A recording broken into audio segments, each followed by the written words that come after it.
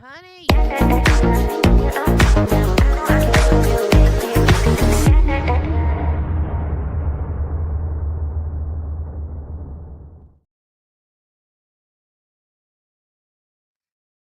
morning, everybody. Hey, how are you? My name's Debbie. Welcome to my channel. I hope everybody is having a good morning. I'm having a good morning. Hey, Terry. Well, it's good to have you here. Hey, Judy. Judy is at the doctor's. She just came in and dropped some trivia. She will be back later. I hope everybody had a great weekend. Um, I had a good weekend. I think I am rested up finally. I don't feel so tired. I do have a doctor's appointment tomorrow morning, so we're going to get started late tomorrow. We have the 4th of July weekend coming up, so we're not going to be streaming on Friday. We are going to be going out of town. Um, see if there's any other news. Oh, I have a doctor's appointment. Did I just say that? I have a doctor's appointment tomorrow, so we're going to start late. Um, so we're going to do Monday, Tuesday, Wednesday, and Thursday this week of Phil Spector. We're going to try to get through, hopefully, all of Michael Bodden's testimony this week because there's a lot of it. And hopefully it won't be too boring. Hey, Carla. Because this trial, we're at the end now where it's expert time. And this is the most boring part of a trial. But we're doing gavel to gavel. And so this is part of a trial. Um so what did you guys do over the weekend? I I discovered something over the weekend. Well, actually at the end of last week. Um they don't have a name for it. Like, we have LawTube. Um there's a Disney tube. They don't call it that, but there are people that live stream from the Disney parks. And they will just walk around all day and do stuff while they talk to the chat. And I think that I'm like a little more I don't want to say energized from watching a Disney live stream, but a little bit of my funk has left. A little bit of my little down feeling down has lifted because I can just watch people do things at the Disney parks, and even though I'm not there doing it myself, I know that's crazy, but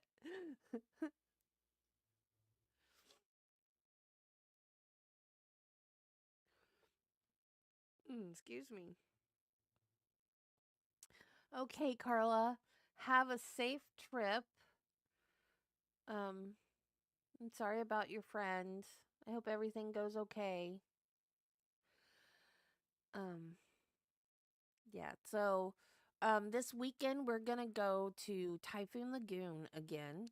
Um, we went to Typhoon Lagoon last October for our anniversary, and we're gonna go there again. Hopefully, we will have no mishaps like we did when we went to Islands H2O. Um, Islands H2O is a very small water park in um, Kissimmee, which is right outside of Orlando.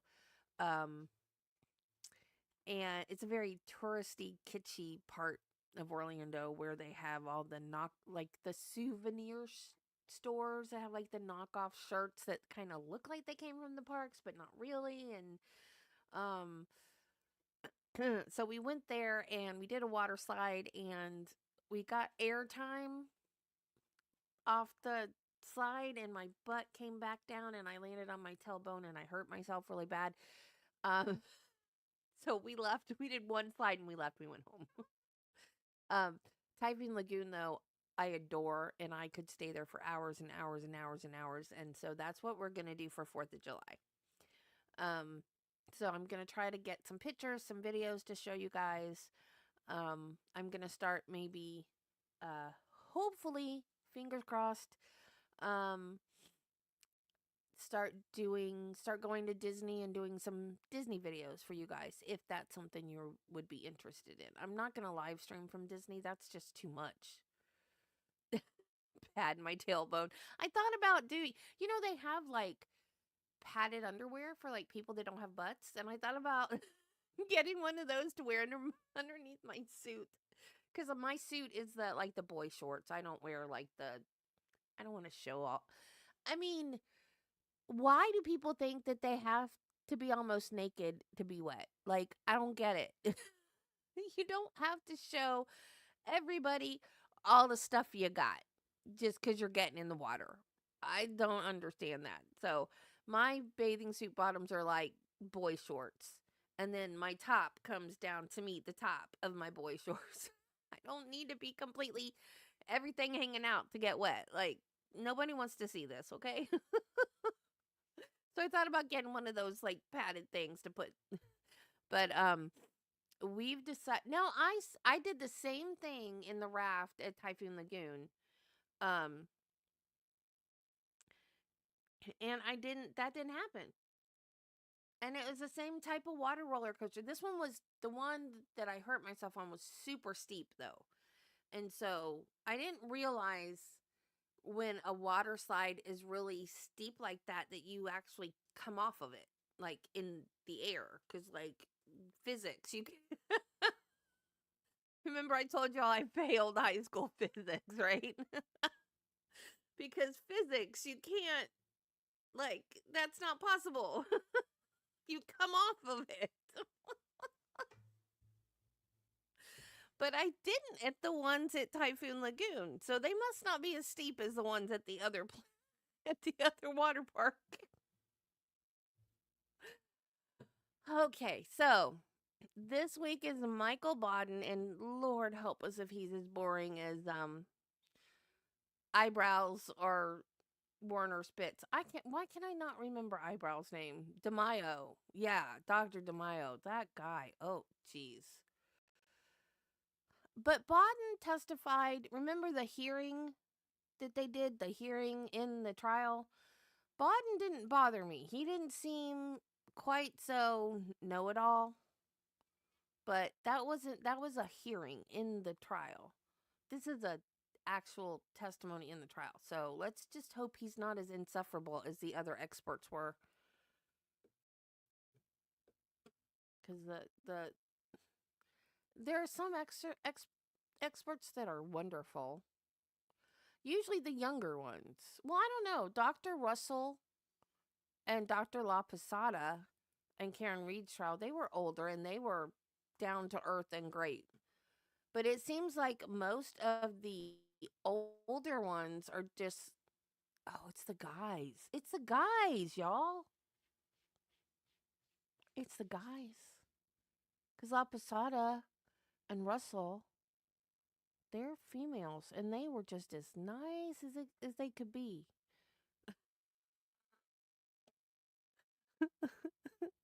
That was just an observation. Don't take it seriously. All right, all parties, jurors, alternates, and the witness are present. You may proceed.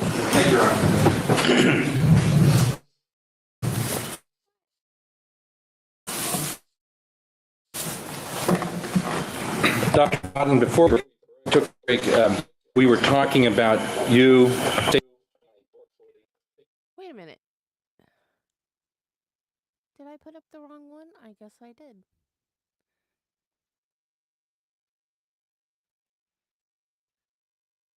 What did I do? I thought that's where we were.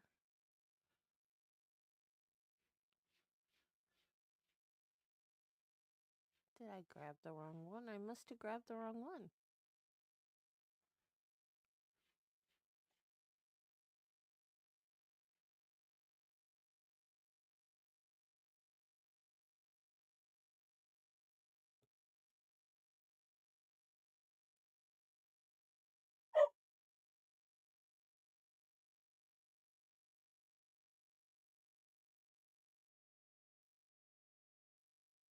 Huh.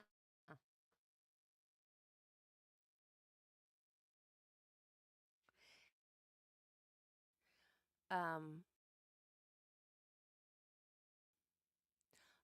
I watched a bunch of live streams from Disney World, and I forgot to tell you,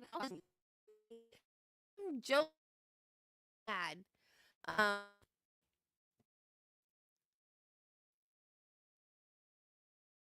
and I watched, um, I watched a Disney movie that, um, Travis said that we had seen before, and I didn't remember it because when I had cancer and I was immunocompromised, there were a lot of times where I would just want Travis to come lay in the bed with me because I was so sick. And I would say, come watch a movie. And we'd pick a movie, and then I would just sleep next to him. And he'd watch the movie. And I'd watch, like the very first part of the movie, and I'd fall asleep. And it was called Strange World, I think. It was bizarre. It wasn't bad, but it was kind of weird. Um, and then last night I found on Disney Plus there is a show called Underdogs, and it's a nature show, it's an animal show, and it's narrated by Ryan Reynolds. And it's underdogs. It's underdogs of the animal world. It is so funny with his narration, but he's talking about um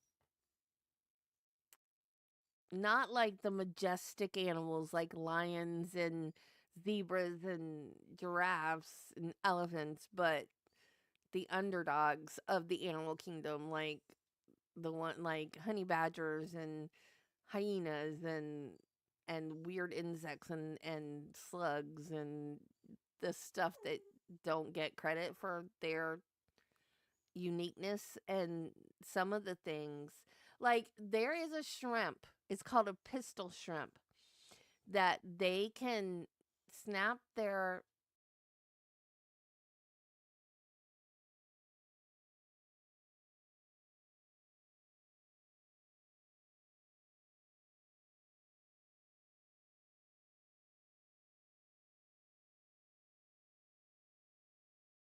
trying to talk. Thank you.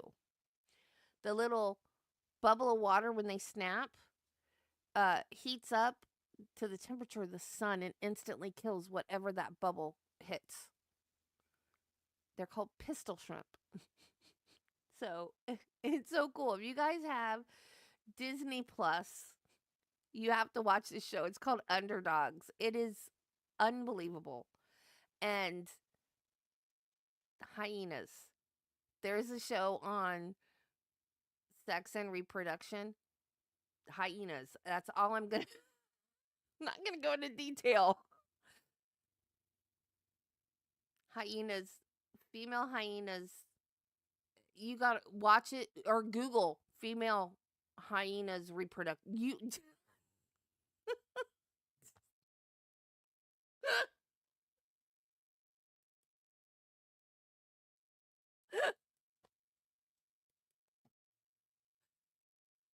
I wish I could say it on here.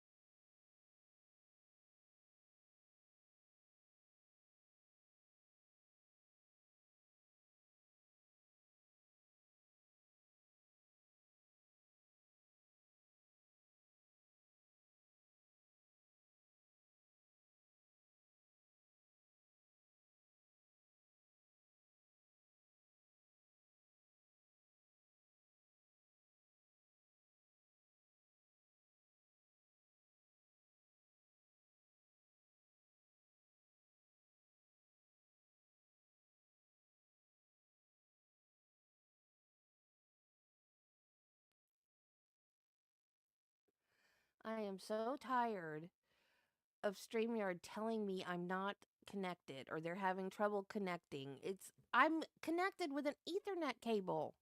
Can you guys hear me? I don't see.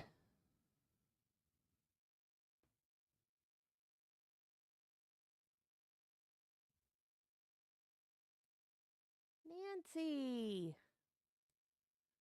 Okay. Because I don't see, like, the around my avatar. It doesn't look like I'm.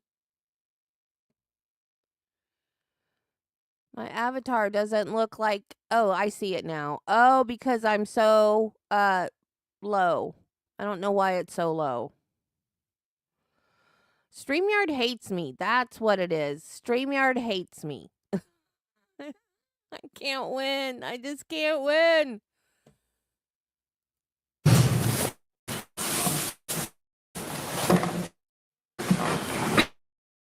Dr. Bodden, before we Brooke took a break. No. Okay, why does it keep saying before we took.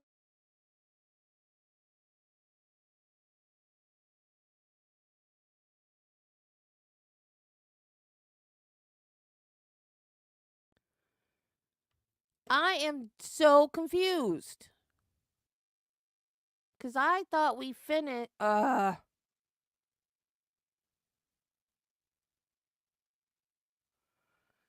is the very first one that says Michael Bodden on it. But I started and he says, before we took a break, we didn't start with Michael. I remember I stopped and said we were going to save him for next week. I'm sorry, you guys. I should have had this ready. Because we finished James Peck's.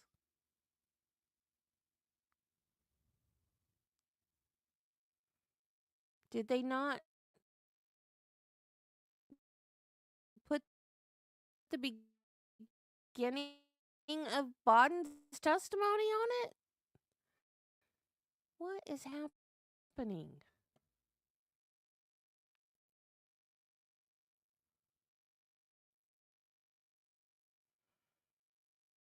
Maybe they cut out a part accidentally or something. I don't know what's going on.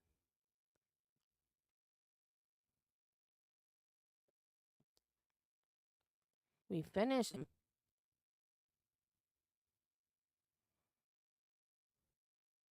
a buffer like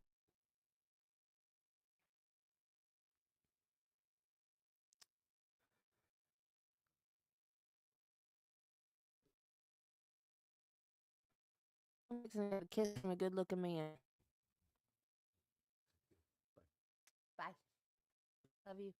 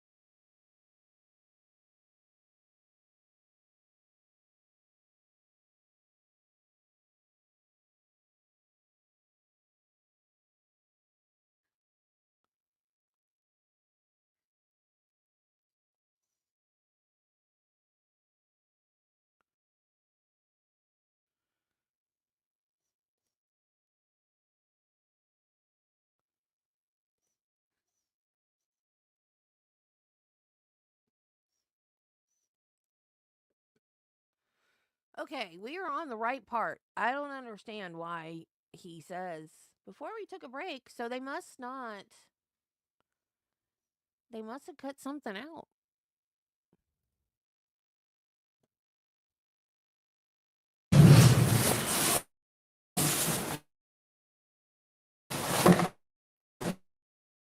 Sorry about that, guys. Dr. Bodden, before we took a break, we were talking about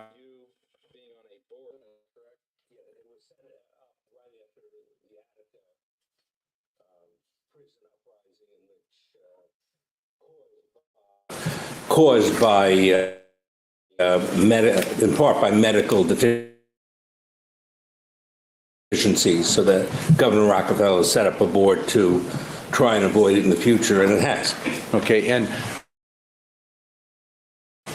this medical review board for the prison goes beyond state prison, goes into county jails or county and city jails, correct? Yes, this is under the governor's office and has jurisdiction over all jails, lockups in the state. Okay, and were you just appointed once, or does this come up for review once in a while? Comes up every 4 years by whoever the governor is. The governor appoints the members. Okay, So it's a 4-year appointment. Okay, so when the 4 years is up, if they reappoint you, you stay on, I take it? Yes. Okay, so you've been reappointed since 1973 to this board. Yes.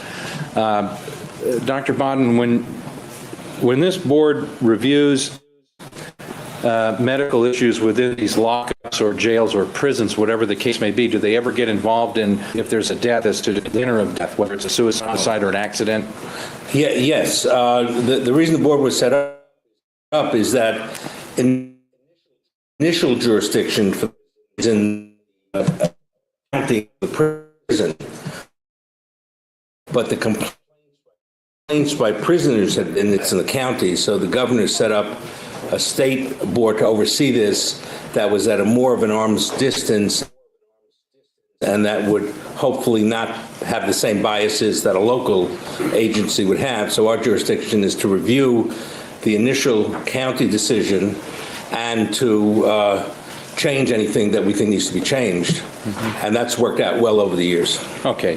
And so if there's a death in custody situation, you would, do you ever get involved in actually doing autopsies, or do you just review work done by others?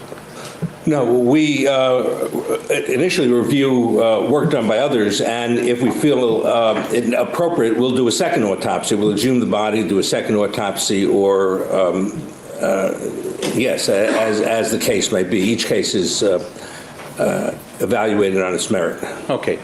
And now the second board that you've been involved in is the New York State Mental Hygiene Medical Review Board, is that correct? Yes. And that's been since 1976 to the present time? Yes. Does that operate similar to the state board? It's similar, but it's a different agency. This is a mental health division of the state, and they fund various mental health agencies throughout the state, mental hospitals, and the same issues had come up in those hospitals and those institutions, that families felt that their loved ones weren't being taken care of properly, that deaths were being covered up by the local jurisdictions, so that the Governor Cuomo, I think, in that, set up this board to have an independent review of deaths. That's not a criminal matter. That's for the families' concerns, and their complaints will be addressed. Okay. So essentially, as with the in-custody type board that you're on, this would deal with people that are in mental institutions where they're in these facilities, is that correct? Yes. Yes. And would they do they sometimes die in those facilities, and does that come under the jurisdiction of your review? Yes, all deaths are reviewed, and medical care is reviewed. Okay. To make sure that everything's being done right. And it's an oversight. It oversees to make sure that there's no, that any death or any medical care is not improper.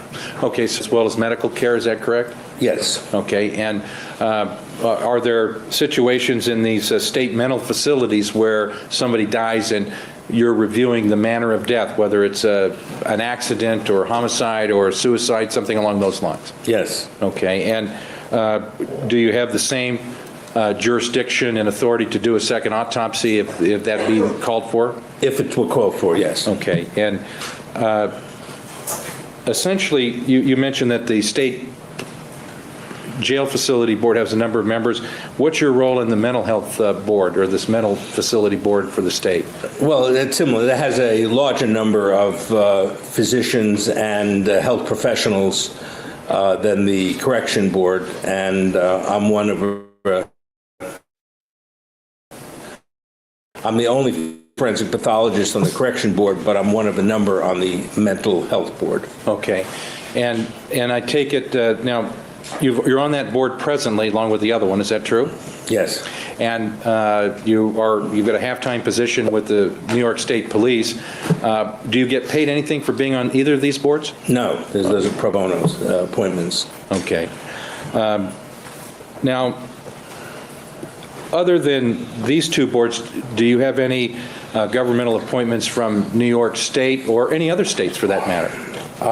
Yes, I've been appointed in various states to be a consultant in individual cases that may come up in the state that the governor may be concerned about, such as the death of Medgar Evers in Mississippi in 1963.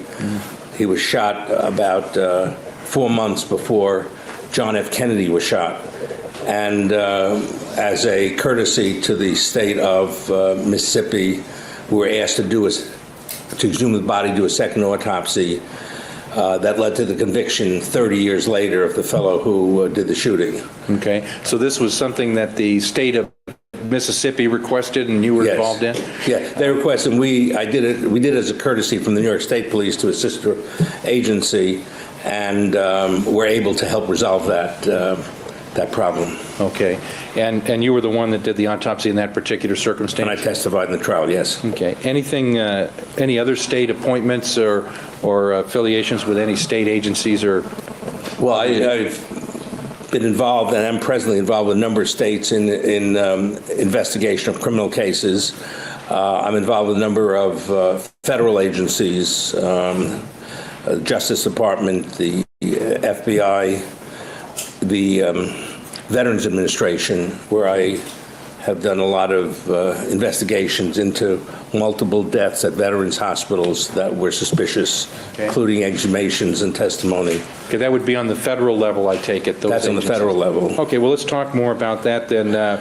You mentioned something about the FBI. What appointments or affiliations do you have? The Federal Bureau of Investigation is a super criminal justice agency, but it doesn't have its own forensic pathologist. So when cases come up that require interpretation of autopsies or re-autopsies, they have to go to outside forensic pathologists. And I've been involved with a number of investigations with the FBI and the Department of Justice, including going over a few years ago to Zimbabwe to do exhumations on bodies that an American physician had killed a number of patients in Zimbabwe hospitals, and it turned out he'd also killed a number of patients in U.S. hospitals that were not recognized at that time. And that was one of the cases that I did a number of exhumations and participated. He pled guilty, so I didn't have to testify, but in federal court. Okay. But a number of cases like that. So the FBI they've contacted you over the years to help them with the work that they do? When they need the services of a forensic pathologist, yes. That's not pro bono. Okay. Now, Dr. Bodden, have you ever heard of the National Crime Information Center? Yeah, the FBI and Department of Justice some years ago had established a unit to set up a program to identify the unidentified dead in the United States. That is, each year there's a certain number of people who die who are not identified, and they convened a group of people, mostly forensic dentists, but also a few forensic pathologists to set up a document to be able to be filled out by all agencies in which there are unidentified remains, so that it could be put into a computer base and hooked up with missing persons reports to identify people who are not identified. Okay. Was there also a committee that was that you were on and appointed by the United States Department of Justice, the FBI, on missing children? That was part of that unit, yes. We involved with missing adults, and then we also involved missing children. Okay, so you set up.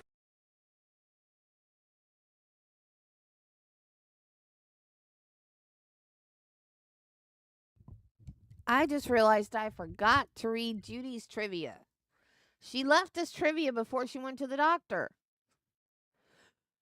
Michael M. Bodden is a physician and board-certified forensic pathologist known for his work investigating high-profile deaths, high-profile cases: O.J. Simpson, Spector, Jeff Epstein, and George Floyd. In 2007, Bodden testified on a new theory on the death of Spector's victim. He sought to provide an alternate explanation for blood on the victim's jacket. When asked by prosecution if he had any conflicts of interest, he replied, "None that I can think of." It was later revealed that his second wife, Linda, was one of Spector's main attorneys. Later revealed? No, it wasn't later revealed. We know that already. What do you mean later revealed?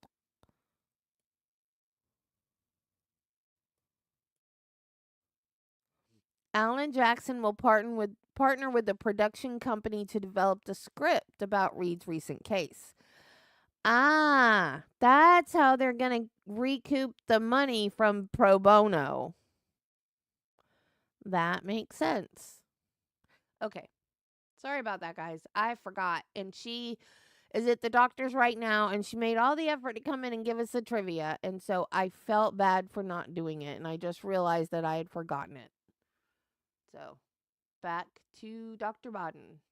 A system to try to identify missing children? Yeah, a system for unidentified remains to go into the system, and a system for missing people to go into the system, the living people and dead people, and try to hook them up together. In other words, if somebody's reported missing and then having something to try to tie it if they find some remains? That's correct. Okay. When was that done, Dr. Bodden? That was about 15, 20 years ago. In the 80s? Yes, sounds right. Okay. Dr. Bodden, have you ever had any special governmental appointments from the United States Congress? Yes. The main one was in the late 1970s.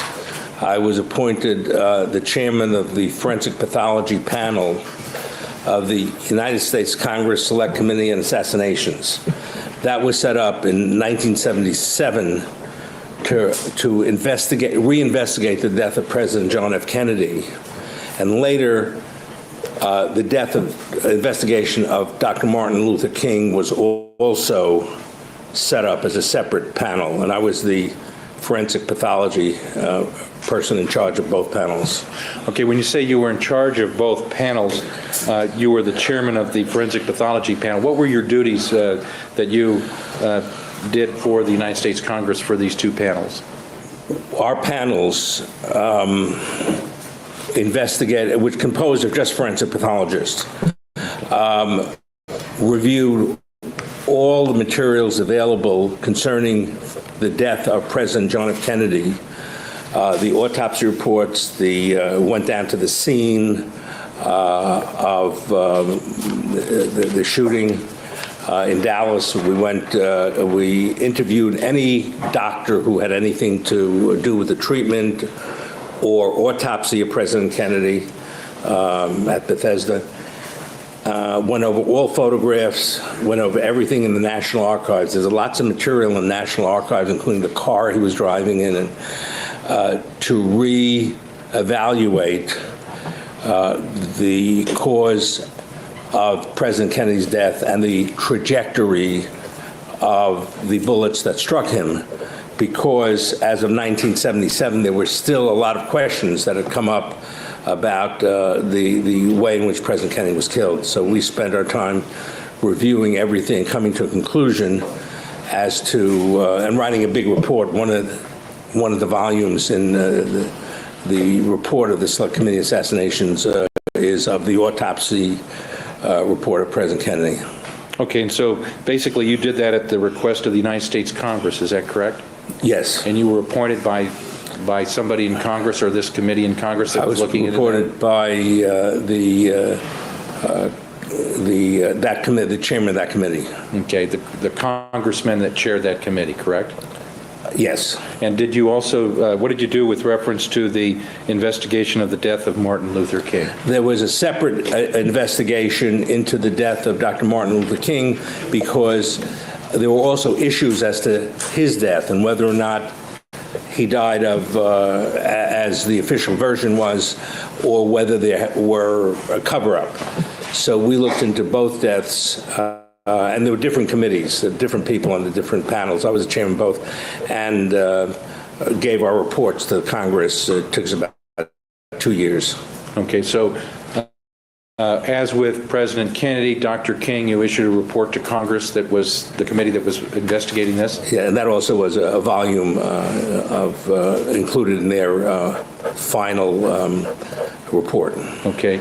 How long were you involved in the investigation of Dr. King's death? The two investigations last about 2.5 years.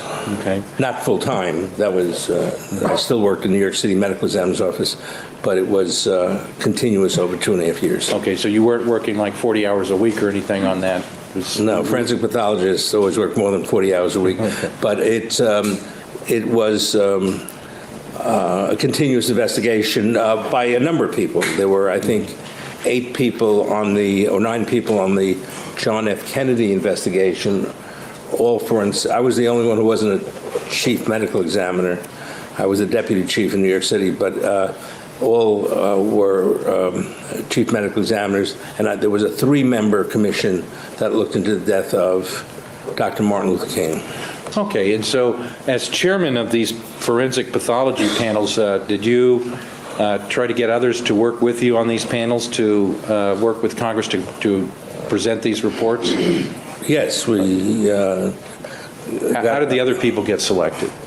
Well, I was selected initially, and then I gave recommendations for other people who would be of stature and helpful in investigating the deaths. And once people were very cooperative, it wasn't hard to get them to come aboard. Okay.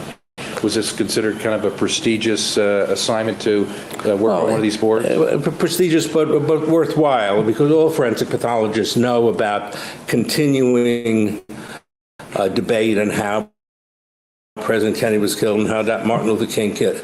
And to the extent that we can clarify that is something that's really helpful for the public good and for posterity, for people who are going to look at this 100 years from now. Okay. Do you know a gentleman by the name of Dr. Werner Spitz? Yes. Okay, was he involved in either one of these panels? Yes, he was on the John F. Kennedy panel, yes. And he had, I'm sorry. Go ahead. And he had previously been on a panel, I think, by the Rockefeller panel or something, that was in existence before Congress set up a panel.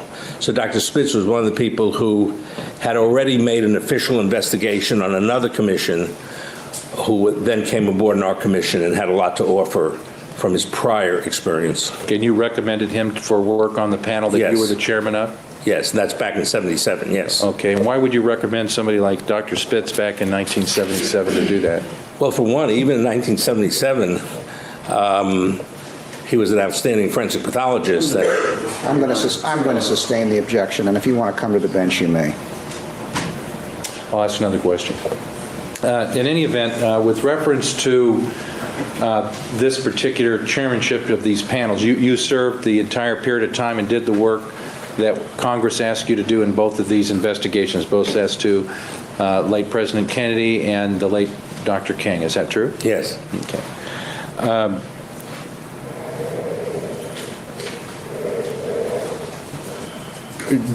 Did both of those investigations involve weapons of some sort? Yes, both involved rifle wounds, yes. Okay.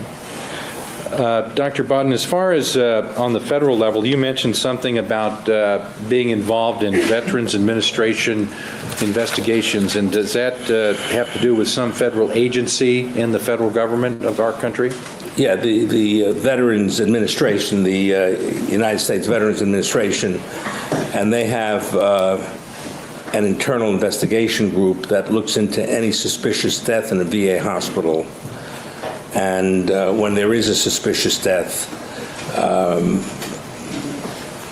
I've been involved in a number of the investigations into whether healthcare professionals were causing death of veterans, and if so, how to correct the situation. And how did you get involved with doing that type of work? In other words, what caused that to occur?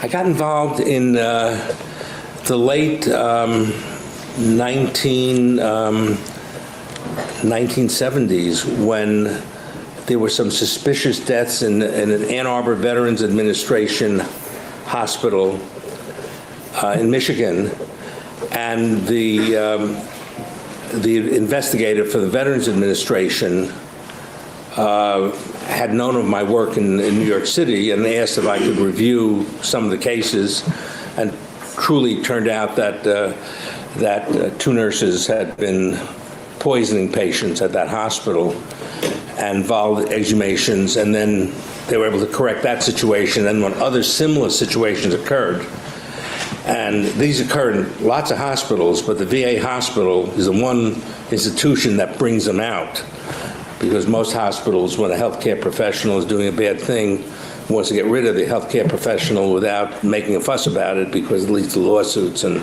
bad public relations. So the VA hospital has been very outspoken if there's any death in a hospital, and I've been involved with about half a dozen or more investigations with them. And so would you be hired by somebody in the Veterans Administration to do that? Yes. Would that be something that they would pay you in your private capacity to do? Yes. Okay. Now, I didn't ask you, but when you did your work for the United States Congress on these boards, both President Kennedy and Dr. King, was that a paid position? Yes. Okay. And with reference to other federal governmental appointments, have you done anything else for any other governmental agencies that we haven't talked about? Well, I do a lot of lecturing, for the Drug Enforcement Administration and other federal invasion. I worked with an international federal agency, ISATEP, and have gone over investigated deaths and lectured in Bogota, Colombia, and Panama, and other South American, Ecuador countries. Okay.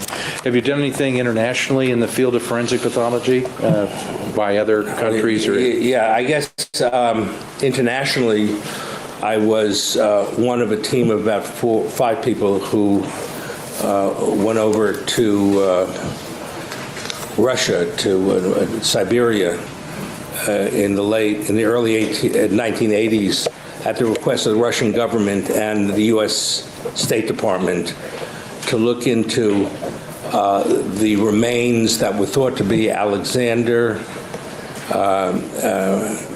and the Romanov family, Nicholas Alexander, the Romanov family, who disappeared in 1918, and remains were recovered in the Ural Mountains in Siberia around 1980, and there was issues as to whether this was the Romanov family that had ruled Russia for 300 years up until 1918 or not. And I went over with a forensic anthropologist and a DNA expert and a forensic dentist, and we examined the remains. And Okay, I know, y'all, I know that we watch all these trials with experts and we form opinions that, like, they're hired guns for the side, that they're testifying for, and a lot of times they're full of crap, and they're just saying what they're supposed to say, and but that's pretty impressive. If the Russian government hires you to identify the remains of Alexander the Great, that's impressive. I'm sorry, but that's super impressive. I'm a history buff. So to me, that's cool. That's like to a history nerd, that is like rock star cool. I'm impressed with this guy now. Were able to show that they were the Romanov family and that they died of multiple gunshot wounds. That Terry, I think they're still trying to qualify him as as an expert witness, I think. Because you're right, it has nothing to do with anything. I think they're just trying to qualify him as an expert right now. involved essentially largely skeletal remains, but not completely. Okay. And how did it come about that you got involved in that type of work for the State Department and the foreign government that you just explained? Well, I think that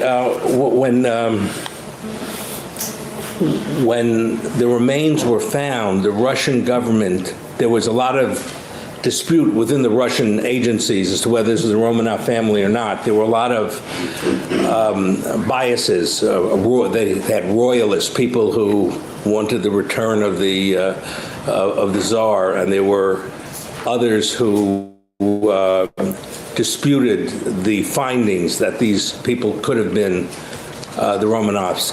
So they asked our government to send over a group to resolve the issue, see, is it the Romanovs or not the Romanovs?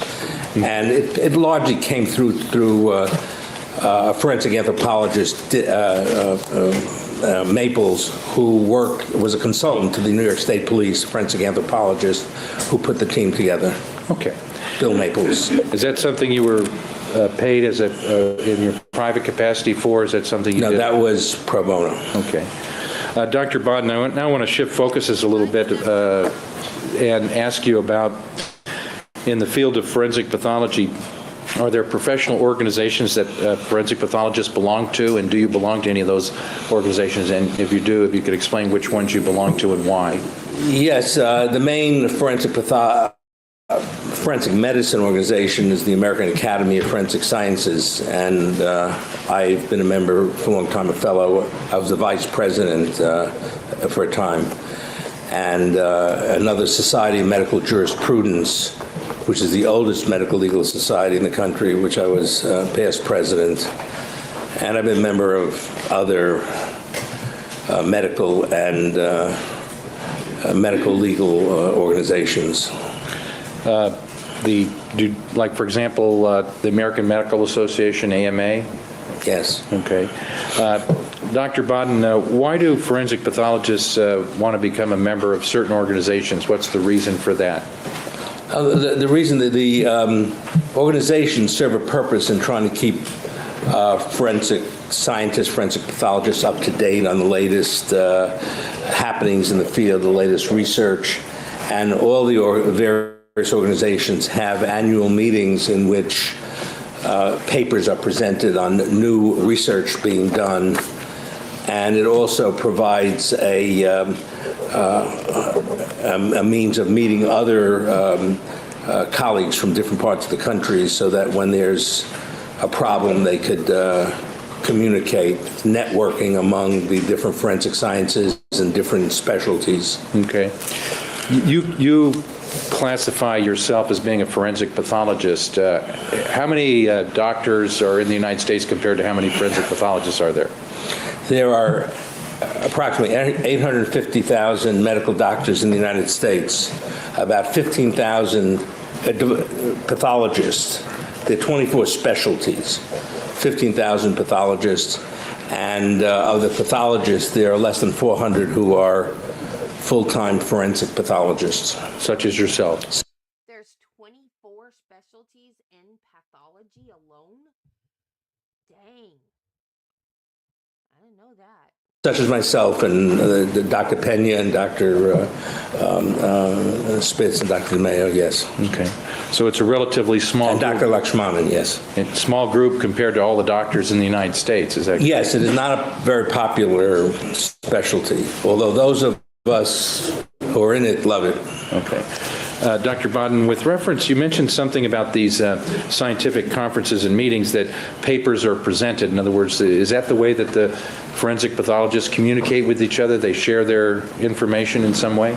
Yeah, that's one way. There are journals, there are conferences, are the main ways in which there's sharing of information among forensic pathologists and forensic scientists and the different disciplines of forensic science. Okay.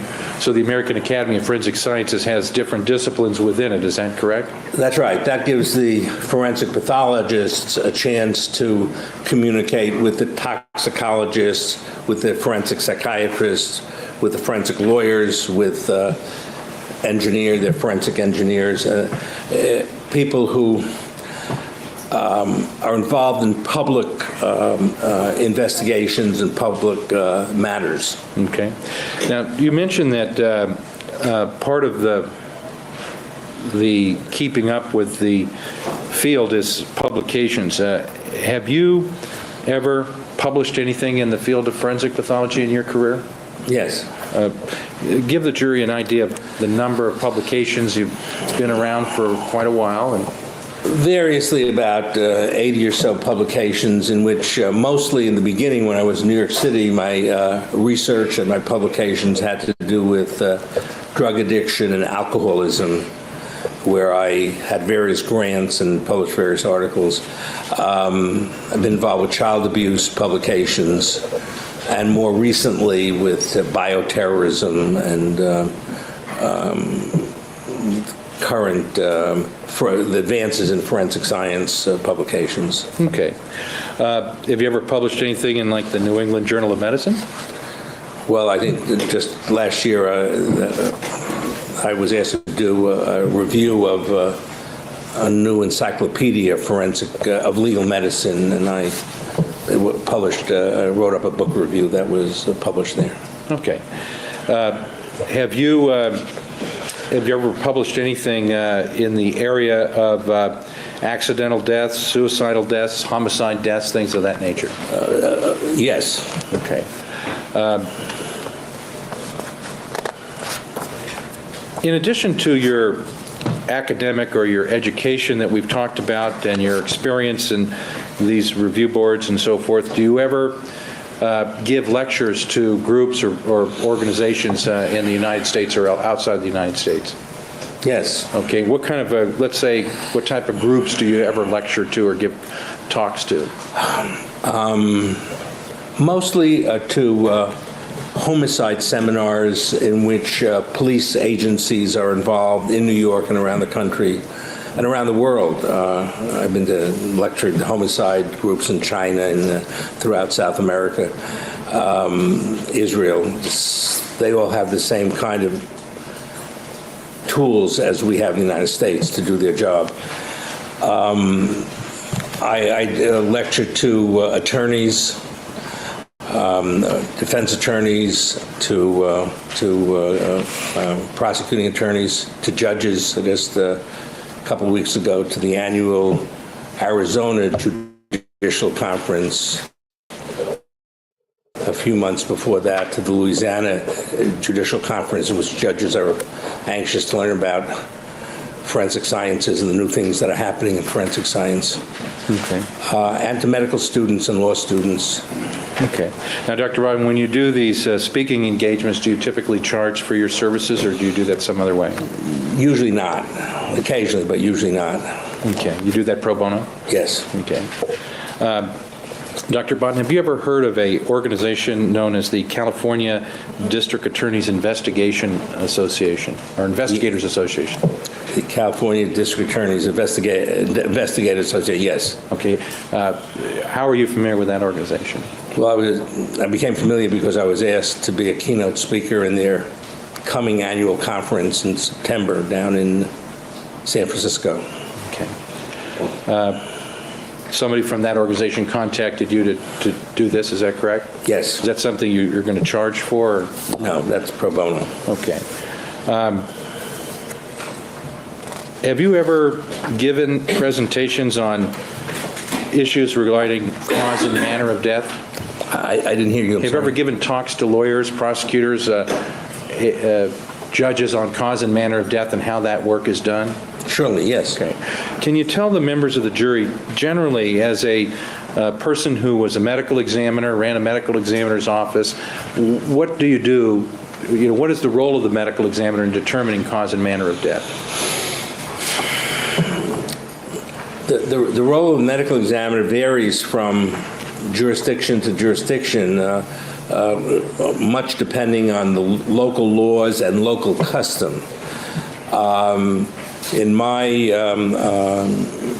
view, the role of the medical examiner is to start right off at the scene of death, evaluate the scene of death, do autopsies as necessary, provide whatever opinions to both sides, the prosecutors, the defense attorneys, as requested, and to accurately determine not just the cause of death, because especially in homicides, the police 99% of the time, not 95% of the time, when we call in a homicide, they know what the cause of death is. I mean, they don't say, "Doc, we have a dead body." They say, "Doc, we have a shooting, or we have a stabbing, we have an axe murder," and they're usually very accurate. Our job is not just to confirm the obvious, but to find anything else out that could be helpful in the investigation and in learning something to prevent these kind of incidents in the future, such as toxicology with any drugs on board. Are there new drugs coming into the area that the authorities should know about? And are there new bacterial infections coming into the area? Things like that. So there are also natural death concerns as well as traumatic death concerns. I want to now ask you about the work you do in your private capacity. Dr. Bodden, you mentioned that you're half-time with the New York State Police, and you, since the mid-1980s, you've had a business in private forensic pathology, yes, sir. Okay, and what type of clients do you have? If you could sort of give me a general overview of the type of people that call you and ask you to assist with them. Well, in my capacity as a physician, as a private physician, I'm involved with criminal cases that don't conflict with the New York State Police. That is, with civil cases, with investigation of cold cases, a lot of cold cases now where new information is available because of DNA and all that, such as Medgar Evers' case, where exhuming the body and looking for new technological materials could lead to an answer that wasn't available 20 or 30 years ago. So that, and I do a lot of work with Innocence Project, the pro bono kind of work with people who can't afford physicians. That's where the pro bono stuff comes in, you know. And pro bono is a legal term for you don't get paid. Is that that's right? right. Okay. That's right. But that there's a good reason for it, not just that there's good reason that they really need forensic pathology services, but can't afford it, and there's nowhere else they can turn, is the unfortunate thing. Okay. So the type of work you do in the private capacity where you do get paid, do you ever work for governmental jurisdictions, states, cities, counties? Oh, yes. I've done a lot of work in various states, in New Jersey, Pennsylvania, and for the prosecutors and defense attorneys. In California, I've done a lot of work over the years in Los Angeles. Okay. Well, let's talk about that a little bit. How about the, let's say, the District Attorney's Office of Los Angeles County that employs these two fine gentlemen here? Have you ever worked for them as a forensic pathologist? Well, for their colleagues, yes. Okay. And what type of work would you do for the District Attorney's Office, either their office or some other District Attorney's office? Usually it would have to do with criminal cases. My first involvement was back around 1981 or so when I was asked to get involved with the death of John Belushi, because I had done a lot of work in drug addiction and heroin and cocaine deaths in New York City, and there was an issue with the death of John Belushi, whether it was caused by somebody else injecting heroin or cocaine into him. And I was called there. I testified, I think, at the grand jury or preliminary hearing. I gave information for the suspect in Canada to be extradited back to California, and I was present in some grand jury testimonies. And after that, I was called a number of times. John Belushi is the first. Whoops, I accidentally hit mute. John Belushi is the first celebrity death that, like, clocked on my radar. You know what I mean? Bye, Terry. Like, I don't remember how old I was when he died, but the first celebrity that died that, like, was that I knew, and I remember I was getting ready for school, and I heard it on the radio that he had died. And I remember being so upset. I was in elementary school. So, yeah, John Belushi's the first celebrity that, like, clocked on my radar when he died, because I was really young, and that was, like, a celebrity that I knew and I watched because I loved Saturday Night Live when I was a kid. I had to sneak and watch it because I was supposed to be in bed. And also, it was too adult for me. My mom didn't like me watching it. In cases by the district attorney's office. Okay. In fact, around that time, there was the death of a black football player, Ron Settles. And I initially was called by Johnny Cochran, and that's where I met Roger Rosen in his office at that time, when he was a young fellow. And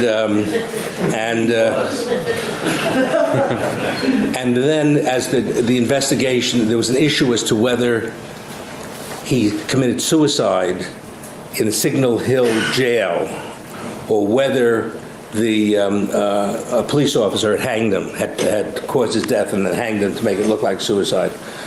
And I was asked initially by Johnny Cochran to do an exhumation to see if we can distinguish those. And I was later taken over by the district attorney, who was Gil Garcetti at that time, the assistant district attorney, who was investigating that case, and I testified in that case. Okay. So you mentioned two cases, the Settles case and the Belushi case, but somebody was prosecuted. Have you ever testified or been utilized by the district attorney's office in any other cases other than Yeah, that? one interesting case was the Dr. Boggs case. He's a psychiatrist, and there was an issue raised by actually the homicide detective John Perkins in Glendale, who thought there was a death of a person who had been signed out and cremated by the medical examiner's office as a heart attack that was really an insurance scam, and that this doctor had caused his death to collect the insurance. And in the course of the investigation, I was here on another case as a defense witness in the O.J. Simpson case in this building. And while waiting to testify as defense witness in the O.J. Simpson case, I was called in and testified as district attorney's witness in the Boggs case. And there were three people involved. Oprah Winfrey was involved, and they were convicted. Mr. McKenzie, Al McKenzie, a colleague of these gentlemen, was just super. Okay. So when you work for the district attorney's office, or you work for a defense attorney for that matter, do you ever charge for your services? Yes, if they can afford it, then I will charge for it. And in this instance, I charged. You charge the district attorney's office when you were working for them, is that correct? Yes. And when you were working, if you work for a defense attorney, do you basically charge a higher rate, lower rate, or the same rate? Similar. Okay. And you've charged for your services in this particular case, is that correct? Yes. Okay, Yes. and when did you first become involved in this case? In this case, I was called by the initial attorney, Robert Shapiro, on the day of the death of Lana Clarkson. I was called in the afternoon, Okay. February 3rd, and asked to come and attend the autopsy. And I then called Dr. Lakshmanan and advised him that I'd been called. This is irrelevant, any conversation between him and Dr. Lakshmanan at this point. Sustained. Yeah, we'll get into that.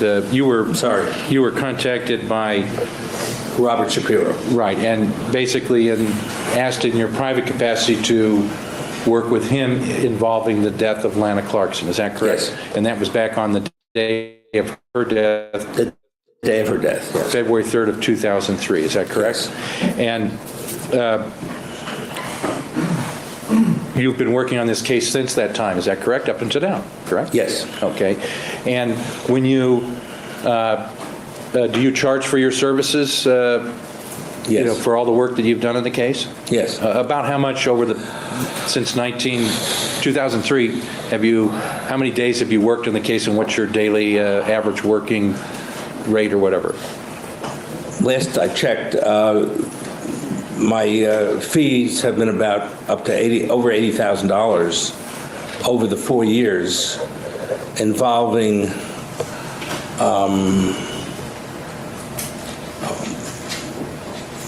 a few. I can calculate it. It involves, hold on a second, about 30 or 40 days that I work. Okay, so if you calculate that per day, would it be $3,000, $4,000 a day, something around there? Yeah, when I calculate, that's the way it works out, you know. Okay. Now, when you work for, let's say, do you ever work for the city of Los Angeles? I've been called just last week about working for the city of Los Angeles, but there will be a fee for that, yeah. Okay, and you've worked for other prosecutorial offices and been involved in prosecutions involving homicide cases, is that correct? Yes. And do you charge them the same rate? In other words, the same $3,000 to $4,000 a day that you do in this case? Yeah, although this case, if it's only a short period of time, the rate might be higher than if it's long drawn out. My rates have gone up in the past 4 years also, Okay, but not to the present client. Okay, so your rates have gone up, like, let's say when you were involved. Jill, thank you so much. Thank you, sweetie. I appreciate it so much. Thank you.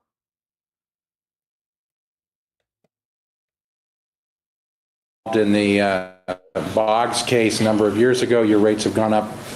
Since then, but it was around, it was less than $3,000 a day in those days. Okay. Now, you've mentioned that you've been involved in a number of cases here locally. In your career, Dr. Bodden, how many times have you been involved in doing autopsies where you basically, well, let me ask you this. Is there a difference between doing an autopsy and investigating a death? In other words, is that the same thing, or is there something that might be different in that? No, it's different because an autopsy is primarily a mechanical procedure to evaluate the outside of the body for any injuries and the inside of the body for injuries. An investigation requires using whatever is gained from the autopsy with other information to be able to arrive for a medical examiner. Three things we're obligated to do on the death certificate: determine the identity of the person, determine the cause of death, determine the manner of death. And we, by law, are responsible to make those decisions. Okay. In the United States, do medical examiners, or do they determine these things? Is that what their job is? The medical examiners or coroners have that obligation. Physicians, regular physicians, can issue death certificates on natural death. But if it's an unnatural death, it has to be investigated, the cause of death determined, the death certificate signed by a coroner or medical examiner. in those cases. Why don't you define for the members of the jury what an unnatural death is? What does that entail, the scope of that? Well, in general, natural death is a death caused by natural diseases. Cancer, heart disease, kidney disease, Alzheimer's disease would be considered natural deaths. Unnatural deaths tend to be traumatic, some kind of injury, shooting, stabbing, hanging, automobile accident would all be part of unnatural deaths. Drug abuse, drugs that cause harm to the body would fall within the coroner or medical examiner's jurisdiction. Now, when you were with the city of New York and thereafter, up until this time, you still do autopsies, is that correct? Yeah, I do, but much less than I used to do. Okay. Over your career, since you started, how many autopsies have you been involved in? Well, I personally performed over 20,000 medical legal autopsies. I've been involved with many times that number of autopsies done by other people that may have been under my supervision. Okay, in other words, where you're the supervisor, but somebody else is actually Yes, doing the work. autopsy. Yes. We've arrived at 4 o'clock. We're going to go ahead and take our recess. Ladies and gentlemen, keep in mind the admonition. We'll see you at 9:30 tomorrow morning. Thank you. Thank you.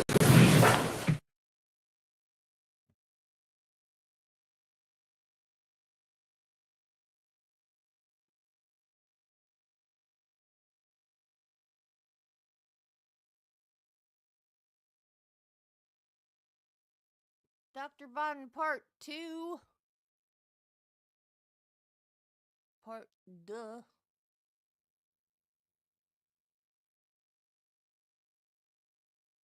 It's just such a cool language. I've been trying to learn Spanish since high school and I can't get it. I know some words.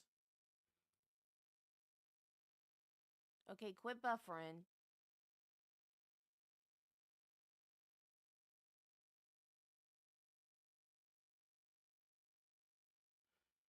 Stop buffering.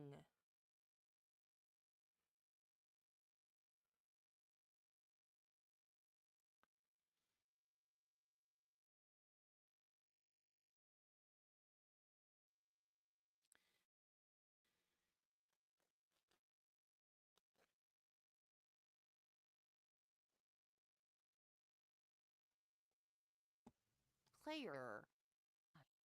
Like, it's on your website. Your website sucks, Courtney. Can you stop, please, and play? Talking Thank you. about yesterday regarding your background. I want to begin, I think we talked about you personally doing about 20,000 autopsies in your career, is that correct? Yes, sir. And in New York, when you were with the medical examiner's office there, was it routine for you to go to scenes in addition to doing autopsies at some of those cases? Yes. And so could you give the members of the jury an idea about how many scenes that you would go to, you have gone to? In the course of the 20 years I was in New York City, well more than 1,000 or 2,000 scenes of death that I would have gone to. Okay. And what would you do at scenes? What was your reason for going there? The reason for going there is, one, to help determine the time of death. The only time one can give an estimate of how long somebody has been dead is by looking at the body at the scene before it's moved. The stiffening of the body, the settling of blood, the temperature change is only valuable where the body is as to how long the person's been dead.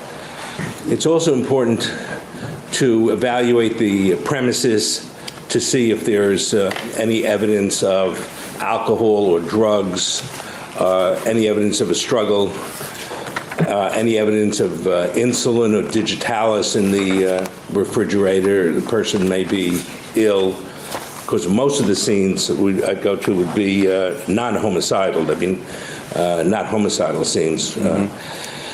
And then to see what kinds of abnormalities there are that will permit a better, more intelligent autopsy. Are there issues of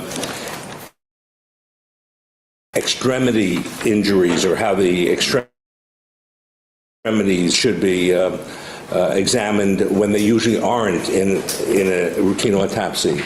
In homicide cases, it's important to know, are there any bullets at the scene?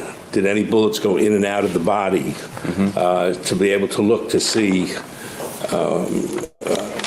whether there are bullets there and how many bullets we expect to get from the autopsy.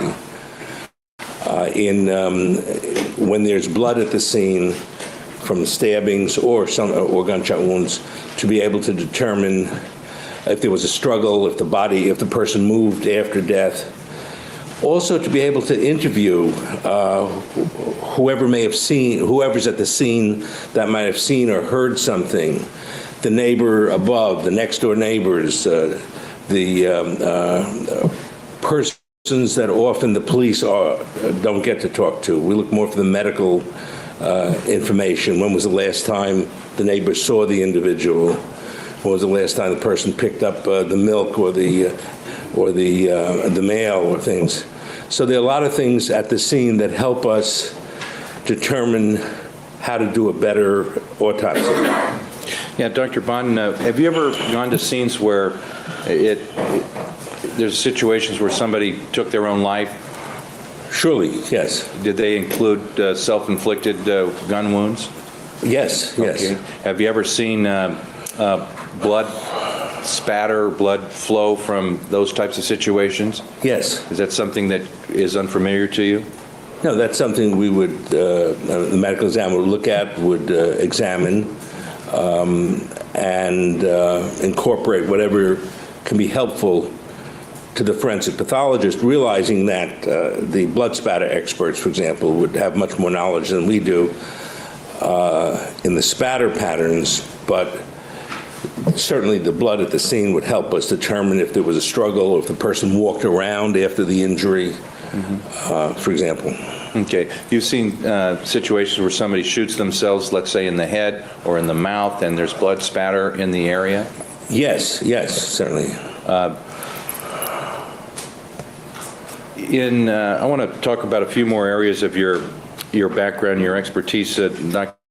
Bond. And one area I wanted to talk about is whether or not you've ever qualified as an expert in other states or jurisdictions in the United States. Yes, I have in most jurisdictions in the United States over the years. Have you testified in foreign countries also? Yes. Dr. Bodden, you mentioned that you had come to L.A. On other cases, other circumstances. Did you ever do autopsies here in Los Angeles in your career? Yes. I did an autopsy at the medical. I've done autopsies in Los Angeles in funeral homes.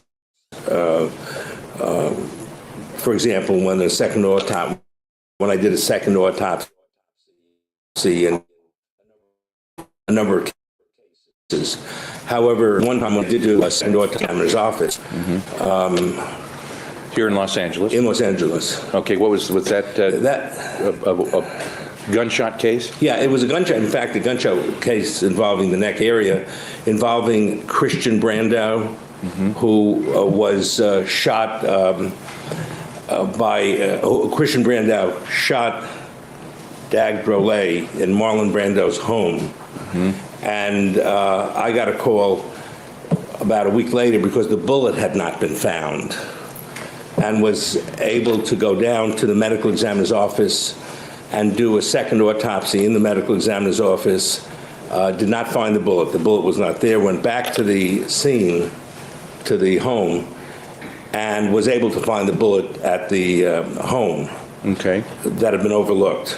Okay, so you were retained in your private capacity, is that correct? Yeah, I was called, received a call from a voice that I recognized, Marlon Brandau, and he was just concerned that they hadn't found the bullet. Okay, so what did you do with the bullet once you found it? So we found the bullet, this is about a week later.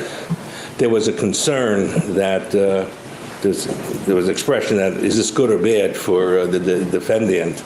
And I immediately called the homicide squad. I called, I think, John Perkins, the homicide detective in Glendale, because I had been involved with cases with him, to say the first thing we have to do is turn this bullet over to the right authority. And the appropriate sergeant came to get the bullet. Okay. Even though there was some question about that when I first found it. Okay, so you turned that over to the law enforcement. To the Los Angeles Police Department. Even though you were working privately for essentially the family, the defendant in that case? Yes, that's correct. Okay, were you all later involved in that case in any way, or?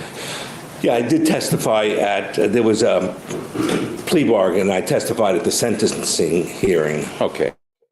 And was it regarding your autopsy and your finding the bullet and so forth? Regarding the autopsy and also regarding the presence of gunshot residues on the hand of the decedent. The issue was, did Christian Brando shoot Dag Drolet while he was asleep lying on the couch where it was found, or as Christian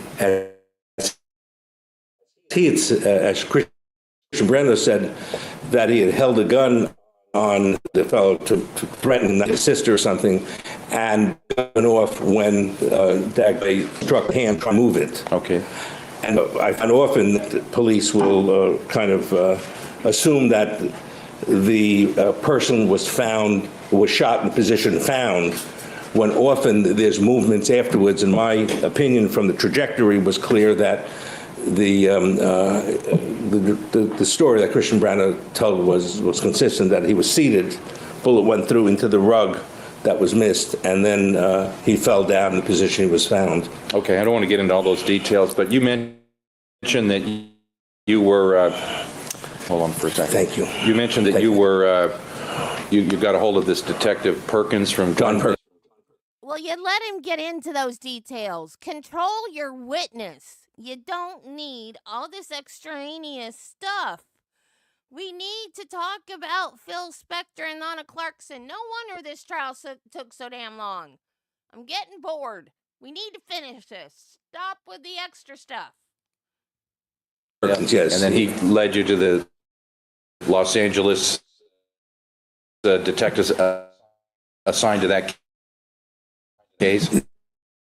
The appropriate person to come over to retrieve the bullet. Okay. So there was a chance. Did poisoning cases or anything like that? Yeah, I was involved with a number of cases from Glendale, including Efren Salvador, the respiratory therapist who admitted to... I'm going to object at this point, Your Honor. The details of the other cases are not I relevant. want to see counsel at the bench, please.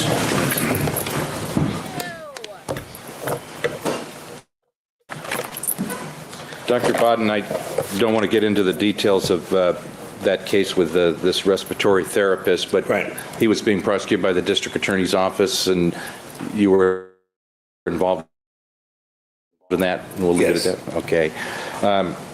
Dr. Bodden, have you published any books in the area of pathology? Have you had occasion to do that? I published or edited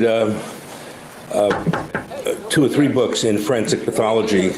I haven't done forensic pathology, but and 2 for public consumption. That I've written 2 books about nonfiction books about how forensic science helps. Hey, nobody cares. Nobody cares.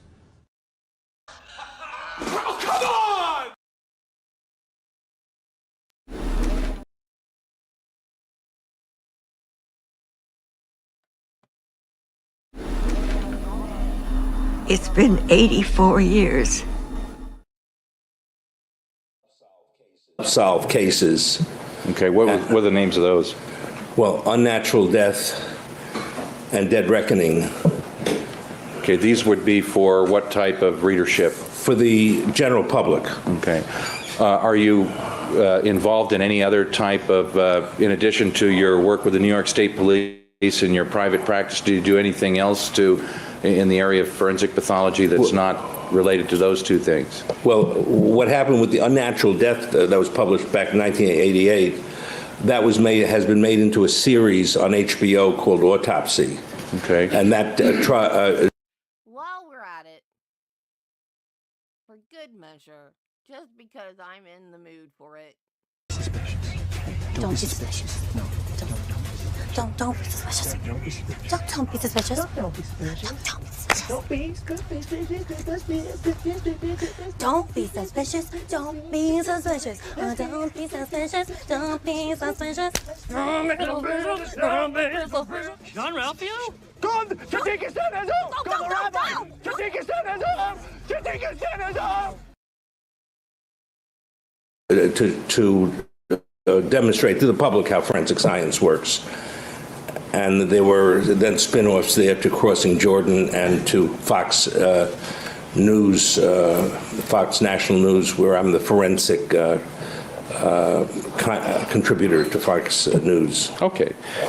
Okay, Dr. Bond, now I want to start to focus in on your work here in this particular case. And if I recall your testimony yesterday, you were called by Mr. Shapiro to do what? I was called by Mr. Shapiro to attend the autopsy and to advise him of what the findings were. Okay.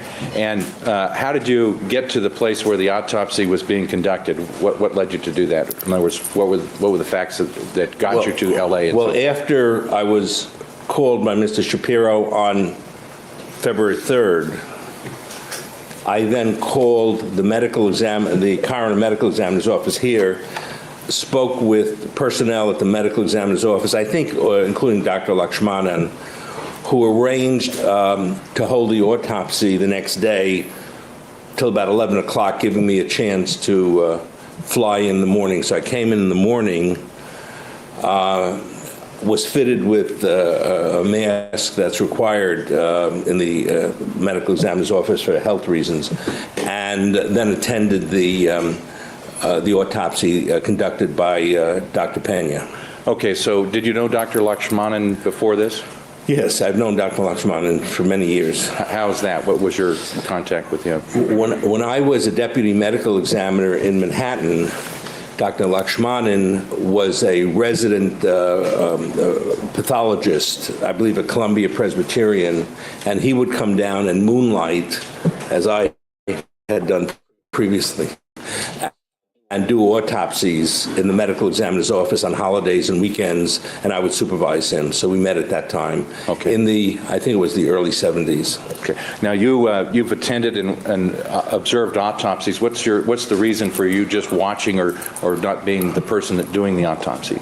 Well, usually when I'm asked by an attorney to attend an autopsy, it's the attorney wants to know if it was done properly, if anything was missed or anything was neglected, and number two, to advise him or her right away of the findings, because normally in an autopsy, the attorney doesn't get the findings till the autopsy is completed, which usually takes months, in this case 7 or 8 months.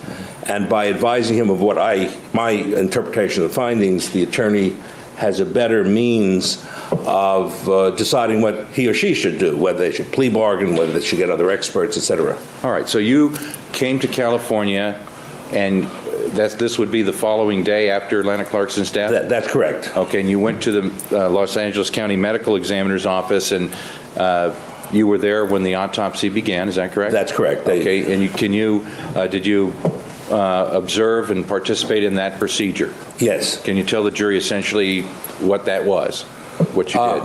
Well, I was present with Dr. Pena, and I did a little bit of dissection of the heart and some other things that weren't relevant to the main cause of death.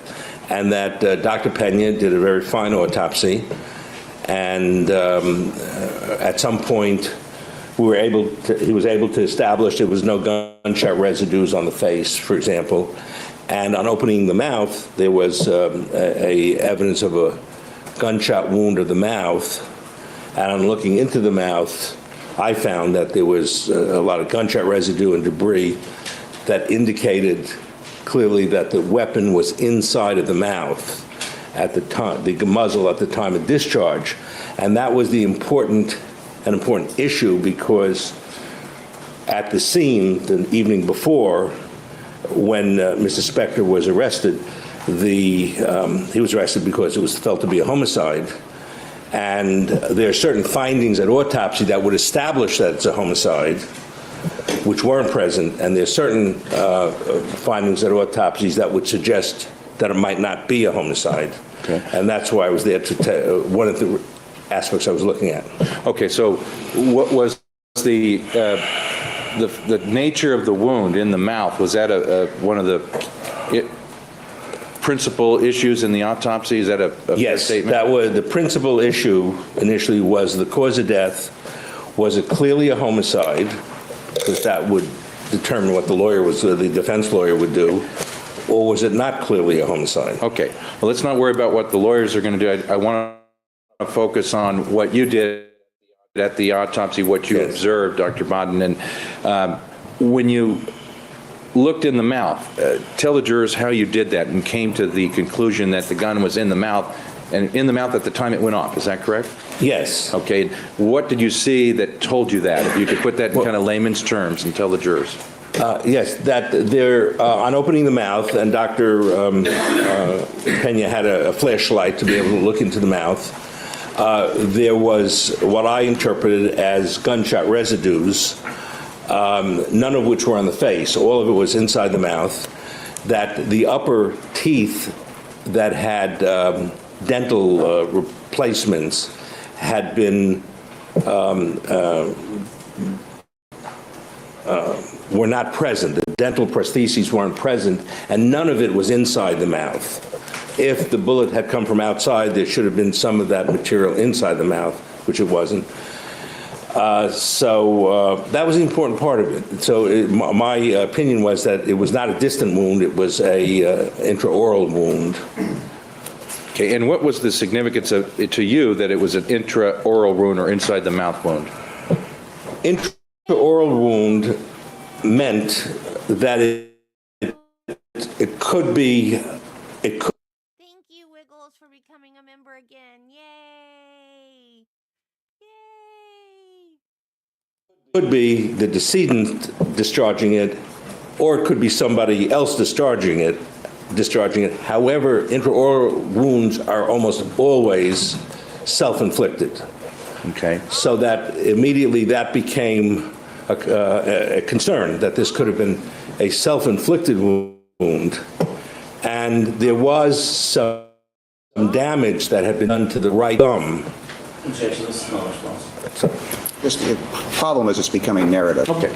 We'll get to the thumb in a moment, Dr. Bodden. So if it wasn't an intraoral wound, if it was from a distance, does that change the way that a pathologist like you would view the manner of the cause and manner of death? Yes. Okay. How would that be? In other words, if it were shot from, let's say, 5 feet away, what would be the? If the evidence was that the discharge was 5 feet away, that means 99% of the time it has to be a homicide. Okay, simply because of the mechanics. Why would it be 100% if it was 5 feet away? Well, occasionally people build devices and they can pull a string and set off a bullet. And the distance is important because we can tell at autopsy whether there are gunshot residues on the victim up till about 18 inches, 24 inches away.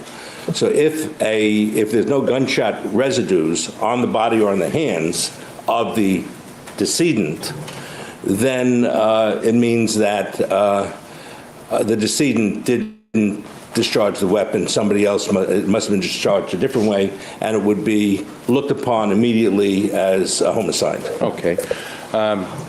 There's been some talk in this case about, a intraoral or inside the mouth wound being typically a self-inflicted wound. Are there other types of deaths that are typically considered homicides, in other words, because of the nature of those wounds? Yes, and the main one, as I just mentioned, is if there's no gunshot residues on the victim, on the decedent, that in itself is 99% homicide. Okay. How about if there are multiple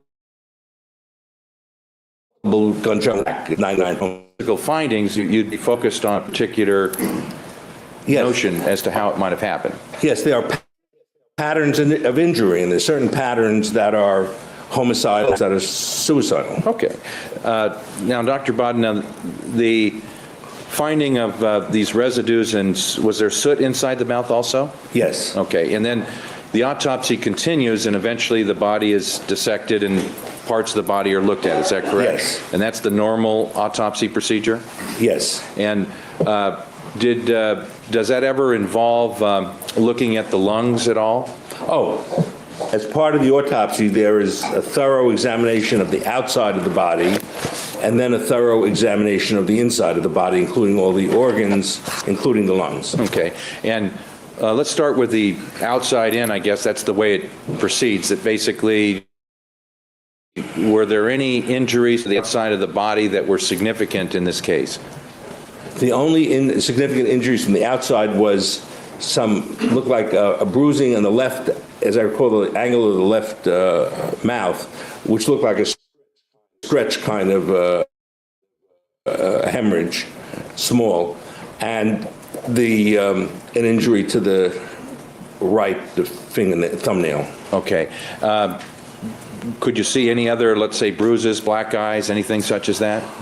There was a black eye, a small black eye on the left, which was caused by blood flowing around the eye and underneath the skin. Okay. Was there anything significant about any of the external findings, that black eye or these other stretch mark injuries or anything like that, that might have told you whether she was involved in a struggle before she died or anything such as that? Yeah, I saw no evidence of a struggle, no evidence of scratches, and no evidence of bruising that would indicate a struggle. She had some minor,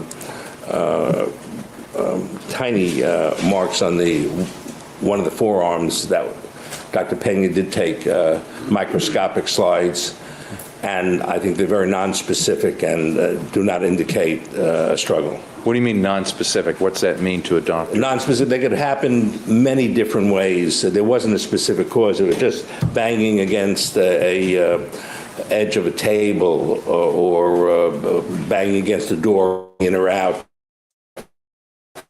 Contusions, and she could cause small contusions. Okay. On the external examination, I had asked you about the lungs and so forth. Did you observe anything that was of significance with regard to the lungs once the external examination began? On the external examination, there were two notable things.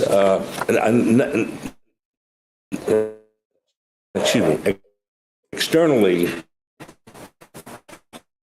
two different externals. The autopsy is first an external examination, just the skin and the surfaces, and then we make an incision and look at the internal organs externally with the naked eye, so that on examining the lungs with the naked eye, not under the microscope yet, but with the naked eye, there were two interesting observations. One was that there was a blotchy hemorrhage. I think Dr. Pena described as geographic blotchy hemorrhage that one could see on the surfaces of the lungs, which often indicates inhalation of blood. Okay, and you say that Dr. Pena, he described that in his autopsy report? Yes. Did you see that yourself? Yes. Okay, and had you ever seen things like that before? Oh, yes, it's commonly seen if somebody inhales blood. Okay, and what did you look at the lungs in any further depth after that? Yes, as happens at all autopsies, the organs are weighed because the weight of the organs tells a lot about the health of the organs. Okay, how does that occur? Well, for example, the heart usually weighs 300 grams or so. If it's over 400 grams, it means there's some disease process, probably. Okay. With the lungs usually weigh together about 600 grams. Both lungs? Both lungs together. There are 454 grams in a pound. So 600 grams weighs a little bit more than a pound.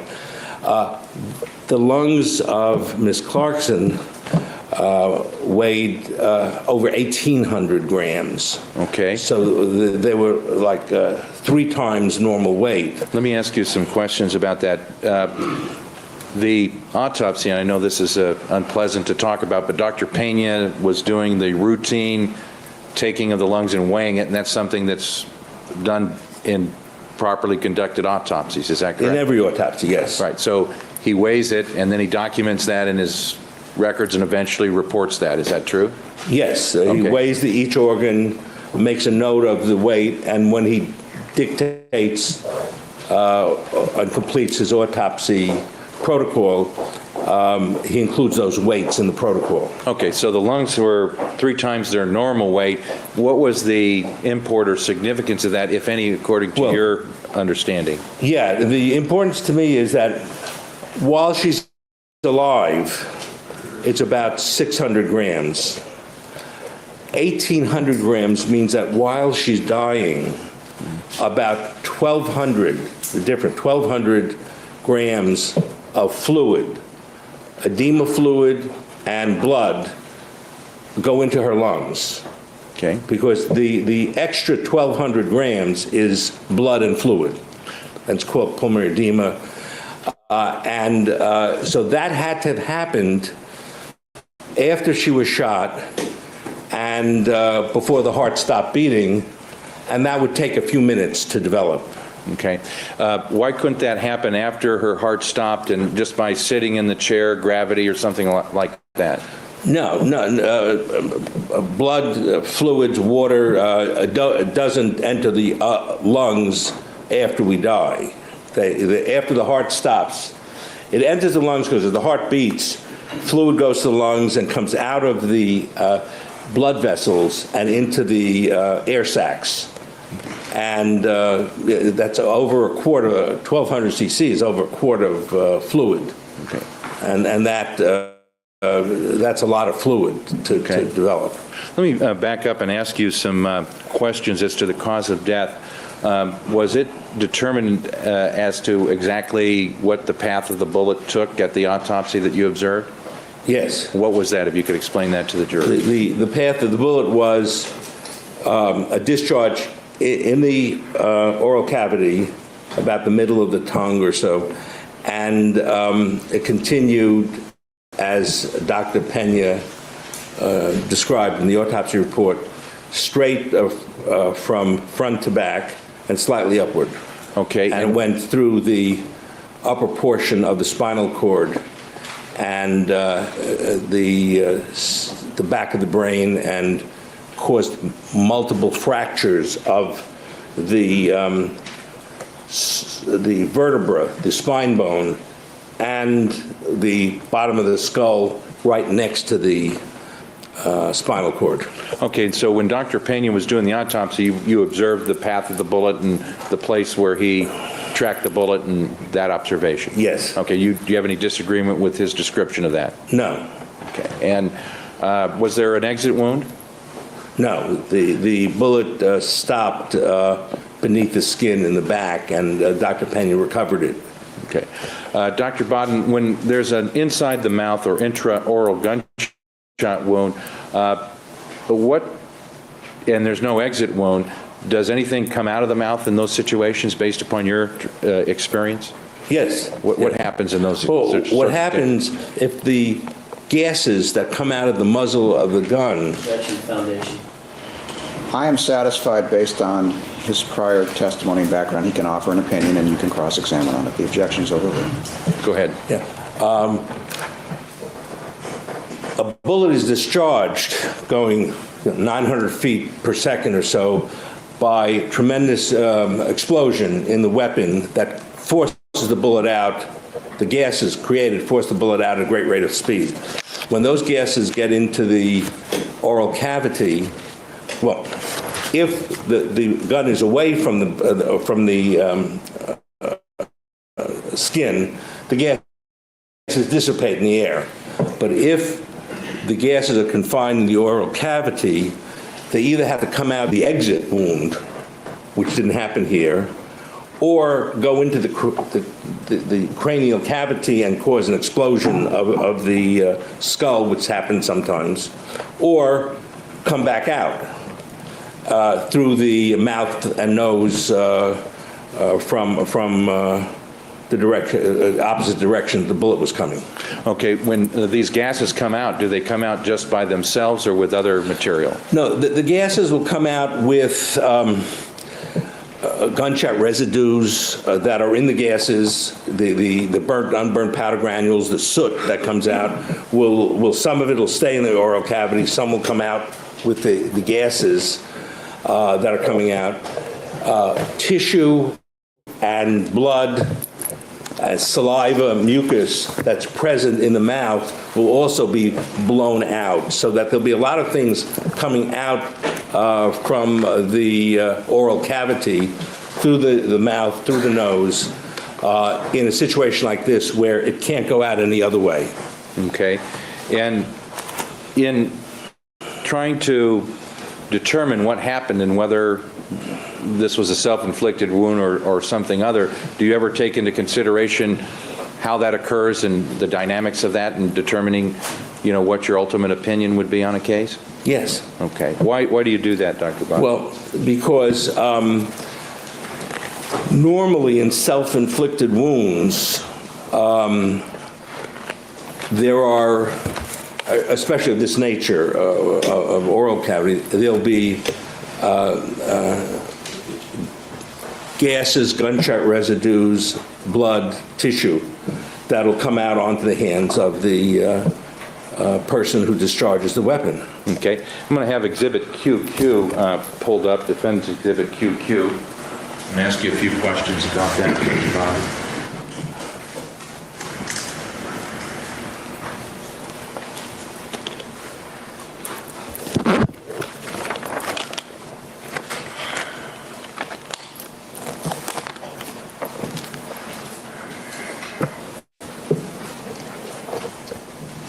You see this photograph of a gun firing, Exhibit QQ? Yes. Now, do you recognize what type of do you know the difference between a revolver and an automatic? Yes. Okay, and the material that's coming out of this gun, is that the material that you're talking about, the gases and so forth? Like that I'm highlighting here and circling? May I use this? Yeah. There is some flame coming out of the muzzle, and gases here, and I'm not sure what this is. This could be gases or flame, but it looks like gas, dense gases and soot. And there are burnt and unburned powder granules. There's also gases coming out of the chamber gap here. Cylinder gap? Cylinder gap, yes. Okay, and if the gun is fired inside the mouth, does this event, this discharge of these gases as illustrated on Exhibit QQ, does that happen inside the mouth? Yes. Okay, and setting aside whatever damage the bullet may cause itself, does this discharge of these gases, does it cause any additional damage or injury to the body? Gases themselves can cause rupture of small capillaries, depending how rapidly they expand. And certainly the burnt and unburnt powder granules themselves, and sometimes little fragments from the bullet, depending on the chamber,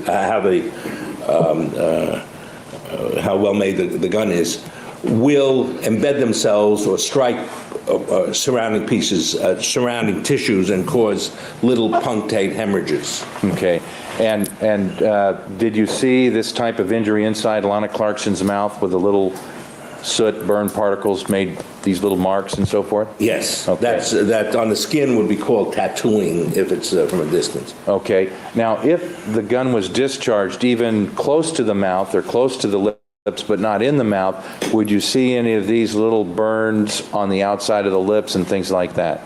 Yes, burns on the outside, and of course the teeth would be discharged into the mouth rather than out from the mouth. Okay, but let's say the mouth was open, and did you see anything that suggested that the gun was anywhere near the outside of the mouth when it was discharged? No. Okay, and so these little particles can burn and cause little burns, I take it, inside the mouth, along with leaving all these particles there. Is that true? Yes. Now, does this explosion of the bullet, in addition to the bullet path itself, does it cause any blunt force trauma to the inside of the mouth? Well, the gases can cause the tongue to go back in the mouth, to strike parts of the body. The gases can cause fractures. The bone of the face and the hard palate that we can feel with the top of our tongue are rather thin, and these gases can cause fractures to various bony structures and cause damage and injury to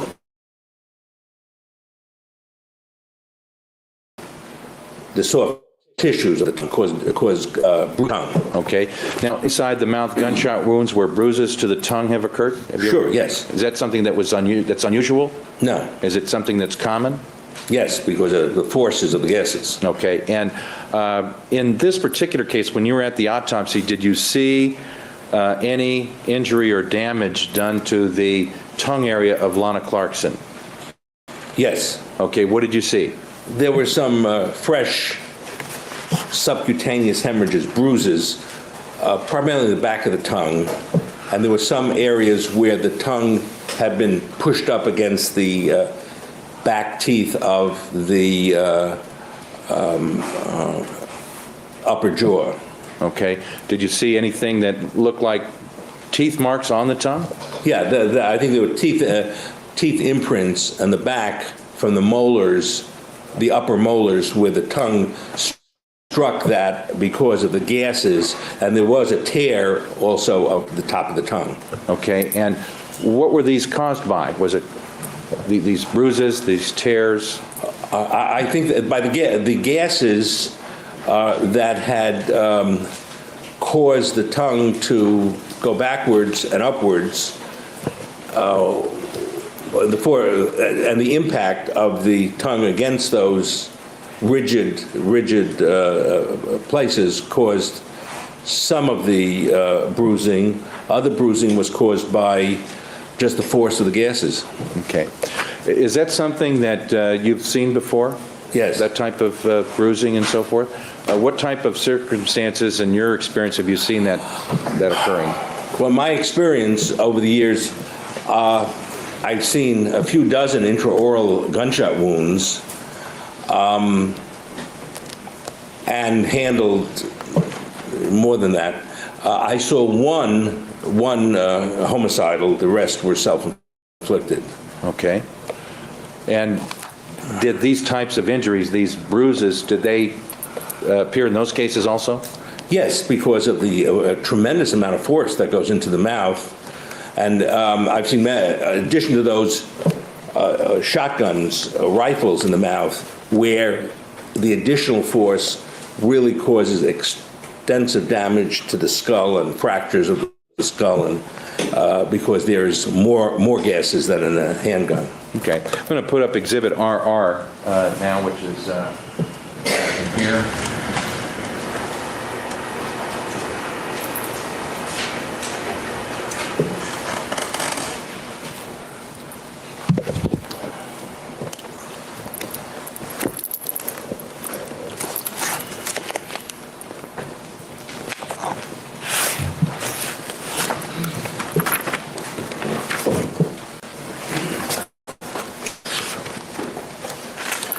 Dr. Bonden, I want you to assume for the purposes of this question that this is a picture of the weapon that was that caused the death of Lana Clarkson. Are you familiar with this type of weapon? Yes. Have you actually seen pictures of this particular weapon before? Yes. And I'm going to ask you sort of a hypothetical question. Would it be possible if somebody wanted to harm somebody, if they took this particular weapon with this 2-inch barrel and to shove it in somebody's mouth and cause a bruise to a human tongue? Is that something that would be capable of, somebody would be capable of doing had they intended to do that? Or Well, when you ask me a question, is it possible? In medicine, anything is possible, but I've never seen it, and I think it's highly unlikely that pushing that type of weapon into the mouth would cause a bruising on the tongue, and I haven't seen it with that type of object. why would that be unlikely, doctor, in your opinion? Well, we're better at the findings than at trying to explain the findings. One, it doesn't happen by pushing objects into the mouth. The tongue is mobile. If something pushes against it, it can be pushed out of the way most of the time. It's mostly muscular as opposed to, there's not the subcutaneous fat that we have on our skin that where hemorrhages mostly occur. So whatever the reason, it just doesn't happen. Okay, and if somebody were to try to do that with a weapon like this that's described here in Exhibit RR, would you want to look at the outside of the mouth to see if there was any injury that would be consistent with that scenario? That would be one feature to look for. Is there something that was pushed in that injured the outside of the mouth as well as the tongue? That would be something to look for. And the teeth, chips in teeth, things of that nature? Yes. Okay, and did you see anything that was consistent with somebody forcing a gun inside the mouth on the outside of Miss Clarkson's face that was consistent with that at the autopsy? No. Were there any little chips of teeth inside the mouth that would suggest that somebody shoved something in the mouth and may have injured one of those areas and broken off a tooth particle or anything like that? No. Okay, is it correct, Dr. Bodden, that the entire inside the mouth, down the throat, et cetera, at autopsy, there were no tooth particles or artificial teeth particles in her mouth? That's correct, yes. There weren't any. Okay, and I'm going to show you a picture that's kind of graphic, and I apologize for that, but Exhibit D to the 7. I'm going to ask you some questions about that. And one of the things that's routinely done is the tongue is excised also by the pathologist, in this case, Dr. Pena. Is that true? Yes, and he did it very properly. Okay, and they also take picture of organs and things of that nature. Is that correct? Yes. And is this a picture of the tongue that we've been talking about that has been described in the autopsy report that was taken out by Dr. Pena? Yes. Do you see the bruising that is referred to by Dr. Pena? Yes. Okay, is it on both the left and the right side of the tongue? May I use... Sure, go ahead. Yes. On the tongue, this is the tip of the tongue here. It's 6 o'clock.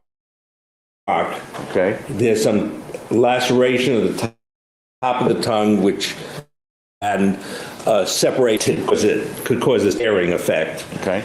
And there are a number of bruisings on the tongue. In the back, there are multiple little hemorrhages that is seen better in some other photos that you have. And I think the bruising that Dr. Pena was concerned about, as far as I know, was the bruise here at 3 o'clock. But there's a similar bruise here at 9 o'clock. And my interpretation when I looked at this, and with a clearer photograph, is that just as this shows some marks that indicate to me compression against a molar tooth, a little irregularity that a bite could cause, but impact against a tooth, there's similar markings in this bruise, and it's symmetrical. That my opinion is both of these are caused by impacting against the upper molars of the back molars of the jaw. Okay, so on this one on the right side, as we're looking at it here, there's bruising to the tongue that occurred when? When did that occur? At the moment, a millisecond after the discharge of the weapon. The weapon discharges, gases go in, raise the tongue, push the tongue in the back, cause bruising, lots of bruising back here as the tongue hits the edge of the hard palate, and here where it impacts against the molar teeth. Okay, so the bruising occurs when the explosion occurs at the time of discharge, or Yes. within milliseconds thereafter. Now, on the left side, you see this, it looks like a little triangle, and those are actually the teeth that make that mark, actually that characteristic mark. Is that correct? Yes. And have you seen this type of injury in inside the mouth gunshot wounds before in your experience?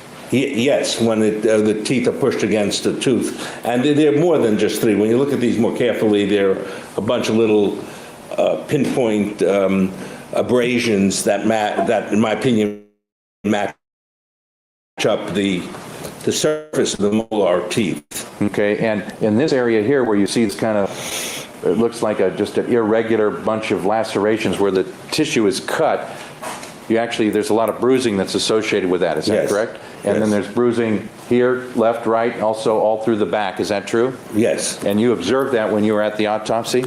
Yes. So when Dr. Pena was doing his dissections and you were there observing and he would take these items out and study them, you would also look at them. Is that correct? Yes, and at the time the tongue was still in the mouth, there was black gunshot residues and particle fragments on the top of the tongue that were removed by swabbing the tongue. The criminals came down, swabbed the tongue, took out the material for evaluation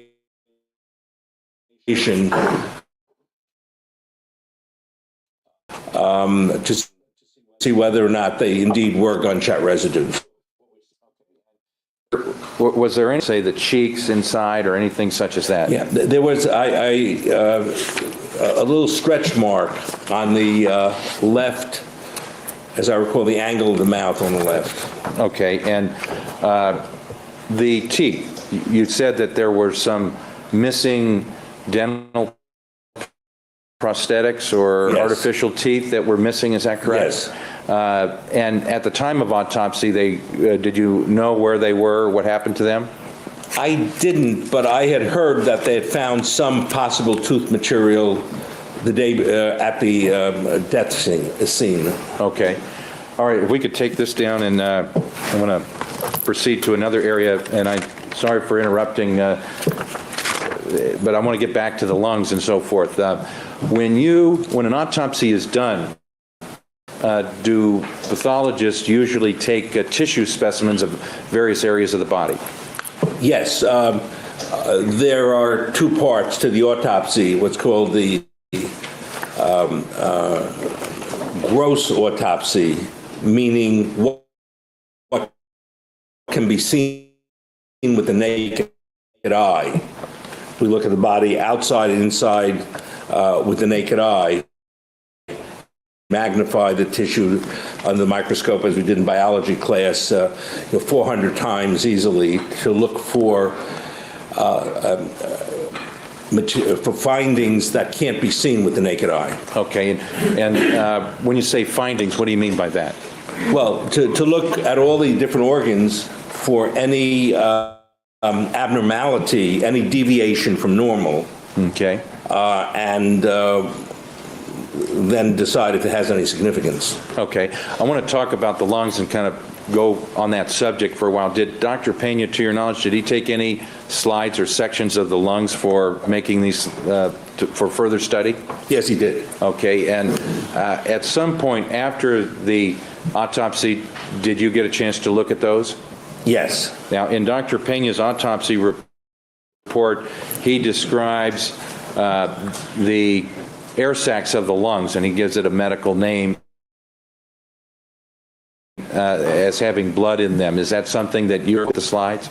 Yes. Okay, and what does that mean when you see that phenomenon? Well, the blood in the lungs meant that at some point it had been inhaled into the lungs. It can only get into those alveoli is the the little grape-like structures at the end of the bronchial tree.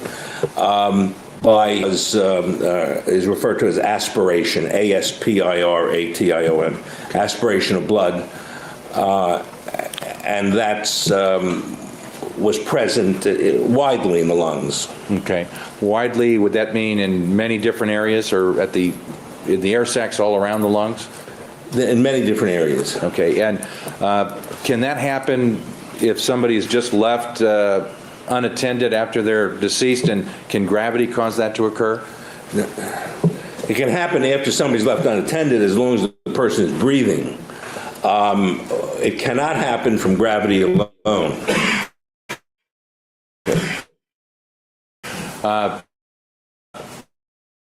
Dr. Bodden, when you say inhalation, when there's inhalation of air in, I breathe in now. If there was any blood in my mouth or food particles, I could breathe it in, and we have, when we're alive, a cough reflex to prevent that from going into the lungs. Mm-hmm. The body tries to protect against any foreign material going to the lungs, and we have the epiglottis that protects the air passages, and a cough reflex if something gets through. Once we're unconscious, the breathing can more easily suck fluid from the mouth into the lungs. Okay. Now, was there any injury to the lungs, like let's say some type of trauma to the lungs that caused the blood to come from inside the lungs or anything like that? That can happen sometimes. It didn't happen here. There was no trauma to the lungs, no injury that could have caused bleeding into the lungs. That, in my opinion, all of the blood in the lungs came from breathing it in. And how did you examine the lungs, and what do you do to make that determination? Do you examine the lung tissue? Yeah, look at the lung tissue first with the naked eye, mm-hmm. and then, as I said, these geographic bloody patches suggest that.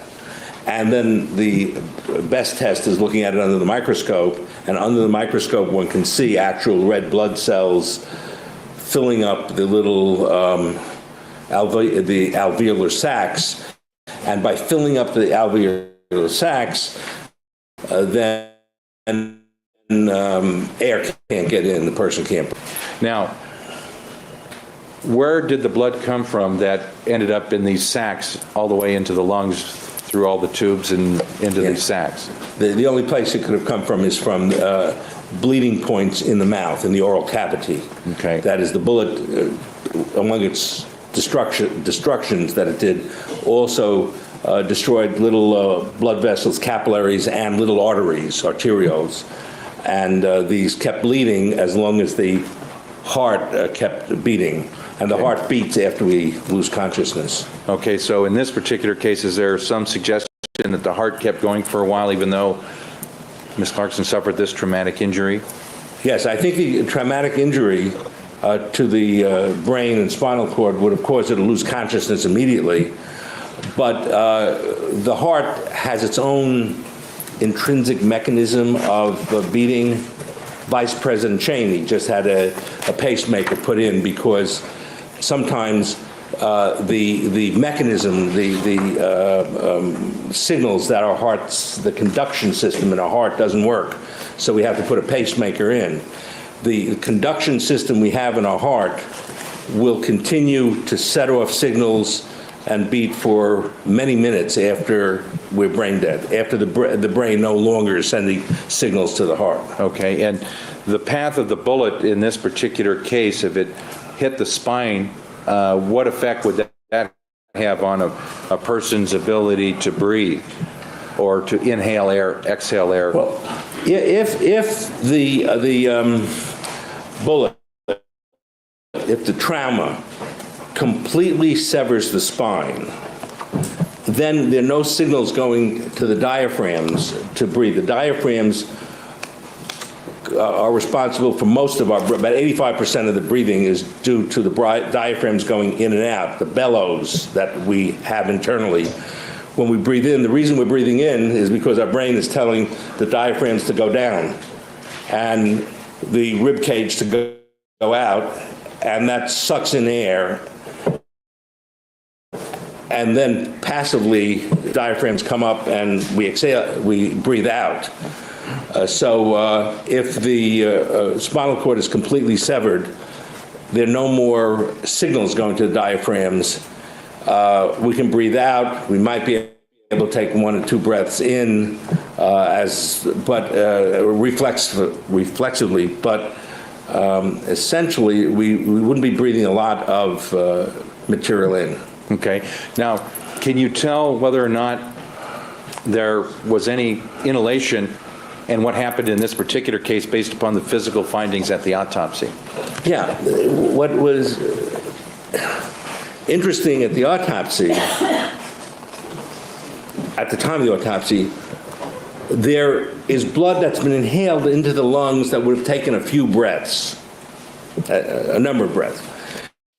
There was pulmonary edema and bloody fluid in the lungs, over a quart of fluid that poured into the lungs that would also have taken many minutes. Yet what we see at the autopsy is a complete transection. And the reason that happened, you want to ask me a question or can I continue? Go ahead. I'm sorry. My opinion as to why that happened is because the spinal cord is very fragile. And the first thing you learn in the EMS school, ambulance school, is that any kind of neck injury with the spinal cord could be injured, or there's fractures that could injure the spinal cord, the bones around the spine. There must be strict immobilization of the neck. So when a person is hit by a car in the street or is in a fight and is lying in the street, the EMS people immediately put a immobilizer around the neck. The reason for that is during transport, further injuries can occur. The spinal cord is very fragile, and one of the main things in living people is to prevent any further damage to the spinal cord that has already happened by immobilization. Traditionally, with medical examiners and the movement of bodies after death, we don't care about that. It isn't important for life to immobilize the neck. The necks aren't immobilized. And in a situation like this, as the body is moved from the chair into a plastic bag, into the mortuary wagon, it comes out of the mortuary wagon, into the stretcher. It's narrative, it's not responsive. Doctor, I think, although we didn't stop you, if go back to the question as to this case, not... Well, thank you, I'm sorry. I think, in my opinion, in this case, there was incomplete transection of the spinal cord by the bullet, and the rest of the spinal cord was torn during transportation, so that when we saw at the autopsy table, Dr. Pena saw was a full transection, but it didn't start out that way. Okay, and what would be the significance of that as it relates to the blood in the lungs? That after Ms. Clarkson was shot, received a gunshot wound through the spine, there was still some nerve fibers that permitted her to continue to breathe, to diaphragms to move for a number of minutes, so that the breathing continued, and the aspiration, the inhalation of blood into the lungs continued, and the pouring of fluids into the lung. That more than a quart of blood and fluid that was poured into the lungs during that time continued, because there was some activity of the spinal cord. Okay, and is there any way to know how long this would occur? Many minutes. She's unconscious, she's irretrievably injured, but she kept breathing in and the fluids kept pouring in for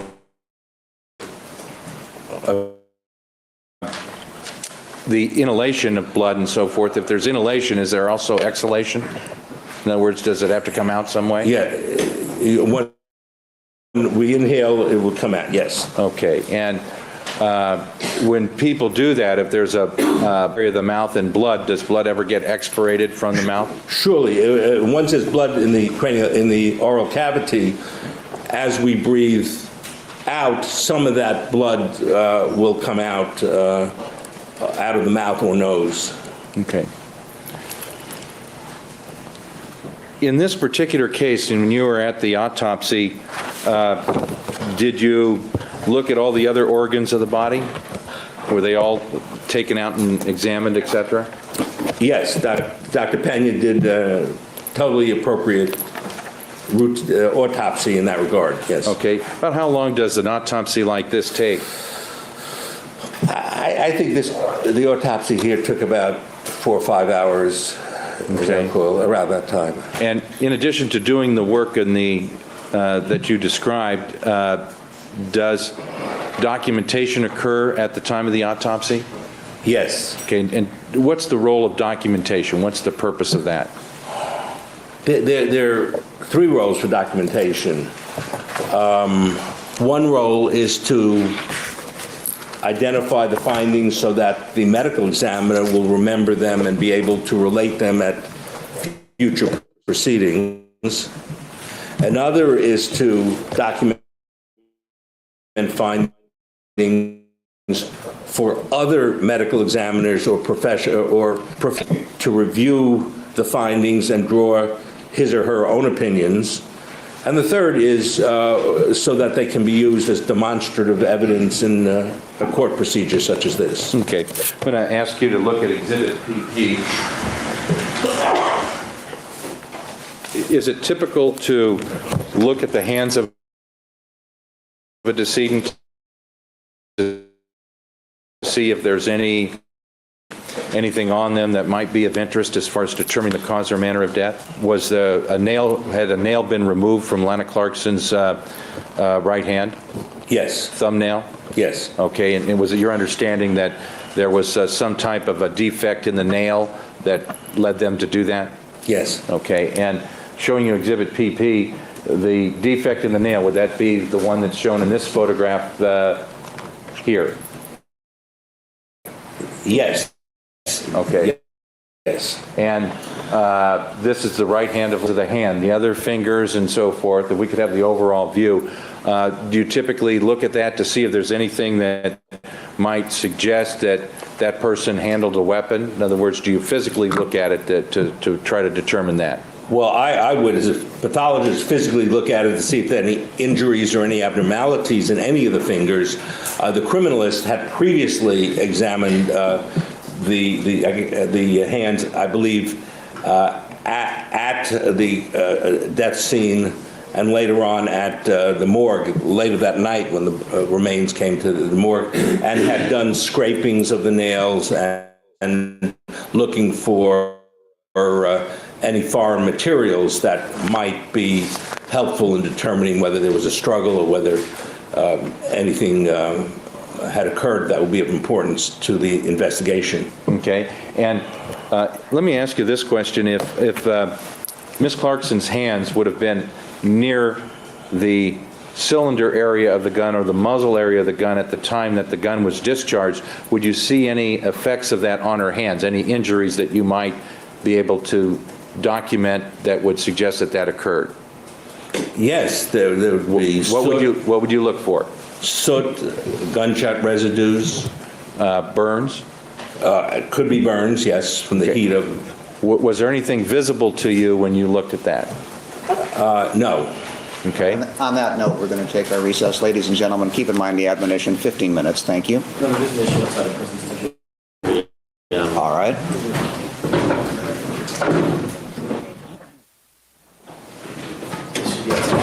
This as well. All right, Dr. Bodden, if you would step into the hallway, please. Thank you. Thank you, sir. We've got another exhibit from the other psychologist that we have under subpoena, and I want to mark that and give it to the court so the court can understand what that other witness is going to be offering. Your next is N11. N11.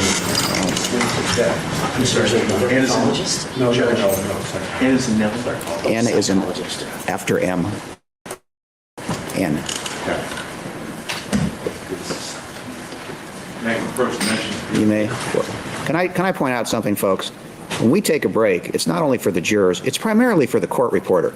So I don't know how much you intend to do during this break and then delay the jury. Just have some understanding of what we're doing. I mean, Mr. Jackson wants something, Mr. Plord wants something. When is the court reporter supposed to get a break? We can take a break now. That's a good idea. We're going to take a break now. Thank you.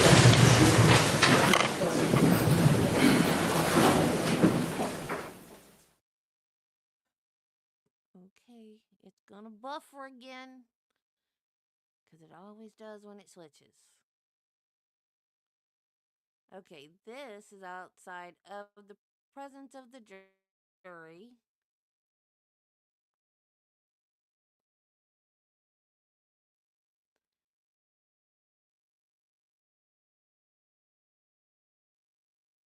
And it's buffer.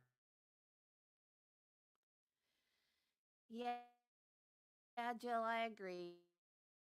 Fat and tired is better than bat poop crazy. And unfortunately, I learned that the hard way. You don't want to. Only I learned it very young. I didn't let it get me into trouble.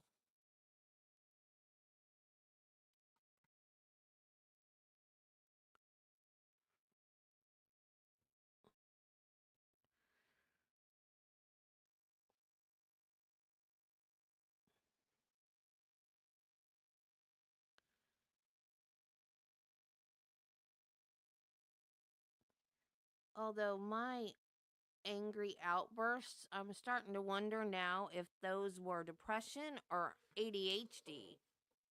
You may proceed to take. Go ahead, StreamYard, it quit buffering. It's ready to go. You go. Stupid StreamYard. This witness on voir dire. I'm just going to ask you a few foundational questions, Dr. Biden, about your report and some of the findings that you've testified to this morning. First of all, may I approach? Yes.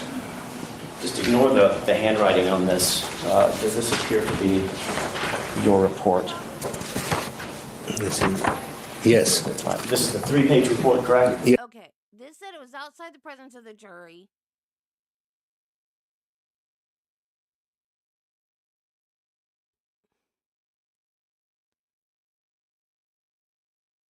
The prosecution questions Dr. Bodden outside the presence of the jury over a possible discovery violation. Oh, I hope to send that stupid fingernail again. Yes. This is the only report you've penned in this entire case? Yes. There's no other reports? There's no other notes? Well, I have notes, but I don't have any reports. You do have notes? Well, notes in the materials I have. I underline things, I highlight things, Judy's at the doctor. put stickies on things. Do you have handwritten notes about your findings at the autopsy or your testimony here today? No. No notes? No. And when I say notes, Dr. Bodden, I'm not talking taking a medical legal book or something and underlining something. I'm talking about you writing and penning notes either in your handwriting or typing notes out. No. All right. Can you point to any place in this report? And by the way, this report is dated 14 February 2007, correct? That's correct. Can you point to any place in this report where you indicate that Lana Clarkson did not suffer a complete transection of her spine? No, that was not an issue at that time. What do you mean it was not an issue at that time? It wasn't an issue. She died of a gunshot wound that severed her spine, that caused damage to her spine. But the issue of whether she took multiple breaths didn't come up, I think, till after Dr. Pena testified. Okay, well, that's my next question. When did this issue first come up in your mind? I do. There's been an allegation of a discovery violation and a motion to strike the testimony of the doctor because of that discovery violation. Before that goes on, I have allowed Mr. Jackson to go ahead and investigate to see if there's been a discovery violation before this witness continues his testimony. You may proceed. When did this first issue come up about complete transection of the spine versus partial transection of the spine, Dr. Bodden? In my mind, as I thought about it, just in the past week or two when I was listening to testimony or I read some of the testimony of Dr. DeMeo and Dr. Spitz. Actually, you just testified that this issue came up after Dr. Pena testified, correct? Yeah, but not in my mind. When I read through Dr. Pena's testimony, then I realized that there was an issue there, but I didn't know that until a couple of weeks ago. Who did you discuss this with a couple of weeks I ago? didn't discuss it with anybody. I discussed it with Mr. Plord eventually. Obviously, you'd have to discuss it with Mr. Plord because Mr. Plord knew to ask you these questions, Dr. Bodden. I'm going to check that. That's argumentative. No, that's not true. When did you discuss this with Mr. Plord? A few days ago, after Dr. Spitz's testimony. Dr. Spitz testified when? I don't even remember. Do you remember? No. All right, so On Court TV.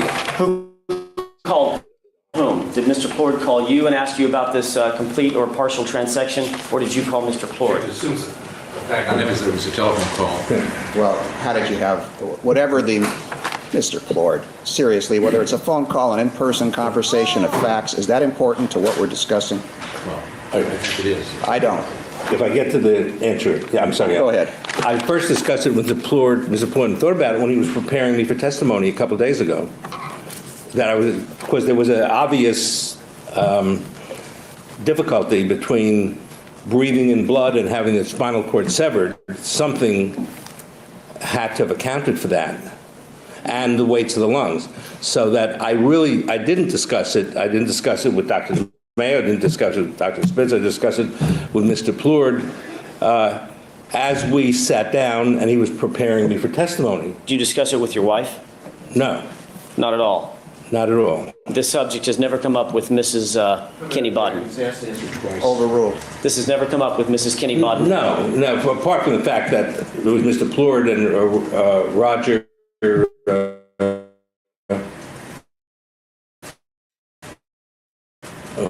who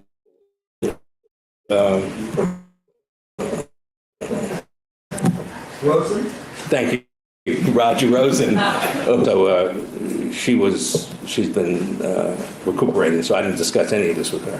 Who brought up the issue of bringing out in front of this jury your opinion about a complete versus a partial transection of the spine, thereby allowing you to testify that Lana Clarkson, in your opinion, was taking breaths for 2 to 4 minutes after she had been shot? Objection is compound and it's argumentative. The objection is overruled.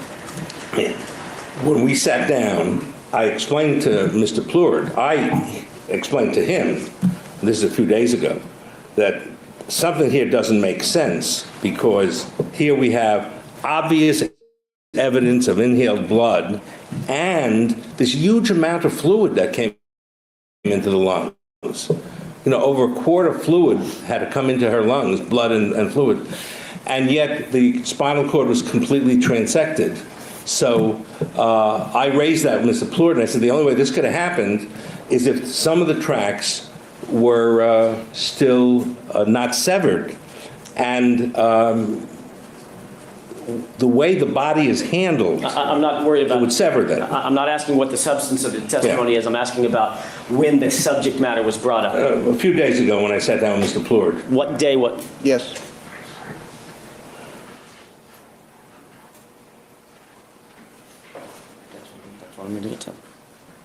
What is, I apologize, Dr. Bodden, what is a few days ago? When you say you sat down with Mr.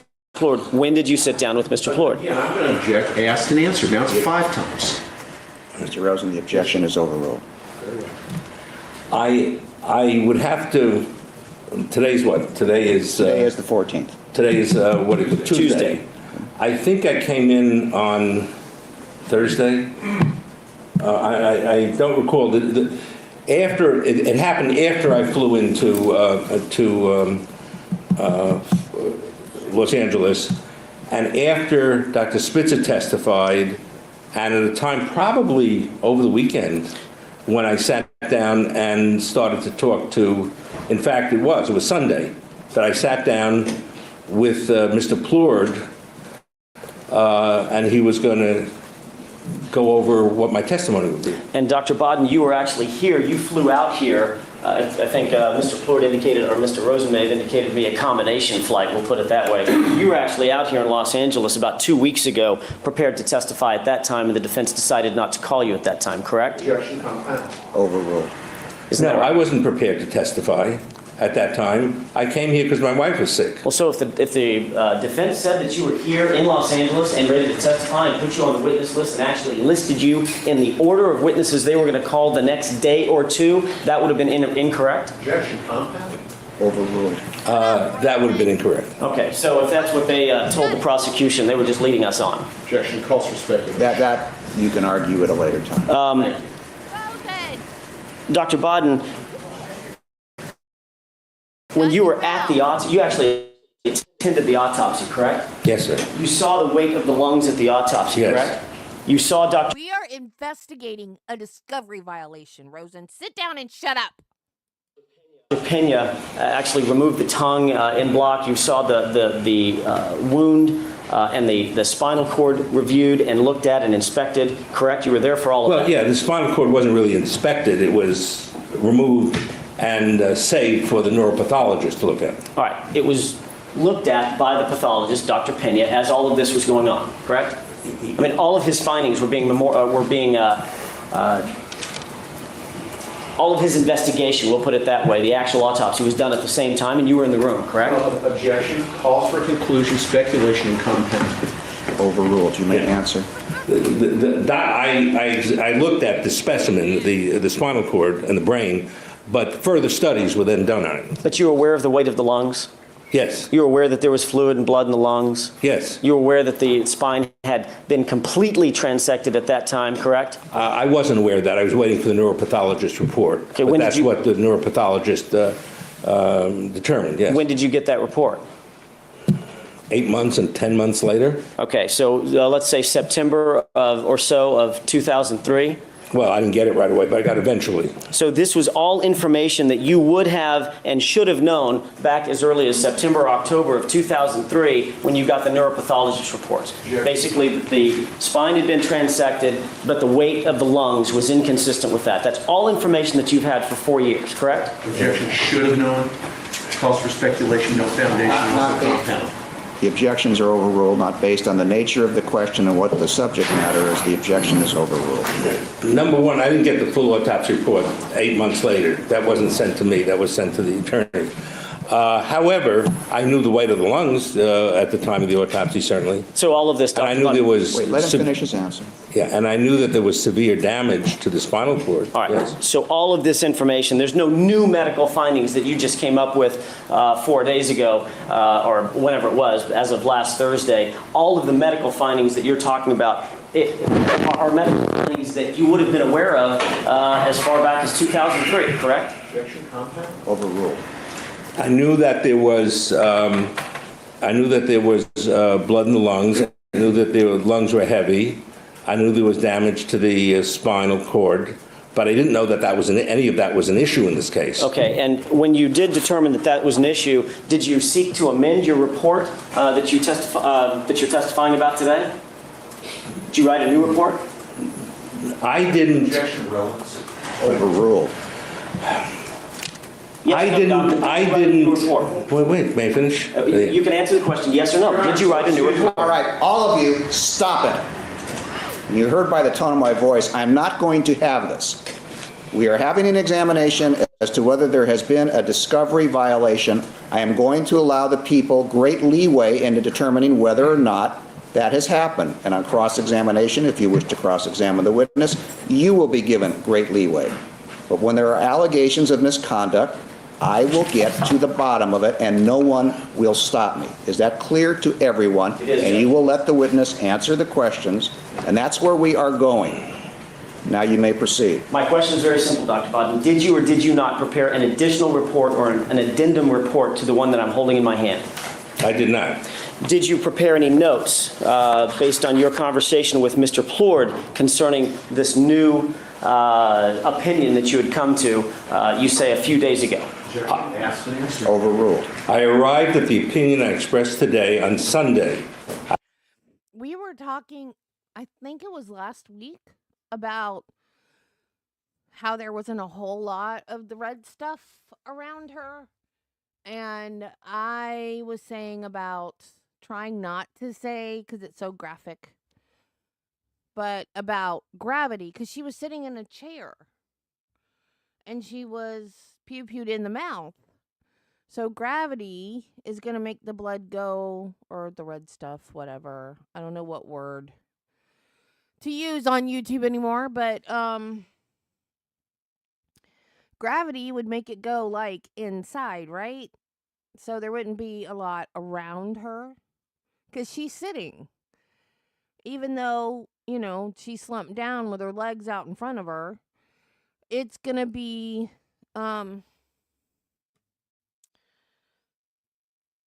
I hate not being able to see myself. Can you guys hear me okay? Um so it's going to be like gravity. She's pew-pewed herself in the mouth. So gravity is going to keep the blood. I don't know. I really don't know. But I would think gravity is going to make the blood go in your lungs, right? But he's saying it's not going to go in your lungs unless you breathe it in. But lividity is like if you're unalived and you're laying on your back is gonna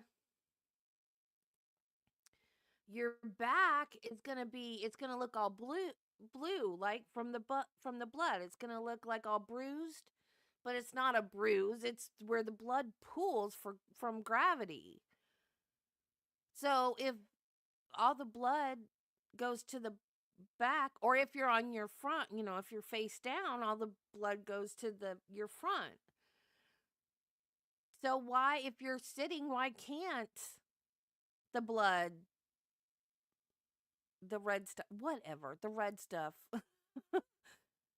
go inside your lungs and not?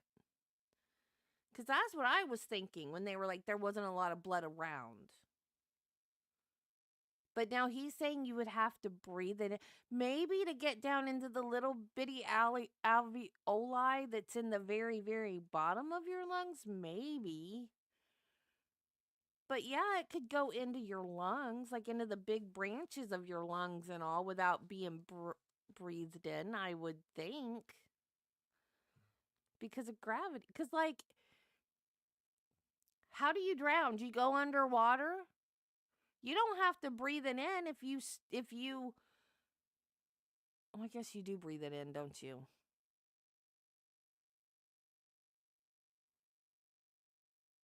Because your diaphragm does that with your brain. Yeah, that's not a good example. To the stomach. Well, you've got the epiglottis closes when you swallow. I would think it would go in both your stomach and your lungs. But I don't know about the alveoli. They're at the very, very bottom. They're the little grape clusters that are at the very, very bottom of your lungs. And that's where the air exchange happens, where the unoxygenated gets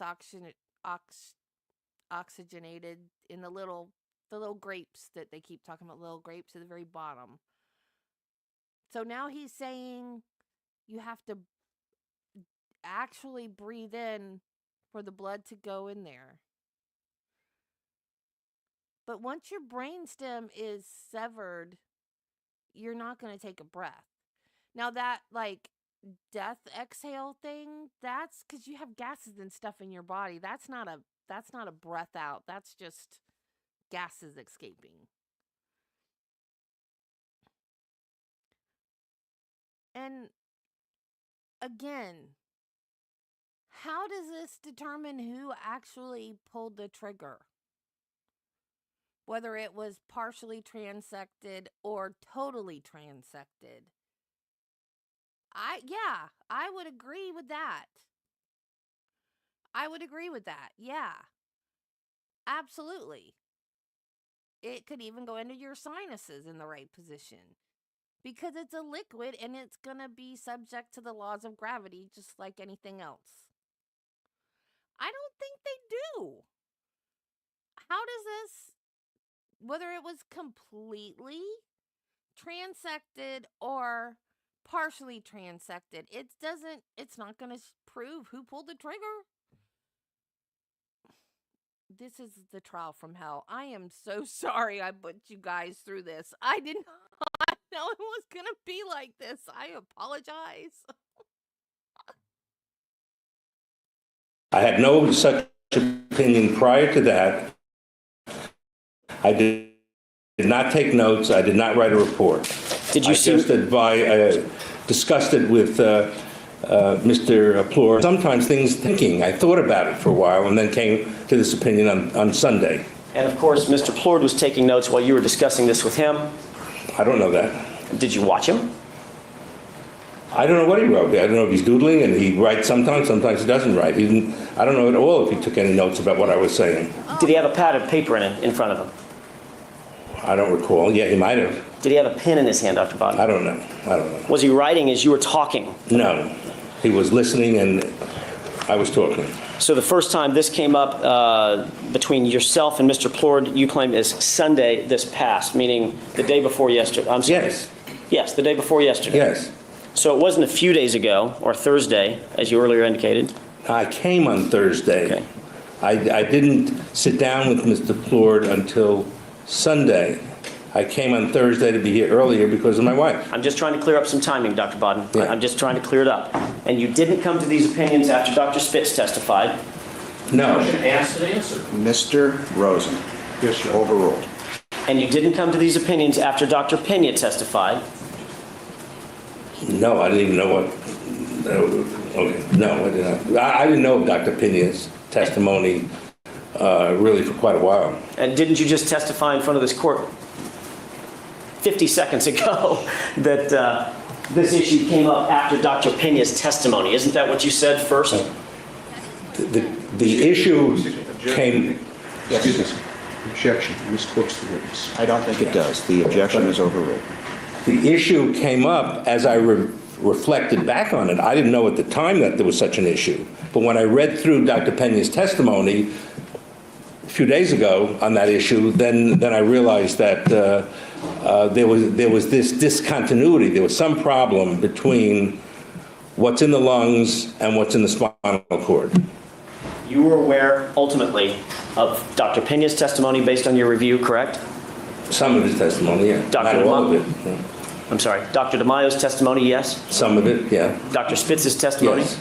The neuropathologist, Dr. Leachman's testimony? Some of it. And all of that was discussed on Sunday, day before yesterday, before you testified here today.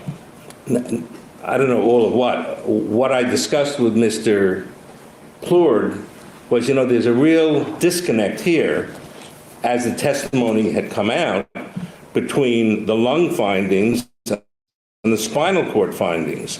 They don't make sense. It's impossible to have I don't need to that's what I was discussing with him, and the course of that, my opinion developed.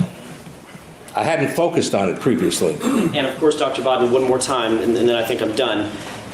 No new medical findings have occurred since you reviewed all of this information, let's put it in October of 2003. The medical findings are the medical findings are the medical findings, correct? That's a good point. I had not realized the weight of the lungs back at the time of the autopsy. That just didn't occur to me. And after the testimony, and I sat down with Dr. Plord, I said, this doesn't make sense. Then I looked at the autopsy report, and I first realized that it was 1,830 grams, and that's a huge abnormality, and I missed it initially, yes. And that was in 2003 that you found this miss. No. I was at the autopsy. I didn't write the autopsy report. I didn't dictate the numbers on the weights. When did you figure out that they were 1,800 grams, Doctor? Sunday. On Sunday. When Dr. Bodden, you didn't just test... Your Honor, I'm going to withdraw. It's very argumentative. You have heard the testimony. You know whether or not he said something, and for Mr. Jackson to give a partial quote and assert that he has said some specific three-quarters of what he really said is improper and it's argumentative. I haven't heard the whole question yet. The tone is becoming argumentative, and I agree with you. All right. Dr. Bott, didn't you just tell me under oath that you were aware of the weight of the lungs and the transection of the spine all the way back to the date of the autopsy, and then your subsequent review of the autopsy materials some 8 months later? Didn't you just say that? Overruled. If I said that, it's partially inaccurate.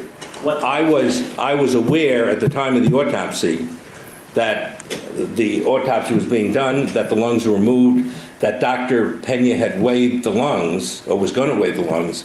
It didn't, the 1,800 grams didn't register on my mind at that time, if I knew it, because when he dictated, I wasn't there. And so that I knew he was doing the autopsy, they removed the lungs, but if I said that I knew it was 1,800 grams then, I'm mistaken. I didn't know until I focused on that issue when I spoke to Mr. Plord. And then it made sense to me.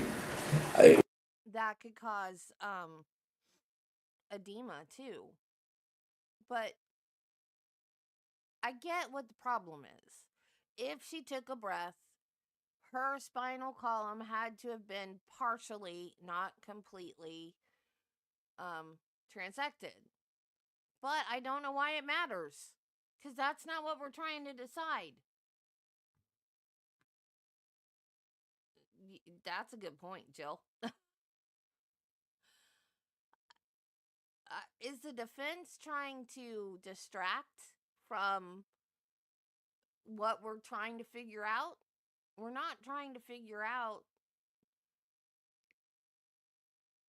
how she died. We know how she died. We're trying to figure out who pulled the trigger.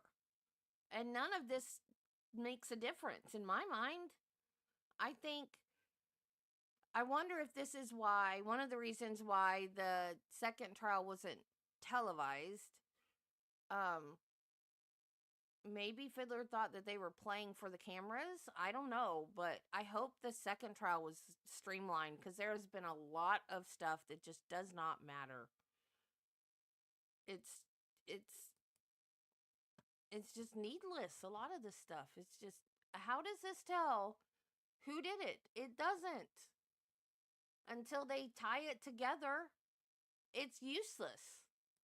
What didn't make sense is the blood in the lungs, and then the 1,800. Let him finish his answer. And then the 1,800. Then when I looked at the autopsy report specifically for the lungs, which I hadn't done before, because the issues here were largely the gunshot wounds in the mouth, in my opinion, in my concern. On Sunday, when I then focused, I said, this doesn't make sense. And then when I looked at the lungs, I saw they were 1,800 grams. I said, that was my aha moment. Aha. Now it makes sense, because there had to be continuing cardiac and lung action for this to develop after the gunshot wound in the spine. And in fact, in your report, the report that I just showed you, the one that's 2.5, 3 pages long. Yes. The first sentence is, I have reviewed the autopsy report, the coroner's file, Right. etc. And in that autopsy report, it clearly states the weight of the lungs at that time, doesn't it? It's like a 40-page autopsy report, and I reviewed it, but I didn't focus on the weight of the lungs, I must say. I missed it. I think that's all I have. Okay, thank you. Cross-examination on board here. No question, George, but I would represent to the court that on Thursday I went back to San Diego. I didn't get back to the weekend. So, Is that your explanation for not telling the prosecution about this testimony? no, I'm not trying to explain it. I'm just stating a fact. Okay, thank you. I appreciate that. All right, no other questions? Not at this time, Your Honor, not on that issue. Okay, is there anything else you want to raise with the court at this time? I would just simply reiterate it's unfathomable that I wouldn't have this information before Dr. Bodden took the stand. It's just, to say it is a centerpiece of his testimony, and we should probably do this outside the presence of the witness. Doctor, would you be kind enough to step into the hallway, please? Thank you. These are not aspersions on Dr. Bodden. Okay. They're not aspersions at all. They're just legal arguments. Okay.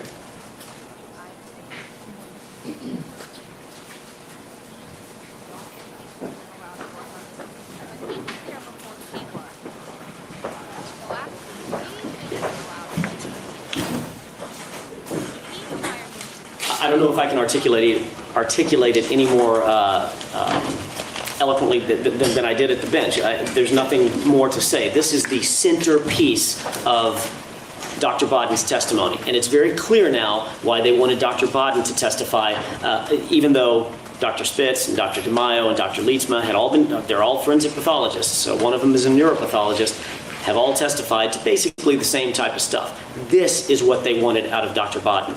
Now they've brought Lana Clarkson back to life through his testimony.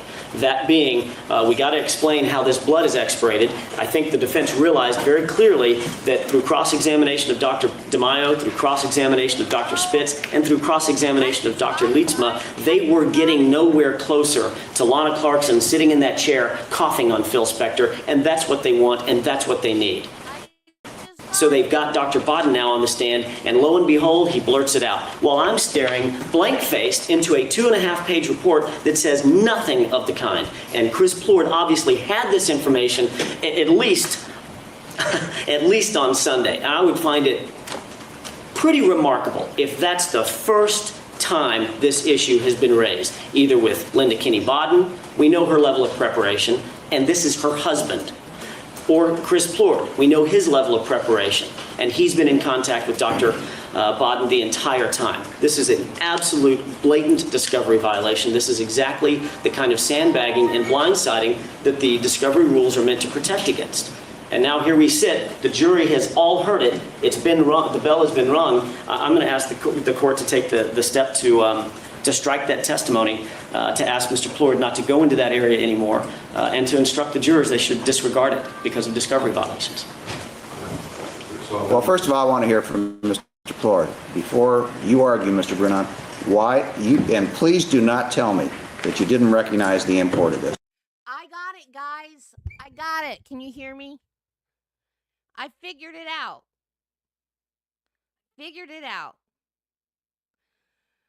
It's because Phil Spector had blood on his jacket. What they're trying to say is that she did it to herself, and the reason why he had the blood on his jacket is because she didn't transect the spinal cord. She was still alive when he walked up to her and she expirated blood. She coughed or she exhaled or something, and it expirated blood onto his jacket. That is why this is important. I'm sorry I was so slow putting it together, but this is important. I don't know why it took me so long, but yes, this is important. So, I got it. Sorry about that. Why did it happen this way? You've got a lot of explaining to do, Mr. Plord.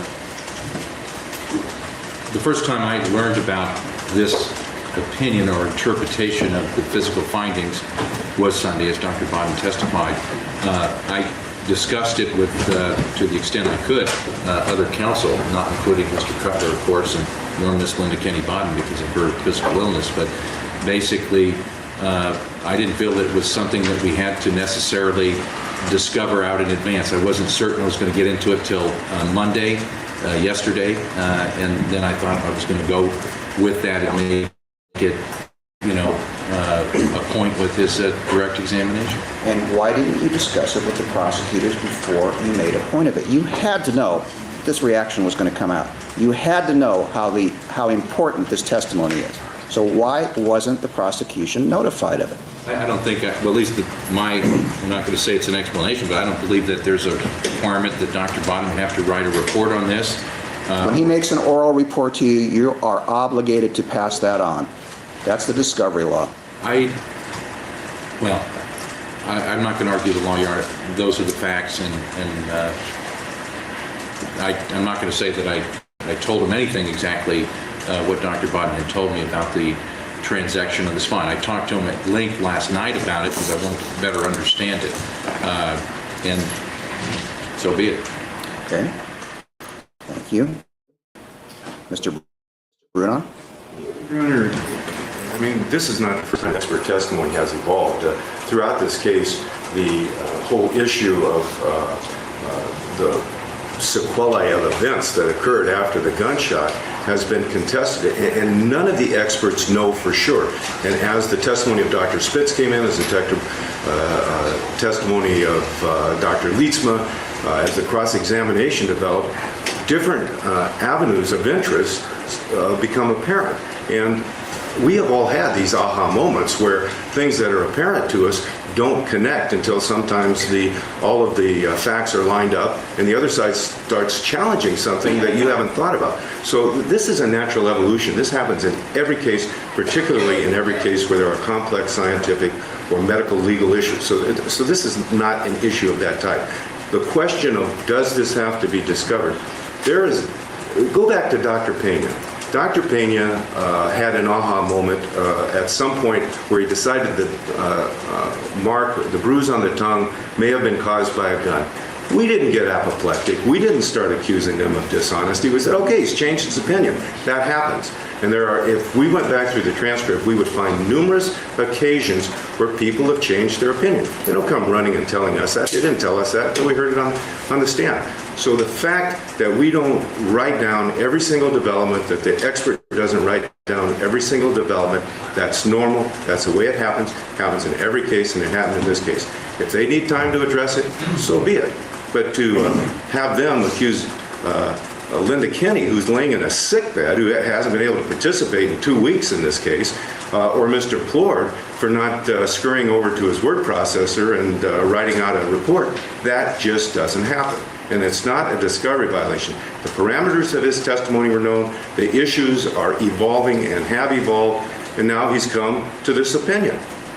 They have ability through cross-examination, through calling their own witnesses. This is what happens in a trial. These events Not happen. if you knew. One thing I will say is that Yes, between Mr. Clark. Sunday and last night, I talked to a couple of other experts about this issue. I wanted to get input, not necessarily ones that had been involved in this case, but I talked to a number of people because I wanted to get basically a better understanding of it and basically vet you for my own purposes. And essentially, I didn't have any discussions with Linda Kenny Bodden. She's just not been available, and that's been a problem, of course, the last week or two. And no offense to Mr. Rosen, but it would take him so long to explain the basics of it. But anyway, so I was really on my own in making a decision. It wasn't really till last night in my follow-up discussions with Dr. Bodden that I think I understood it enough to the point where I felt that, well, this is going to go forward. I didn't feel that this is a discovery issue. The underlying facts are known to both sides, the weight of the lungs. I suppose I knew that because I looked at all the pathology stuff. I've been doing all the pathology area of this case. And then I had to pick up Mr. Peck's, on the side yesterday because Ms. Bodden was sick. But I knew all these facts. The thing that I was focused in on is that if there's blood in these sacs of the lung, there has to be a way it got there that meant inhalation of air. And basically, this is a different explanation for that I just recently came to understand. That's what happened. Thank you, Mr. Rosen. Thank you. I just wanted to add something briefly, kind of as a spin-off from what Mr. Vernon said. First of all, just so the court will know, I've been serving as, I don't know if you want to call me the charge d'affaires or the nurse or the mid-husband, what form Ms. Bodden, as the court knows, I've been hooking her up with medical attention here. I can tell you this, I don't know what goes on between Dr. Bodden and Ms. Bodden when I'm not there, Mrs. Bodden, but I can tell you that for the past week and a half, she has been absolutely in bed, bedridden on doctor's orders, taking some very strong antibiotics, and she is a very sick cookie. She's on the mend, she's doing better. Hopefully we'll have her back at the end of the case, but I can tell you she has done no work and done nothing. That's number one. Number two, what I wanted to address when Mr. Brunon was speaking with the court a moment ago, triggered a thought in my mind, and that's this. I think that what he said is true. I mean, when you go through the process of trials like this, and we've all been through it, I mean, in a sense, it's a blessing. Everybody's been around a while, and we've all pretty much veteranized ourselves in terms of doing cases like this. But things do come up. And to borrow his phrase, we don't get apoplectic about it. It's happened to us. That's part of trial lawyer. Being a good trial lawyer means that you have to not only think on your feet, but sometimes things come down the pipeline that you don't expect. I mean, just harken back to the old days in federal court when you lived with the Janks Act. You get witnesses who would testify, and then after they testify, the government would come over and they'd hand you 6 inches of materials and say, okay, now you can read it. And you'd look at the judge and say, okay, Mr. Rosen, hang out in the hallway, read the materials for half an hour, and we'll start cross-examination in front of the jury. The rules have changed, I understand that, and I realize that, but from a practical point of view, things like this do come up. And should the court find that Mr. Plord boo-booed here, didn't have an aha moment as soon as he should have, I think what Mr. Jackson is asking the court to do to strike this testimony is a solution and an alternative the court should not embrace. Mr. Jackson is no wilting flower. He's a great lawyer. He's very effective. He's very bright and thinks on his feet very well. There's another choice here, and I just want to throw it out for the court to consider and think about. If the court finds that Mr. Plord should have turned it over, then Mr. Jackson could have some time. Dr. He's not going anywhere.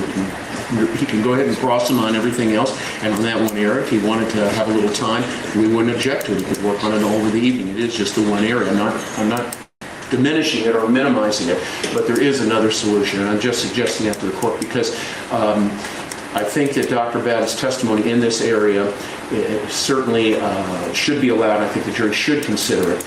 So I just raised those thoughts with the court and indicate that I think that there are other solutions if, in fact, Mr. Jackson feels he's been disadvantaged in this case. Thank you. Mr. Jackson or Mr. Dixon? The only thing that I would add, with regard to Mr. Brunon's statement that the same issue arose in opposite of this with Dr. Pena and the bruising on the tongue, that is absolutely inaccurate. Mr. Brunon, I understand, may not be aware of this, but as soon as we talked to Dr. Pena, we did exactly what the Penal Code requires of us. I called him and said, hey, I want you to take a look, and you remember his testimony to this effect, I want you to take a look at the bruising and tell me if you've come up with any ideas or thoughts about where that bruise came from. He said, well, I've never thought about it, but I'll look at it. As soon as he did and he called me, we got on the phone and called Mr. Plord and told him in advance. That's what is expected of both sides. We did not, the first time we heard about this, the first time the defense heard about this, was not on the stand as far as Dr. Pena is concerned. This, today, was the first time anyone other than Mr. Plord has heard of this incomplete transection of the spine, and it's not a minimal point. Since I'm not the only one that hasn't talked so far, Mr. Dixon? I'd only point out that I think Mr. Brunon's wrong, and Mr. Jackson's absolutely right in how we tried to handle this. Even as minor a point as, and Mr. Rosen knows this, with Nurse Rosenfield, we were about to do that witness. I talked to her, and I came up, and we actually came to the bench, and we switched witnesses around because I said to Mr. Rosen, look, she's going to testify to more stuff. She's going to testify to medical information and medical expertise. You need to look at this. I talked to her. You need to look at this, and she's going to give certain opinions. That's what we do. That's what we're supposed to do. That's what Mr. Plord should have done with us, even as late as yesterday. But I think that Dr. Baud knew all this at the time of his report. He says he reviewed the report. That what he's saying is that the weight of the lungs told him she had to continue to breathe, according to him. So that, by his logic, means that the spine wasn't completely transected. It wasn't in the report, and it should have been at that time. Thank you. Now you heard from everybody. One thing I want to bring Anybody in the audience want to add anything? All right. Just to be clear, I think they told us about the tongue and Dr. Pena Friday night before he started testifying Monday, which is that's just a fact. And but what also came out as to this issue with reference to Dr. Pena is that he put in his notes in his coroner's file about there being several breaths taken and so forth. I'm not sure exactly what his grand jury testimony was, but during that, his testimony, he distanced himself from his discussions with a neuropathologist who's documented in the coroner's file of Dr. Andrews, and came out for the first time on cross-examination that Dr. Itabashi, if I'm pronouncing his name correctly, was he had talked to him and got a different opinion and told about that, and that sort of was his defining opinion that he gave to the jury. And Dr. Itabashi wasn't involved in this case at all. There's no notes, no records to him at all. So that was new and different. And that's what gelled this issue. There's a real difference of opinion. Dr. Spitz didn't have this opinion. Dr. Leedsma he didn't have any thought about that. And when I basically asked him about it yesterday or last night, he said, look, I don't do a lot of autopsies. I don't know how they, take them to, from one place to the other. He basically said what Dr. Bodden is saying is, viable. He confirmed that, he couldn't disagree with that type of thing, and that basically a coroner or a medical examiner who was more experienced in going to scenes and understands that whole process would be better able to give an opinion on that. So it was one of those things where it's not like it's an interpretation of known facts. The blood is there, it's heavily in the lungs, it had to get there some way. And this was the doctor's explanation for it. And I wanted to understand it and get the views of other people in addition to Dr. Bodden so that I could go forward. Now, I'd say that as of last night, I thought, well, I'm going to go forward with it. Now, typically I would talk to counsel about it. I didn't even have time to do that. Well, wait a second. You told me just a moment ago that you had discussed it. You discussed this issue with your other counsel. Well, I told him that I was going to do it basically last night, this morning, but I didn't really discuss the details because, frankly, they don't have the, it would take me so long I'd still be talking to them and not be here in court. Because I think the esoteric nature of it is, let's do this, let's do that. We talk about strategy, whether we're going to call other witnesses maybe on this issue, and we're not going to go there. But we also have talked about knowing that Dr. Andrews is a possible witness. The people have told us that they have a potential neuropathologist witness. They said it might be Dr. Andrews. We haven't gotten his CV yet, but I actually tried this morning on this very issue to call Dr. Andrews. I called, left him a voicemail. I wanted to talk to him about it. I couldn't get through to him. He may be the witness that they're going to call. I've asked for his CV. I'm waiting to hear from that. I still don't know what's going to happen. I was actually going to discuss it with their expert. I wanted to see what he had to say. So those are the facts. Yes, you may. Take the next step. If Mr. Plord last night or first thing this morning had come in and said, Dr. Bodden, on reflection, believes this may be an explanation for the weight of the lungs, for the blood deep into the alveolar sacs. The spine may not have been completely transected at the scene. Where would we be at this point, 4 hours later or a day later? They would still have the right to cross-examine. They would still have the right to do additional discovery. They still would have a right to retain additional experts if they want. Take the extreme sanction, which I guess was what was asked for at the bench, is not warranted under these circumstances. There are a plethora of cases. Maybe single opinion that he may have about a factual matter is not a discovery violation. In fact, I'm sure the court's aware of the United States Supreme Court cases that deal with the constitutional due process issues and not necessarily our statutory issues. They say the expert doesn't even have to write down the first sentence and doesn't even have to remember what the basis of his report is. So this is not a violation, if it is a violation of that magnitude. I mean, the avenues of cross-examination are apparent if they want to attack this belated opinion. But to cast aspersions that it's deliberately withheld in this dynamic is simply incorrect. Well, I'm not going to agree with you on that. First of all, let's look at all the possibilities. I've been told, which is a given, that trials are fluid. Of course they are, and things do change, and people do change opinions. And I don't have enough information in this case. I don't have enough facts. I have the facts as to say that this happened before Dr. Bodden says it does. Is it suspicious? Yes, it is. Can I say that he's lying? I'm not saying that. I'm not drawing that conclusion. But it's very clear to me that a very knowing, tactical decision was made not to reveal this to the prosecution. And I will point out, it is not the first defense discovery violation. I haven't forgotten the missing box. Okay? That was dealt with because there was plenty of time to prepare for that. I haven't forgotten that there are other violations in this case, and I am taking that and factoring that into account. Now, I find specifically there has been a discovery violation in this matter. As to what the ultimate remedy is, I don't know yet. For right now, you are not going to discuss this anymore with Dr. Bodden at this time while I decide what to do. Whether I do it by way of striking his testimony, which I'm not sure is the appropriate remedy, there's lots of problems with that. I'm not saying I will or I won't. I need some time to think about it. I need some time to look at some cases. Whether ultimately we arrive at a jury instruction, which is a strong possibility at this point, that's another consideration. If everybody wants to brief this issue, they can do so. Right now, Dr. Bodden's testimony, we will not go into this area. His testimony will not finish in this period because the prosecution is going to have a right to think about what they want to do. And we will resume at 1:30 this afternoon. And I will, if you want to, I can't give you a briefing schedule, but you better get on it real quickly. But I want to make it very clear, there is a deliberate and knowing violation of the discovery statute in this case, and that is my finding. What would you give us the facts behind that, Your Honor? Certainly, I find that there was a conversation with Mr. Plord that took place no later than Sunday concerning a complete change in a crucial area concerning this matter, that Dr. Bodden had arrived at a new conclusion. He gave that report orally to Mr. Plord, and that should have been given to the defense no later than Monday morning. Prosecution. Thank you, Mr. Rosen.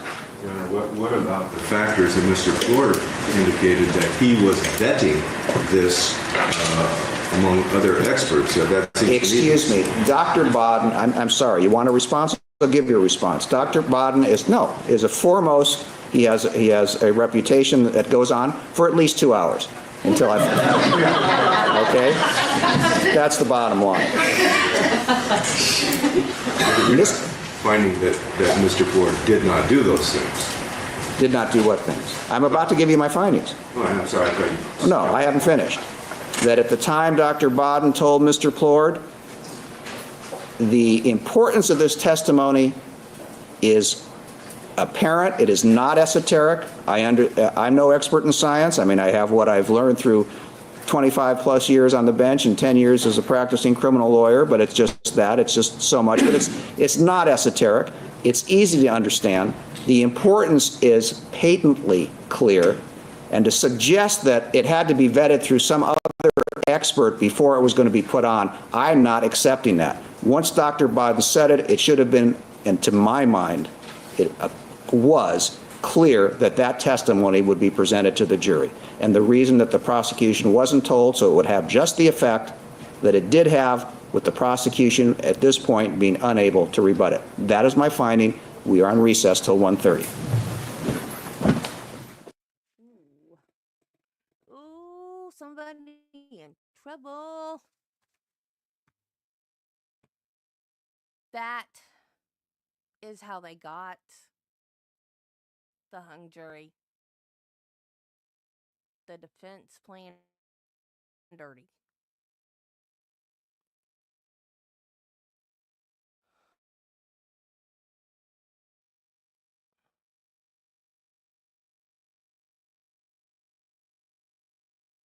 Okay, Court TV, quit buffering.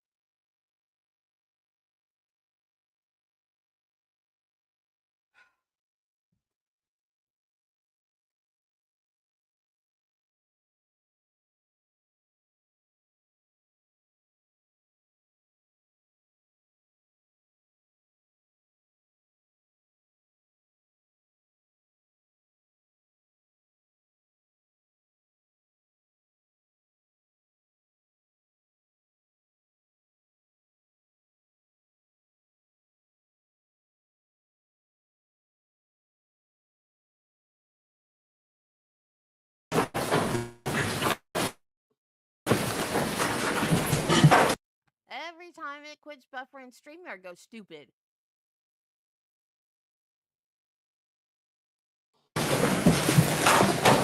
You may proceed.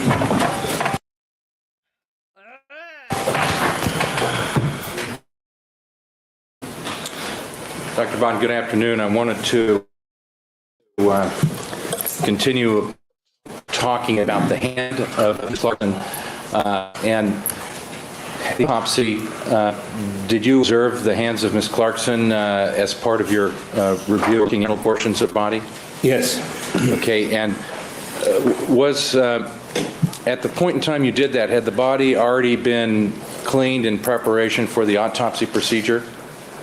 Yes, that is, the body had been undressed the evening before, about 9 o'clock at night, when it arrived at the medical examiner's office from the scene of death.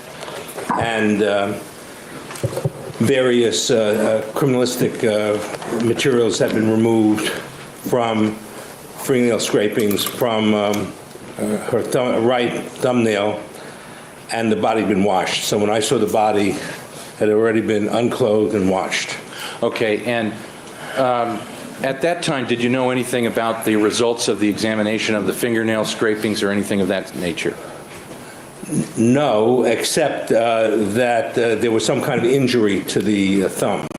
Okay. And that was the reason they removed the thumbnail. Ultimately, did you learn what that was? Ultimately, yes. Okay, what did you learn that was at a later time? That there had been a chip of the acrylic covering of the nail. Okay, if we could have E8 put up, Defendant's Exhibit E to the 8.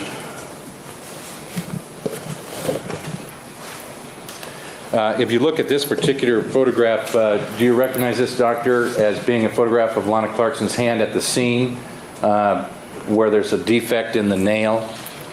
Yes. And did you later learn after the autopsy that the reason that they removed the entire nail was because of this defect that you see in this exhibit? Yes. And did you find that this was significant to your evaluation of this particular case? Yes. And what was the significance of that, if you could tell the members of the jury? The significance to me of that injury to the thumbnail was that I had seen thumb injuries and thumbnail injuries previously in persons who have fired a weapon using a thumb because of its impacting against the trigger guard. Okay. So you learned about that at the autopsy, but you weren't able to see the photographs of the way it looked before till later. Is that correct? I want to see before pictures, like before pictures, like before she got to his house pictures. I want to know if the nail was broken before she even got there, because acrylic nails are fragile. She could have broken it anywhere, and you can't always go right out and get it fixed unless you do your own nails. Well, even then, if you do your own nails, you might break it when you're out somewhere and not have time to fix it. So, I really would love to know if she even broke that nail at his house. This is the one thing, and I know we're getting sick of hearing about the nail, but this is the one thing I wish they had a before picture of this stupid nail. That's correct. I want to go over that a little bit, Dr. Bodden. We've talked about what you've done at the autopsy, and I take it that after that got done, you got more materials relating to the case, and you looked at the slides and then things of that nature. Is that correct? And some time later, yes. Okay, and who did you get those from? I got the materials largely from Mrs. Abramson, Leslie Abramson. By Shapiro, but then did Ms. Abramson then take over the case at some point in time later? Yes. Approximately when was that? I think about a year later. Okay. Something like that. She sent you case materials. Did that include the photographs of the autopsy and the scene and things of that nature? Yes. Okay. Did it include the Dr. Pena's formal report once that was issued? I believe so, that it also included the autopsy report, yes. Investigative reports from the Sheriff's Department and laboratory reports from the Sheriff's Department Crime Laboratory? Yes. Okay. A lot of materials relating to all aspects of the case. Is that true? Yes. Okay. And what did you do once you got all of those materials that Ms. Abramson sent you? Yeah, I reviewed materials and discussed the matter with Ms. Abramson. Okay. Let's talk about your review of those. Judy, you just missed something good. We haven't had anything good in this trial in a while. When this is over, you're going to have to go back and rewatch. The defense did a sneaky. They did a Brennan. They did a discovery violation and they had a hearing, and Jackson was masterful. He was hot. And Rosen kept trying to object, and Fiddler was pissed. It was so good. Materials. I got the goat out and everything. It was great. Did you, once you reviewed all of those materials that Ms. Abramson had sent you, photographs, reports, etc., did you come to some opinion or understanding, at least in your view, as to what may have happened in this particular case? Yes. Okay, what was your opinion, Dr. Bodden? My opinion was that Lana Clarkson had died of an intraoral gunshot wound, and that it was a self-inflicted gunshot wound. And what do you base that opinion on? If you could just give us a brief explanation, if you can explain to the jury what facts, what circumstances led you to come to that conclusion. Largely, the placement of the injury. The injury in the mouth is almost always self-inflicted, in my experience, and the injury to the thumb, to the acrylic on the thumbnail, is consistent with other injuries to thumbs that I have seen in persons who use a thumb to discharge a weapon. Those are the main points. I think subsequent criminalistic points of more gunshot residues on the hands of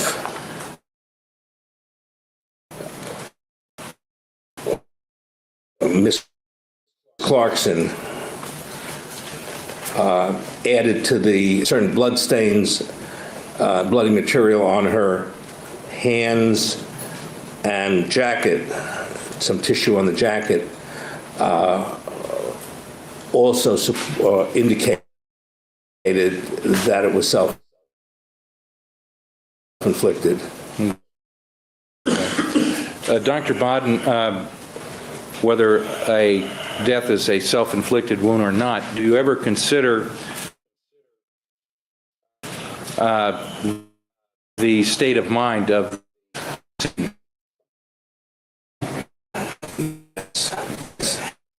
these circumstances?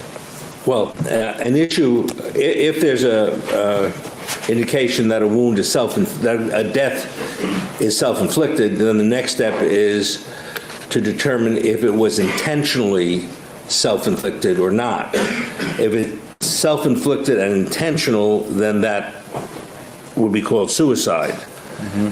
If it's self-inflicted but necessarily intentioned, that could be either an accident or undetermined. Mm-hmm.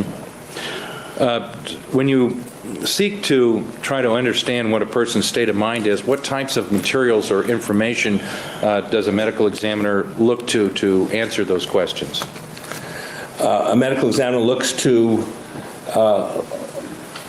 largely history of depression, to any statements made in orally or in writing that might indicate a person intends to kill herself. And those are the essential signs we look for to see whether or not we can conclude that the state of mind was such that a person intentionally tried kill himself. In addition to which, we will look at the cause of death, the mechanism of death, as to whether or not a person had to have intended to kill oneself by the way in which the injury occurred. For example, climbing over chairs and obstacles to fall out of a window. Somebody falling out of a window could be accident, suicide, or homicide. An investigation would go to see, did anybody push her out? Was there a struggle? Could she have been washing the windows? Accidental? Or did she have to crawl over objects to get there, which would make it intentional or suicide? With pills, suicide, a common way of committing suicide is overdose of pills. It would depend on how many pills a person took. If a person took 30 or 40 pills, sleeping pills, to die, at the time she died, that would be a sign of intent. That is, you can't accidentally take 30 sleeping pills. So the manner in which the death occurs is important, and the surrounding information as to depression, whether having seen a physician or a psychologist for depression, and all has to be taken into account in evaluating whether it's suicide or not. Okay. How does depression relate to a situation where somebody dies of a self-inflicted gunshot wound? In other words, what's the connection, if any? The connection is that in the great majority of cases of people who commit suicide, they have had evidence of depression in their past. And often they've seen doctors or psychologists for a common association. Now, the great majority of people who are depressed don't commit suicide, but it's a very high risk factor in people who kill themselves, and it would be an indication of intent. Is there any way to know what was in Lana Clarkson's mind when the trigger was pulled?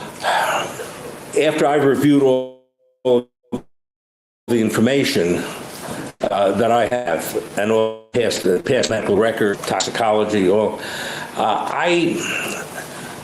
I don't think I could come to a definite conclusion as to whether she intentionally shot herself or not. Often people will... I agree. Sustain. Is there any question in your mind, Dr. Biden, that she did shoot herself, whether it was intentional or not? No, there's no question that she, her hand was on the gun and pressed the trigger at the time of, that caused her death. And you mentioned in some of your testimony this morning that you've investigated, been involved in going to scenes where people have died of self-inflicted wounds, and some of them being in the mouth. Is the manner in which the gun was held, is that significant as to your conclusion in this case, the fact that it could be held in the manner which would cause her death with this type of injury? Well, the fact that the gun is straight in the mouth and slightly upward is typical. The fact that there's no evidence of a struggle or a fight that I could see on the remains is typical of self-inflicted. Now, sometimes self-inflicted occurs unintentionally. Russian roulette, playing with a weapon, not knowing it's loaded, having a lot of alcohol on board. Okay. You mentioned alcohol, Dr. Bodden. What role, if any, does alcohol or drugs does it play with people that die of self-inflicted wounds? Suicidal gunshot deaths involve alcohol. Alcohol diminishes inhibitions. Alcohol, that somebody who might be inhibited from harming oneself, it might be that desire not to harm oneself might be taken away by the alcohol. That the person may be reckless. The person may not realize that the weapon is loaded. So people do foolish things when they're drinking, and about half of all people who commit suicide. I'm not saying this is suicide. Half of all people who commit suicide have alcohol on board. Okay. How about drugs in addition or by itself? Were there to drugs act in many ways like alcohol, the narcotic drugs, especially by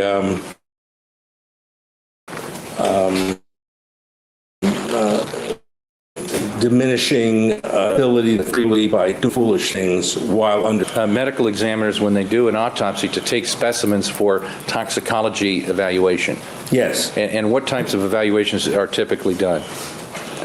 Well, normally in a violent death, anybody who dies of accident or suicide or homicide, the medical examiner will remove specimens to look for alcohol in particular and a whole variety of drugs of abuse to see whether or not they may have contributed to the lethal action.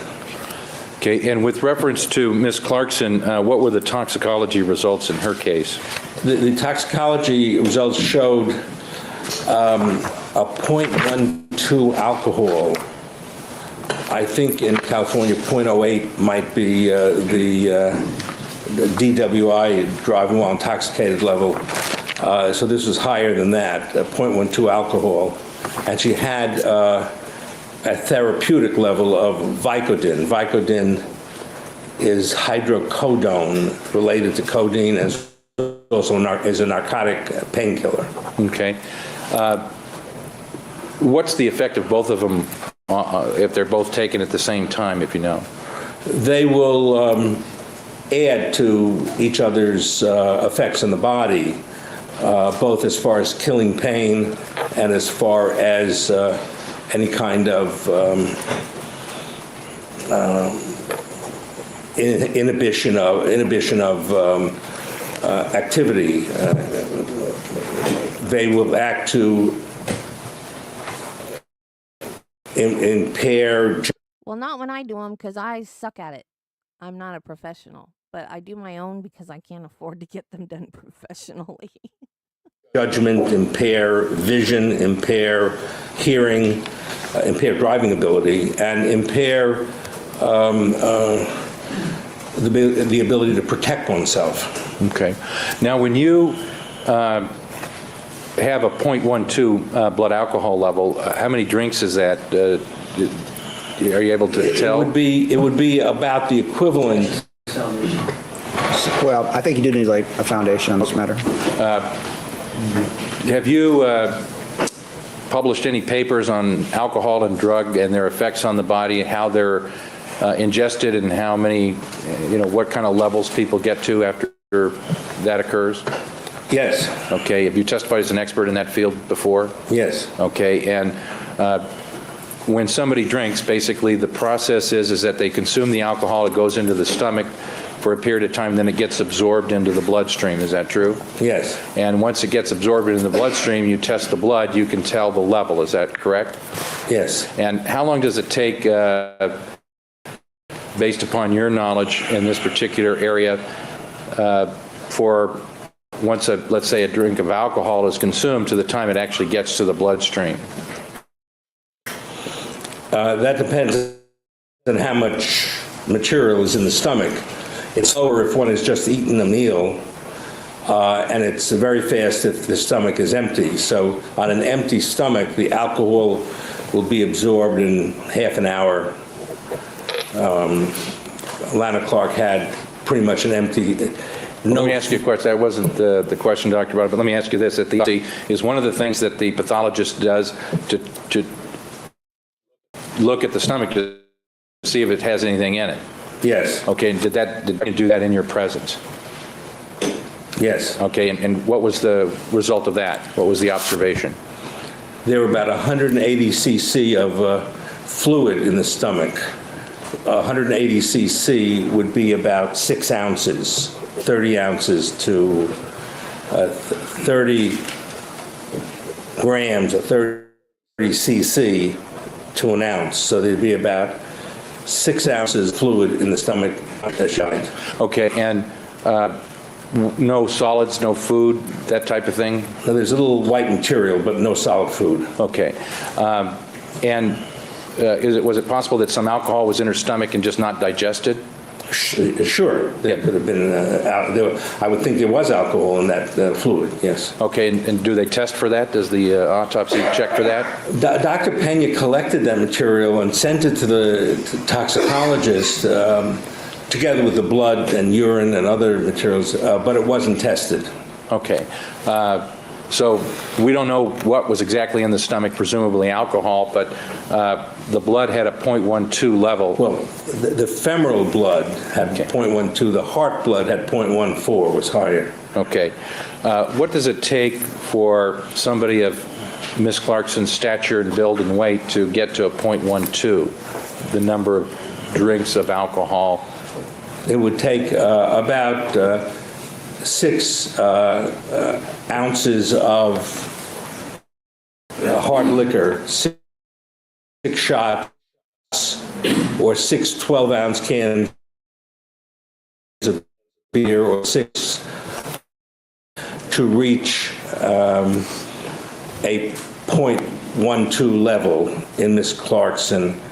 And she would burn up one of those every hour. So if she drank over 2 hours, you'd have to add 2 more drinks. Okay. So, Dr. Bodden, with reference to the alcohol level together with the Vicodin, and what is Vicodin? If you could tell us what type of... Similar to codeine and morphine, and used as a painkiller, and has all debits of narcotic drug. Okay. Is it subject to being addicted to? Yes, it causes. Are they trying to say that she got addicted to hydrocodone because of her wrist break? And that contributed to her supposed self-deletion? Relief of pain, but it also can cause addiction. Okay. With reference to the inflicted or not, and well, let me ask you this question. I apologize, Dr. Bodden, but did you get all of this toxicology information from Attorney Leslie Abramson when she provided you these materials that you previously discussed about? Yes. Okay, and I take it, is that when you came to your formal opinions in this case after you reviewed that material? Yes. Okay. Well, my opinions about cause and manner of death, yes. Okay. Other materials came to you later, I take it. Is that also correct? The medical records and things of that nature? Yes. Okay. Now, at the time that you got these materials and came to your opinions as to cause and manner of death, was your wife, Linda Candy Bodden, was she involved in the case at that time? No. Okay. With reference to this particular case, I'd like to ask you some questions about the scene and the position. I want you to look at a photograph that I have of that, and this would be Defendant's Exhibit T.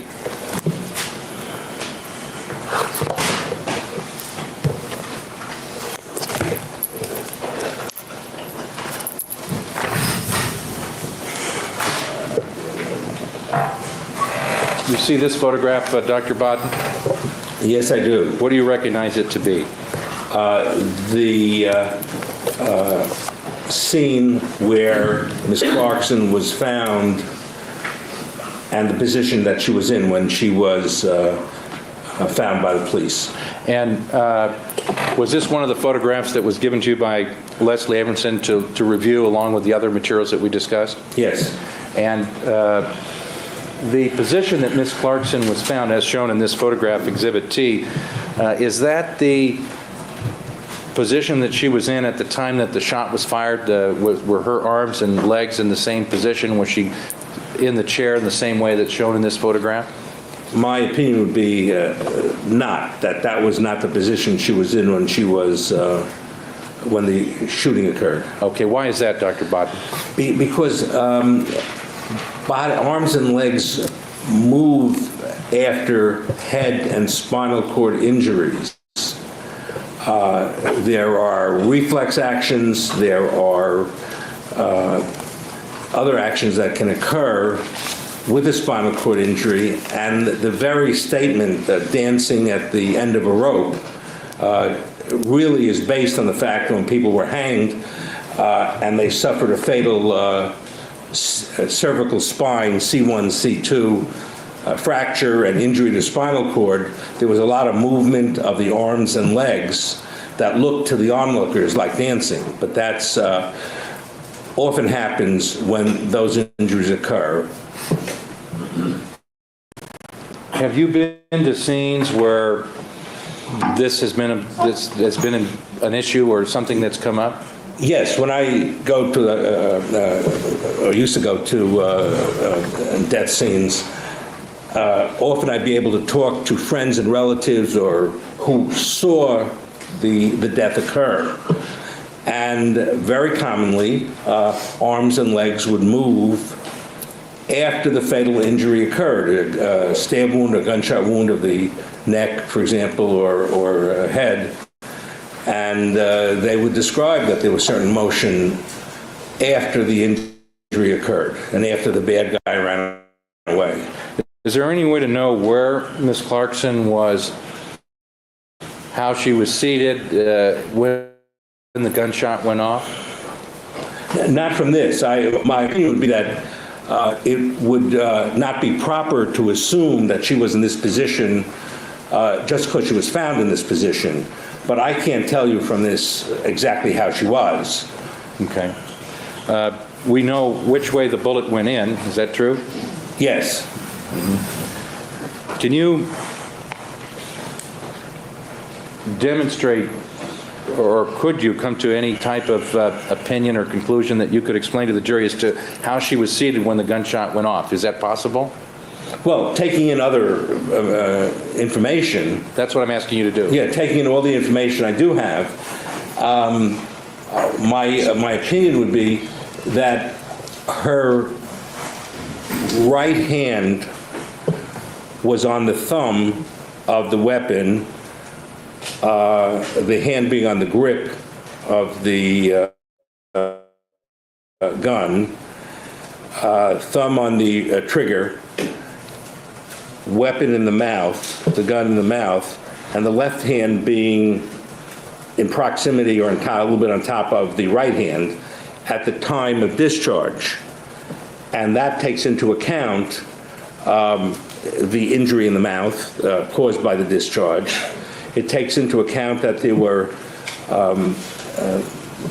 gunshot residues on the hands.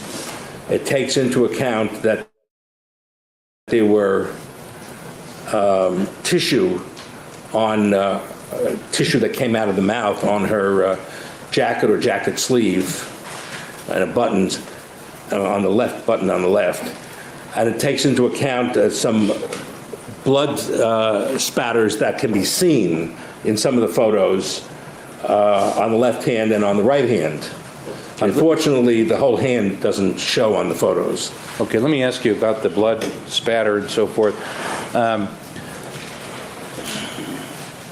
Have you reviewed any, well, did you know whether or not a criminalist by the name of Jamie Lintemoot collected anything from the area of the decedent's, the backs of her hands and wrists prior to the body being moved? Is there some information in the coroner's file from that? Yes. Okay, and you reviewed all the information in the coroner's file, correct? Yes.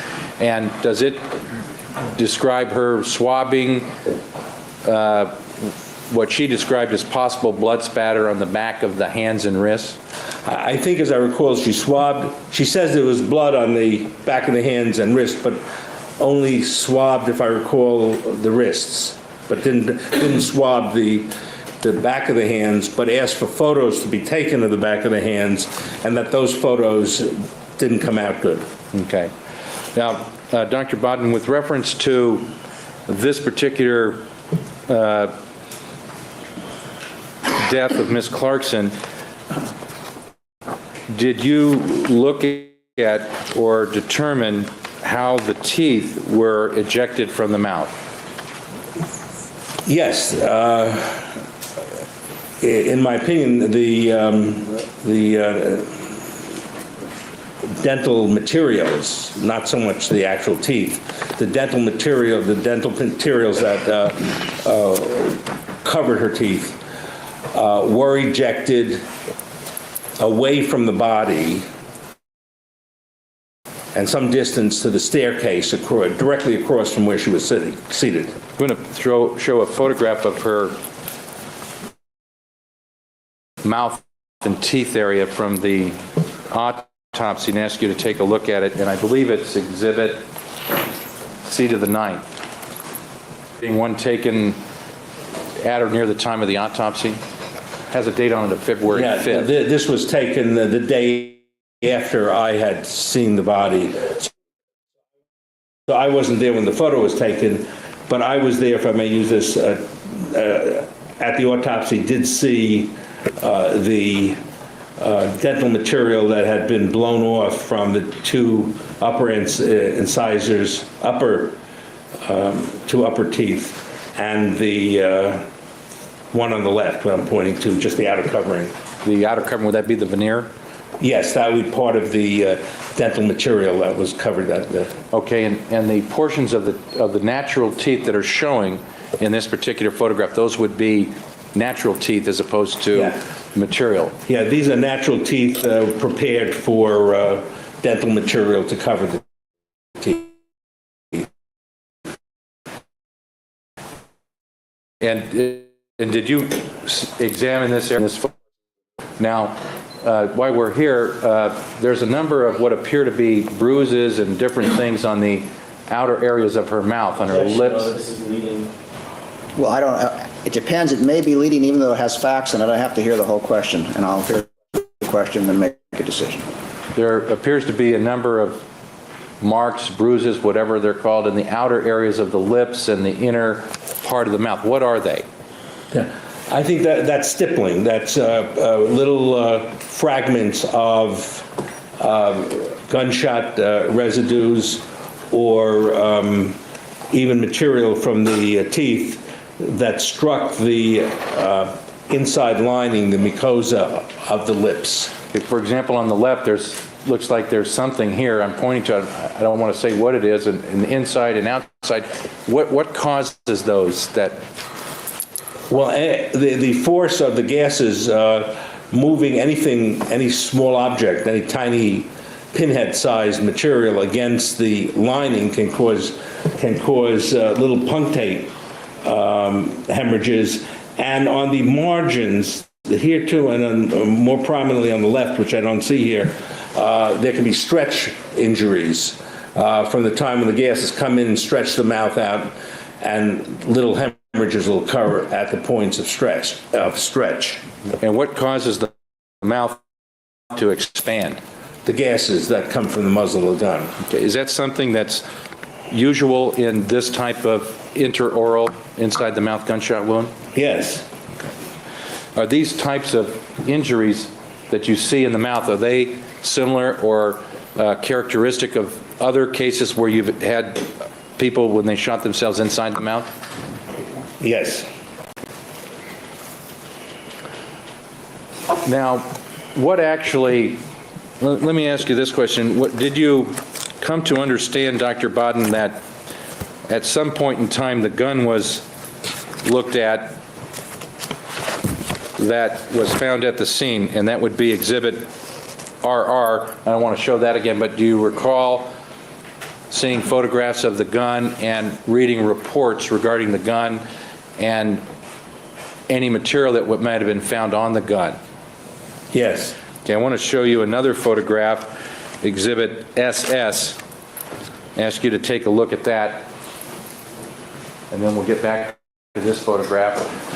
Do you recognize this as being a photograph of the site, and that this portion here with the wrist being the rear ramp of the gun sight, and the bullet or the front of the gun, the muzzle of the gun, being in this direction here to the right of the photograph? Yes. Okay, and did you read any reports or any test or any testing reports regarding what this material was, and was it determined to be natural tooth material? Yeah, my recollection is that there was natural tooth material on that site. Okay, and based upon what you saw at the autopsy, based upon the injuries to the mouth and the circumstances that you previously identified, where did this natural tooth material come from? From striking the upper, one of the upper teeth. Okay, we can get back to the last photograph.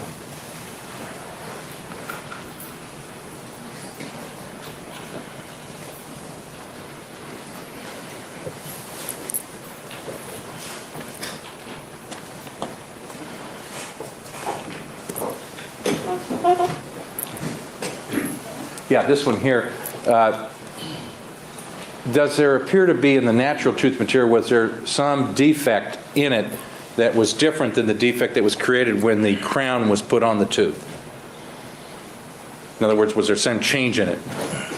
I don't recall. I don't recall. In your opinion, Dr.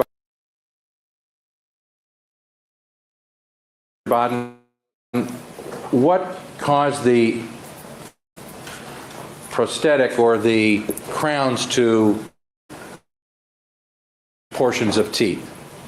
In my opinion, the blast effect, the blast of the gases streaming outward, the dental material to break off and to fly out toward the staircase. Okay. And would the head have been positioned in the direction where the teeth, in the general direction where the teeth were? Yes. So this portion of the missing acrylic on the, this would be a canine tooth, is that correct? Or no, that would be a lateral incisor. Lateral incisor, and then the two medial incisors are the ones that material is broken off, and right next to them are the lateral incisors. Okay. And there was some missing tooth material on one of the two posts of the teeth. The one on the left, yes. One on the left, okay. And that would be consistent with the tooth material on the side of the gun, is that correct? I see, yeah, that would be too, yes. Okay, now Dr. Baden, with reference to the gun, what happens to the gun once it's fired inside the mouth? In other words, what effect is there when the gun is discharged inside the mouth as far as where the gun goes or doesn't go? Well, the gravity comes into the picture, and the gun would slide down usually when somebody has discharged a weapon and causes death. The hands relax, and the weapon goes down by gravity. So in this instance, the weapon would have slid from the mouth down the chest to the floor. Okay. Dr. Baden, with reference to the, do you know what a recoil is of a gun? Yes. Have you ever shot a gun? Yes. Okay, and what is recoil as you understand it? It's when the gases, we go back to Newton, when the gases go forward, the gun goes backwards. It's the opposite direction of the force of the blast. Okay. Reference to the physical evidence there, the loss of the teeth, is it all consistent with Ms. Clarkson pulling the trigger to the gun while the barrel was inside of her mouth? Yes. Now, the gun barrel in this particular case is about 2 inches long. Would the gun barrel have been about 2 inches inside the mouth or less than that, or do you know? It could have been 2 inches or 1.5 inches in the mouth. Okay. Is there any way to tell from the physical evidence, the nature of the injuries to the lips, the mouth, inside the mouth, the tongue, whether or not the lips were open, closed, or anything such as that? Yes. Yes. What can you tell about that? I can tell from the stretch marks on the sub that the lips were tightly applied. Then there'd be real tears in the stretch marks, so that we sometimes see tears on the cheeks, on the outside of the cheeks from the blast effect contained by the tight lips. If the mouth were wide open, there probably wouldn't be any injury to the sides of the angles of the mouth. Okay. So I think it was probably loosely adherent to cause some stretch injury on the left, and but no severe injury. Okay. Dr. Budden, I'm going to show you another photograph, Y to the 6th. Take a look at that.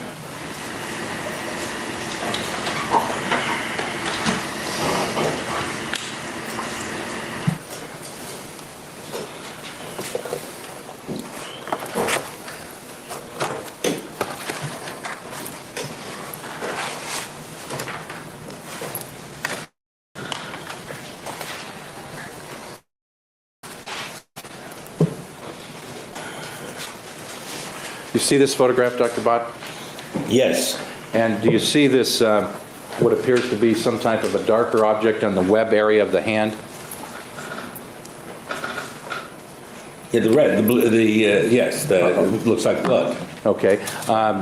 When you've been to these scenes, these death scenes, have you ever seen blood on people before? Is that something that you would ever look for? Sure. Blood on people, blood on walls, blood in the scene. Sure. Okay. And is that something that if you go to a scene that you try to take note of, at least to look at it to see if it might give you some information? Yes. And why do you do that? Because sometimes the blood spatters and the blood patterns can be helpful to the forensic pathologist at the scene. In this instance, for example, this type of spatter can be very helpful because that's a sort of bowling pin type spatter where, to me, it looks like a bowling pin, where the spatter lands here and continues in that direction. I'm going to object at this point, Your Honor. There's no foundation for this. The doctor's already said that he's not a blood spatter expert. Sustained. If you want to try to lay a foundation, you may. You know, I think I'll do this. Doctor, I want you to assume for purposes of this question that this is, that the blood spatter starts here and goes up in the direction where the dot is. Just assume that fact for purposes of this question. Yes. If you assume that, does that blood spatter assist you at all in explaining what happened in this particular case? The doctor's not a blood spatter expert. You're going to have to lay a little more foundation. I'm going to sustain the objection, but you can attempt to lay a foundation. Doctor, in the scenes that you've gone to, have you ever encountered situations where there's blood on people's hands? Yes. Have you ever seen blood on people's hands where they've shot themselves? Yes. Okay, where the manner of death was self-inflicted wound? Yes. Is there literature that you're familiar with within your specialty of forensic pathology, in other words, literature that the 400 forensic pathologists would review, such as yourself, dealing with blood on hands and things of that nature? Yes. Now, have you ever been to forensic scientific conferences where people talked about blood spatter as it relates to cause and manner of death? Yes. Have you actually talked about blood spatter as it relates to the body and what a forensic pathologist should look for in trying to determine the cause and manner of death? Yes. All right, I'm satisfied. You may proceed to your question. And when you would go to a scene, if there was a suggestion that somebody was shot, whether it was self-inflicted or not, would you look at blood that was on the person's face or hands or feet or wherever it was found? Yes. Okay. How about, let's say, their clothing, if it was on their skirt or whatever? Yes. Okay. And why would you want to look at it, particularly if it was on somebody's hands? Well, if their issue has to do with the position of the hands relative to some wounds on the body that blood comes from, the blood spatter may help in telling the forensic pathologist where the hands were in relation to that injury, be it a stab wound or a gunshot wound. In this particular case, does this blood stain help you do that? Yes. How does it help you do that? It helps me because it tells me, this is the base of the thumb, that this blood spatter is going in the direction away from the thumb, and it is consistent with the other information about the hand, the left hand being near the mouth on the weapon, because the only source of blood in this death is coming from the mouth. So it helps position the hand near the mouth. Okay, that's one, so it's consistent with the self-infliction of the wound by Lana Clarkson. Yeah. Did you also look at other photographs of blood stains and so forth, to the extent they were taken and you could see something in them? I'm sorry, Did you look at other photographs of blood stains on the hands or wrists? Yes. To the extent that the photographs showed anything, were there other blood stains that were consistent with Ms. Clarkson holding the weapon, putting it in their mouth and firing the trigger? Yes. Yes, there was one other one that I recall. I want to ask you a hypothetical question here, and I'm not sure if we've had this marked yet. I think Ms. Linda Kenny-Bodden did it. Let me...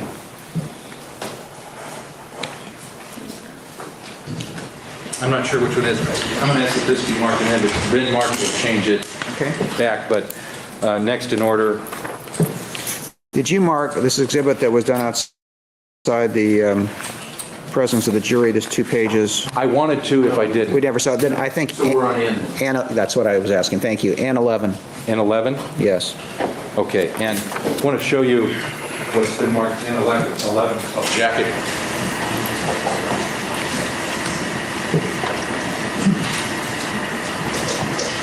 I don't know if they're allowed to ask this, but if I was on the defense, I would say, do you think if someone stuck a pew-pew in your mouth that you would just keep your hands down by your sides and let them shoot it? Or do you think you would put your hands up and touch the gun and try to pull it out of your mouth? Wouldn't that leave some blood on their hands, doctor?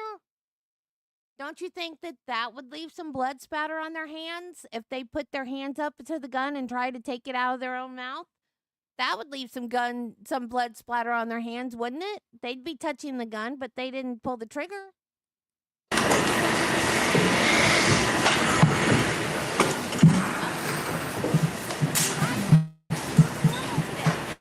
All right.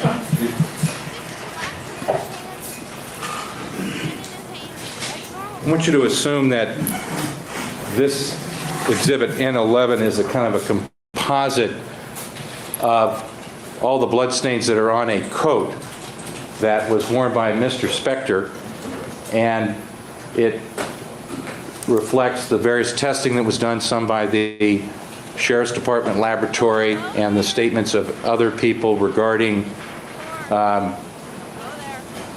whether bloodstains are transfers or blood spatters, whether it's high impact or whatever. And I'm not going to go through those with you, but I want you to assume that this exhibit demonstrates that, and ask you a few questions, assuming that to be this exhibit to be correct. And the first question I want to ask is that, are you, as a forensic pathologist, do you hold yourself out to be qualified to look at a garment such as this coat that's on this exhibit N11 and give opinions as to whether something is high velocity, medium velocity, spatter, things of that nature? To a certain degree, I can. Okay. But to a certain degree. Okay. Based upon I want you to assume that this is the condition of the coat after the shot is fired, once the coat is collected. I want you to further assume that on the arms of the coat, below the elbow of each arm of this white coat, that there's no blood spatter. Would that be consistent with the person wearing this coat, firing a weapon, given the injuries and blood spatter that came from Lana Clarkson's mouth? Objection, based on the doctor's own answer. I don't believe he is an expert in this area. I need to ask a question. Based upon your training and experience, do you believe you have encountered similar situations or discussed similar situations within your experience that allows you to answer that question? Yes. I'm going to allow him to answer subject to cross-examination. You may proceed. Assuming that this coat is found in this exhibit. Yeah. To the extent any guys do blood spatters on the cuffs and the lower portion of the jacket, to that extent, it would be not consistent with the wearer of that jacket firing a weapon, firing that particular weapon into the mouth. That particular weapon, given the blood spatter that came from Miss Clarkson's mouth. That's correct. Now, how do we know that blood spatter came from Miss Clarkson's mouth? Blood spatter, because it was an intraoral gunshot wound, so that that without an exit of the bullet, so that gases and blood had to come out of the mouth or nose. Could have been the nose also. Okay. And when you saw Miss Clarkson at the scene, was there blood outside of her body, on the front of her to the right and other places? Yes. Now, Dr. Bodden, does tissue, human body tissue, also come out of the mouth when there's an intraoral wound where there's no exit wound? Yes. And how does that happen? If you could explain to the jury what the injury cause and effect mechanism is for the tissue and what kind of tissues are involved. Yeah. The bullet itself mechanically will strike the inside of the oral cavity or the back of the oral cavity and cause a disruption of tissue and tissue to loosen the mouth, and the tissue will then be blown out with the blood spatters. It would go out with the blood spatters onto. And if this person was holding a gun when it was fired into a mouth, the Miss Clarkson's, that you get some tissue on the inside of the sleeves, the outside of the sleeves, the area where the sleeves come up to the wrist. Yes. Would you expect there to be some tissue on, if Miss Clarkson fired the weapon, would you expect there to be some tissue on her garments, on her jacket or her clothing? I would expect there to be tissue on her clothing. Dr. Bodden, with reference to... I'm sorry, had you finished your answer? I hadn't quite finished. Oh, I'm sorry. I would expect there to be tissue on her clothing coming out of her mouth. Yes, and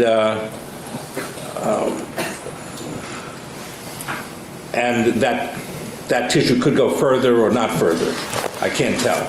Is there any way to know, let's talk about tissue first of all, is there any way to know how far it would go?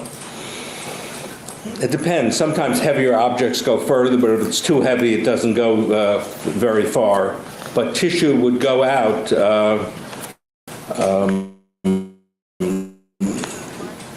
usually more than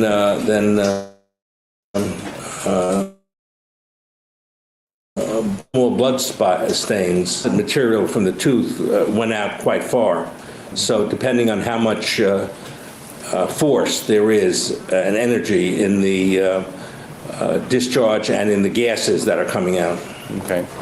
So have you been to scenes where you've seen blood spatter go more than 2 feet? Size. Well, we can start just generally, and that can be subject to cross or further direct. Overruled. You may answer. Yeah.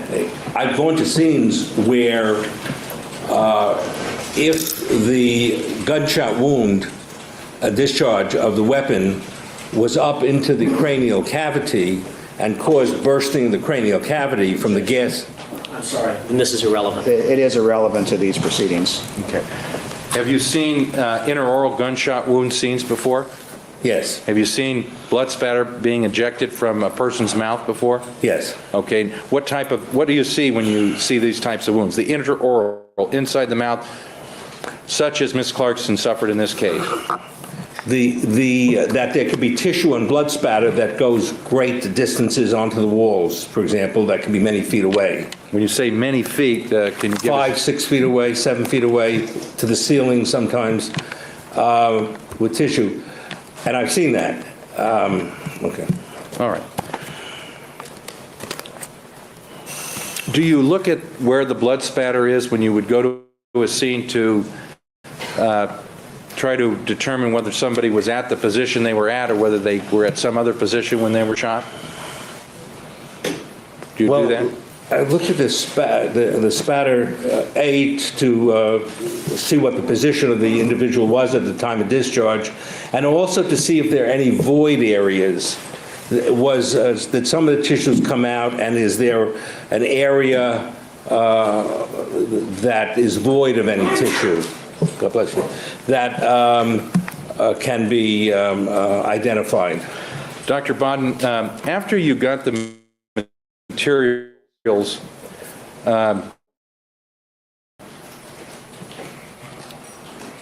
from Ms. Abramson, was there a time when you went to the Los Angeles Sheriff's Laboratory and looked at the clothing items that were purportedly worn by Lana Clarkson? Yes. Okay, when was that? That was about May of last year. 2006? Yes. Okay, and did you go with myself and Mr. Blazer and other people and Dr. DeMeo and Dr. Lee, Stuart James, as well as some other people? Yes. Okay, and did you look at the clothing? Yes. Okay, and did you look at the clothing? And let me ask that this picture exhibit, hold on. Ask that another exhibit you put up, 1.261, and this is a new exhibit. The 011. Should take a look at this.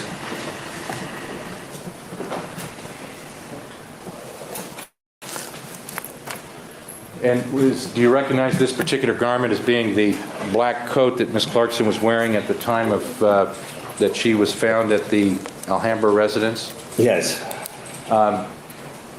Did you see what appeared to be blood spatters on her right or on her shoulder that's depicted in this photograph? Yes.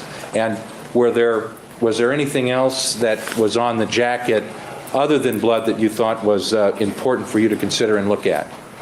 Yes, there were matter that appeared to be tissue. Okay. Tissues, human tissue. Okay, and did anybody end up collecting that to your knowledge? Yes. How did that occur, or who directed it be collected? I think Dr. Vincent DeMaio pointed out areas for collection to an individual who collected the material and then prepared microscopic slides of that material. Okay. And does the tissue that was on the jacket, just in general, does it suggest that Ms. Clarkson was holding the gun when she pulled the trigger? The tissue would have come out of the mouth and out of the nose and demonstrates that tissue came out, and the absence of tissue on anybody else would make. She had her purse on her shoulder and her coat on, and she was by the back door, which is where they pulled up to come in and out of the house. So I think she was trying to leave. That indication. Okay. So does that further support your opinion that this was a self-inflicted wound as opposed to a homicide, which means the death was at the hand of another? Yes. Okay. Now, did the materials that Ms. Clarkson sent you, did they contain information regarding Mr. Spector, background information? I need to object. The board needs to correct himself. Well, let me Ms. Clarkson, he said Ms. Clarkson. Ms. Clarkson didn't send him any. Oh, did Ms. Abramson, I'm sorry, did she send you materials regarding Mr. Spector's background, incidents with him allegedly regarding guns that you considered before you came to your opinions in this case? I did receive such materials I'm not sure for Miss Abramson or afterwards. Okay. Let me ask you this question, Dr. Bodden, with reference to what is the definition that a pathologist uses when he determines that something is a homicide as opposed to another manner of death? What do you mean by homicide? Homicide is a medical term, not a legal term, and it means death caused by somebody else. Okay. That, if I may explain. Go ahead and explain. Doesn't mean criminal necessarily. Capital punishment, if somebody dies in the electric chair, we would call that homicide. If there's some kind of self-defense or all, we would say homicide and up to the district attorney to decide if it's a crime or not. So homicide just means death caused by the actions of another. Okay, so does it include identity, the issue of identity? In other words, when you rule something's a homicide, do you conclude who it is or who it's not? The medical examiner is responsible for determining the name of the correct name of the person put on the death certificate. So it's responsibility to make sure the identification is correct. But the term homicide would be the same even if it were an unknown person. So we would call it homicide whether or not we knew the identity of the individual. Okay. And in this particular case, it was your opinion that this was a self-inflicted wound and not a homicide. Is that correct? That's correct. Dr. Bodden, I want to put on another exhibit. This would be a medical record that starts with 7521. And I think it's been previously marked as E11. This in time.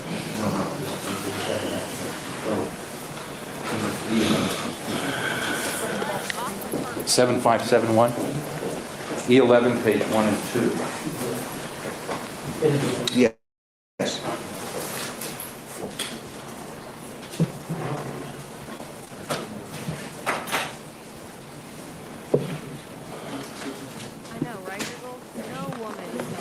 Do you want to approach? Since everybody's headed this way, I'm going to sort of guess that.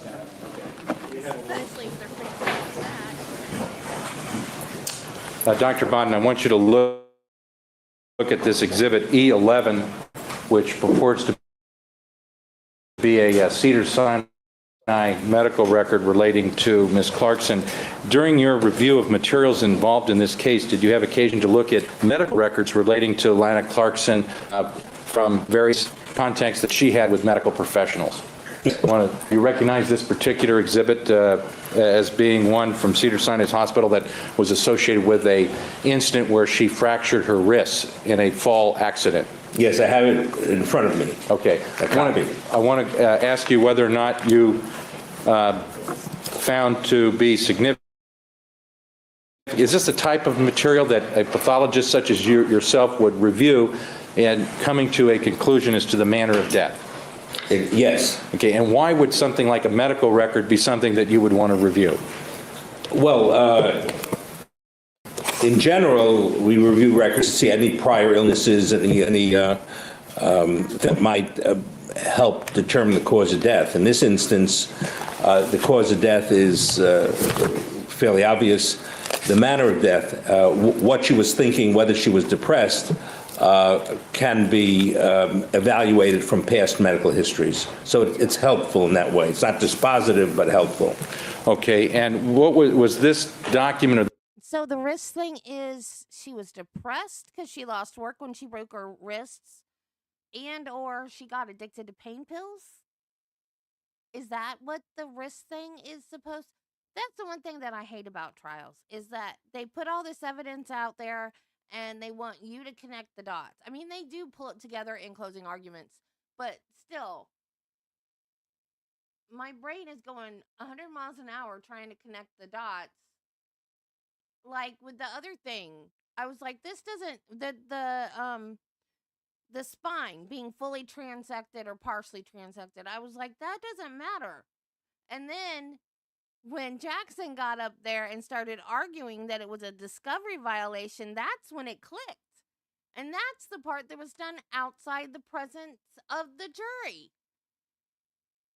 So, how is a jury supposed to connect all these dots if they don't make it plain? I'm just so glad I don't have to ever sit on a jury again because I have a medical exemption. I know that's not a good citizen, but I guess I could do it if I absolutely had to, but I'm just glad I don't have to. It's such a hard job. I mean, we can sit here with all we know, because, like, we always know background information and stuff, right? We can sit here with all we know and still say, man, is it a hard job? Can you imagine jurors that don't know stuff that have to go back and pour through all this information and try to figure it out? It's not easy, y'all. It is, oh, man. I still don't know, though. I don't understand why this jury was hung. This just seems so obvious to me. But, yeah, the transect, now I get it. Now I totally get it. Because now they're trying to say, oh, she was still alive and she expirated on him. Yeah, right. No, she wasn't. This record helpful in any way regarding Ms. Clarkson's past medical history as well as any prior medications that she was on or was important about? Yes, this was actually on Christmas Day, December 25th, 2001, that she was at Cedars Sinai, and because of fractures of both wrists. And it says here, according to the treating orthopedist, in the past medical history, which is routinely obtained when people come to the hospital, quote, significant for migraine headaches and some depression. And then the medication indicates Paxil and headache medication. So that was helpful in trying to evaluate her past history. Now, did you have occasion to look at her medication prescription records from Long's Drugstore? I did. And did it include medications for headaches and Paxil medications for whatever reason it was given? Yes. And were there other medical records that talked about these headaches Ms. Clarkson had a medical history for? Yes. And how were they characterized in her medical records that you reviewed in this case? If you could give, were they just moderate, severe? They were referred to as, which are pre-headaches. That she had headaches, as I recall, since she was a teenager, over a period of time. Okay, and what's the significance of that, if anything? That in itself isn't significant to me in evaluating the manner of death. The medications taken, the mentions of depression are more significant. Okay, so you're really concerned with the depression that is associated with her, if they're associated with her headaches or for whatever reason. Dr. Bodden has clearly never had a migraine because I have had those thoughts much more during a migraine than during my bouts of depression. Migraines are awful. Awful, awful, awful. Reason. Yeah, I'm mostly interested in whatever history of depression there is, regardless of the headaches. Okay. Now, if somebody has a history of depression, that's known as a psych.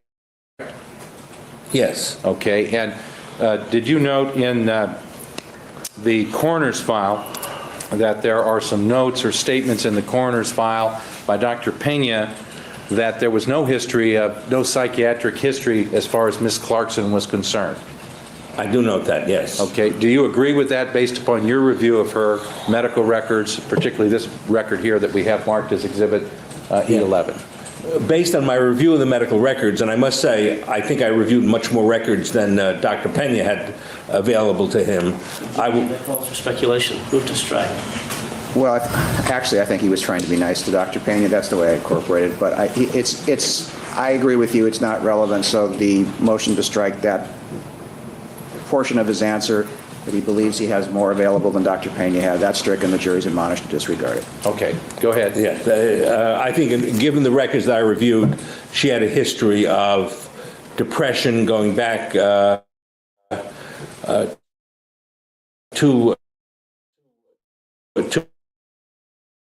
her teenage, and that she had. Counsel, I think we need to approach the bench. Let's approach the bench. Here's a stricken. Things to, let's say, the year 2004 to the date and time of Ms. Clarkson's death. Did you see in the medical records indications that Ms. Clarkson had some type of depression that was going on? That she had episodes of depression, yes. Okay. And would it be correct that close in time to the death are the more relevant or relevant as far as depression is concerned in the manner of death? Yes. With reference to a person's mental state, when you're trying to determine the manner of death, do you look at things to try to understand what their mental state was at or near the time of their death? Yes. And hypothetically, if there was some information that somebody was, quote, hearing voices, meaning voices that weren't real, would that be something that you would want to consider in determining the manner of death? That assumes facts, not an evidence. Sustain. We've ruled on this. Just don't go where I've ruled. And the jury's admonished to disregard this conversation. Mr. Plord, that's 2 in a row. I don't want to go there a third time. I would like discussion at the bench, and I've just made my feelings clear. Please go on to the next subject matter. I'd like to give a hypothetical regarding Mr. Barone, who testified, Your Honor. As long as it stays within what has been testified to, and the question was way too broad. Okay, thank you. I apologize. I want you to assume for purposes of this question that within the month of Ms. Clarkson's death that she was involved in a play. They were doing rehearsals, and it was reported that she said something about hearing voices that didn't appear to be real. Would that be something you want to consider, if that were true, in deciding and determining manner of death? I'm going to object. That's an improper hypothetical. That assumes facts that are not in evidence, and that's not consistent with the testimony. Approach the bench. All right. Back on the record, the parties are present as heretofore, except for the jurors and the alternates have issues. Real quickly, Mr. Jackson, I've got 3 emails that I'm going to be using the doctor that have not ever been sent to jury. I showed him. He wants to talk about deleting certain portions of them and get rulings on that. All right. I think it's the first email with Dr. Goldenson's reference to it. There's one sentence in the email. It probably is the one that's on the top of your stack right there, okay. Judge. Maybe 3/4 of the way down, where she says, I haven't met her, but I intend to soon, or something like that. That single sentence where she's indicating an intention to go see someone, I think should be excluded. The name of the doctor should be excluded as well. My feeling is that the address of the doctor, the phone number should be, but not the name. I mean, the fact that she's referring a doctor as opposed to just to pronounce something. I I don't think anything should be excluded except for the biographical information. It's not and I saw you look at me, it's not that it's privileged. I recognize that that is not a communication between the doctor and the patient. My argument would be it's not relevant, because I think any communication between the doctor and the patient is the only way that it would become relevant. Therefore, since that is privileged, I believe that reference is irrelevant. And I'm sorry, I'm the prosecution. The defense gets the point across. I think they want the point of the email that she's got some addiction problems of her own, dealing with pain pills. But if she gives the name of a doctor, their person, it's just, it seems to strengthen that she's talking about a specific person. I have no problem with that, and even I don't have a problem with the portion that says I'm going to give you the name of a doctor. Right. I have a problem with the portion that says, and I might go see that doctor myself. That's the portion I have. I disagree, because that is an intention of her state of mind. And since she's revealed it to a third person, this is not privileged. So I believe it can all come in. If they're going to delete the address and the biographical, that's fine. Fair enough. That's it. I want to leave the name of the doctor just to show That's it's fine. Dr. So-and-so. You may. Okay, very good. Other than that, yeah, that's right. What about, is that the only one in this stack? That was the only one in that stack. The only other thing I had, and I think Mr. Plord and I can deal with that, the address, I'm sorry, the dates are all missing. They're incorrect, and I want to make sure that, actually there's two things. Jennifer I'd ask for a stipulation that email is to Jennifer Sykes, not Jennifer Hayes, since there is a Jennifer in this case. Or just that it's not Jennifer Hayes. I don't care if you put the last name in. Yeah, I think that's correct. Okay. Here, January 2nd, 1904. Are incorrect. Right. And the jury should be able to put, it's up to them to put them in context however they choose to. That's all right. Okay. Anything else? The last thing is, I think Mr. Plord indicated that he may be wrapping things up with Dr. Bodden, and I need a little guidance. I can do one of two things, Judge, if you want to. Well, I can give you some guidance, which will probably tell you exactly what you need to do. Fine. The choices I have, based upon the findings I've made, are either to strike that portion of Dr. Bodden's testimony or to give a jury instruction later on. In order to strike it under People versus Edwards, which is 17 Calip 4th, 1248, I have to be able to make three findings. An intentional violation of a discovery order, which I've made that finding. Improper intent to gain tactical advantage, which I've made that finding. And the third finding is exhaustion of all other less restrictive sanctions that would achieve the purpose of discovery. Now, at this point, I'm not going to excuse Dr. Bodden if you want to, consult with other doctors, so for the purpose of cross. So to get to the striking, I can't make the third finding at this point. So I would say do what you need to do, and I'm not going to excuse him, and we'll go from there. Okay? That's fine, Your Honor. All right. And just so there was some... Yes, go ahead. I'm sorry, I didn't mean to interrupt the court's train of thought. I obviously need to cross-examine on certain issues. Yeah. What I want to make sure we don't do is, because I have to cross-examine on certain timing issues, et cetera, and Dr. Bodden's a smart guy, he'll figure out what that is pretty quick. Mr. Plord may want to get up on redirect and re-explore that entire area. And I think that is an improper, it's kind of bootstrapping. It's going to use what I have to do to explain to the jury against me. And I'm kind of stuck. Well, there's another case. It's not directly pertinent, though it sort of gets there. There's a case, I think it's People versus Lamb, which is at 136 Calap 4th, 611. Right. In the Lamb case, the remedy they found for the type of violation we have here was they prevented, they actually presented the defense from calling the witness at all in sur rebuttal. This is sort of semi-related to it. So at this point, until you're done and you've had a chance to examine this, if you happen to finish before you go on with your other attempts to get either other witnesses or talk about it and let me know what's happening, I'm not going to give the defense permission to go back into and use that at this point. Now, at some point, that may become appropriate, but not right afterwards until you've exhausted everything you've done. So you need attention, Mr. Brunn. To repeat the Edwards side, I'm sorry. Sure. Well, you want the Lamb or the Edwards case? Yes, Edwards, please. Edwards is 17 Calap 4th, 1248. Lamb is 136 Calap 4th at 611. And there's two other cases you might like talking about the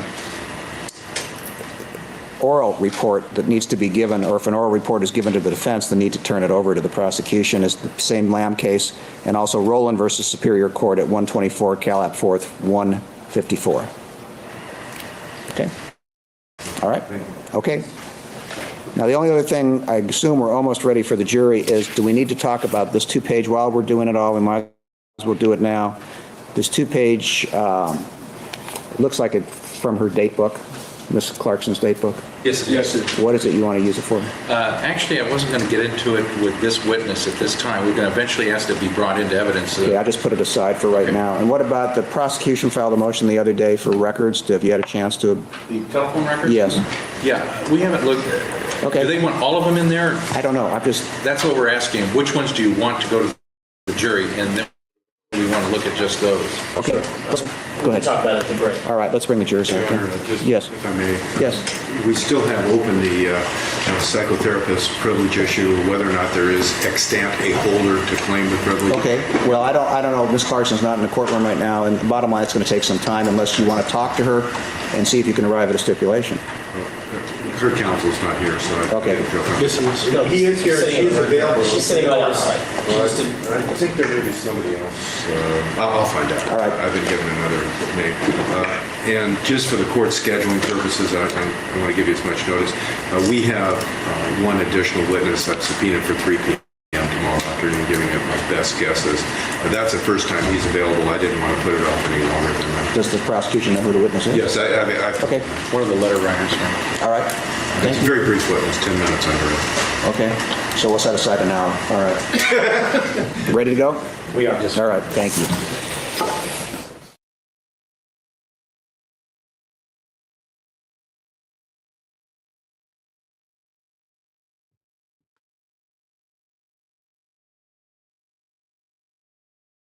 Okay. Are we almost 11 parts? I seriously doubt we've done 11 parts today. No, this is part 4.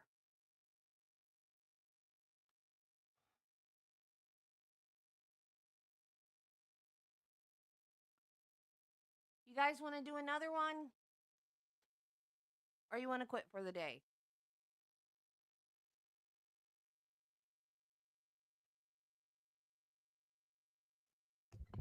Hello?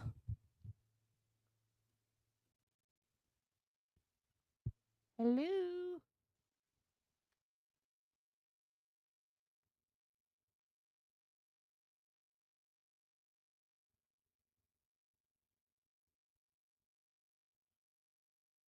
You guys want to keep going?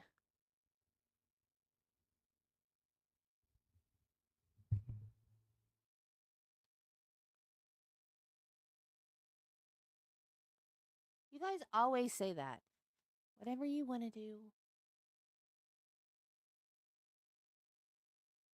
Okay, this one's 44 minutes. We'll do one more, and then we'll call it a day.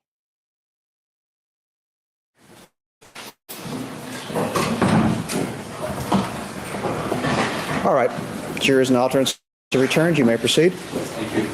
What we decided to do to make it easy and hopefully accurate is that Mr. Rosen, since he did Mr. Barone's, he's going to give a factual offer of proof, then I'm going to ask a question, if that's okay. All right. I spoke with Mr. Jackson. We believe that the facts are as stated, that John Barones testified as follows, that during one of the preliminary rehearsals, which would have either been the first one or the second one, that when Miss Clarkson came out on the stage area to participate with the other actors, at one point she stopped and said, "Do you hear that?" referring to other voices. And Mr. Barones looked at her, did not, no one else did. He indicated no. She says, "Don't you hear these voices? There's voices." At which point Mr. Barones and he instructed another individual to leave the rehearsal, go into the hallway, because this was an edifice. It was a building that had other rooms in it, and there were potentially other individuals in the room. The other individual left. He checked the hallways. He checked outside, came back and reported to Mr. Barones that there were no other individuals talking or no other individuals in the area. And then I believe the rehearsal recommenced. Dr. Bond, did you hear what Mr. Rosen stated as far as that testimony, him paraphrasing the testimony of a Mr. Barones? Yes. Okay, and that related to an event regarding Ms. Clarkson in the month of January of 2003. Assuming those facts to be true, regarding the hearing of these voices. Is that something you would want to consider regarding the issue of manner of death, somebody hearing voices? That would be a factor, yes. Okay, why would that be something that would be important for you to know and understand or want to consider in determining manner of death? Because it may have psychiatric implications, and it may have implications as to her behavior afterwards. Now, would the timing of when the voices were heard, assuming they're correct, that they were voices, and when the death occurred, does that make a difference? If it was 10 years before versus 2 years before, or 30 days before? The closer to the time of death, the more significance. Okay. With reference to Ms. Clarkson, were you given a number of emails to look at, to consider with reference to the manner of death? Yes. And were these emails, some of these emails, ones that she had written? Yes. I don't want to go through all of them, Dr. Bodden, but I want to go through a few of them, and I want to start off with one that is at the that have this marked next in order, and at the top it says subject, or SUBJ : the doc, and have this marked next in order. The next one will be P11. P11. I'm going to have you take a look at this, Dr. Bodden. It's going to be on the screen, and I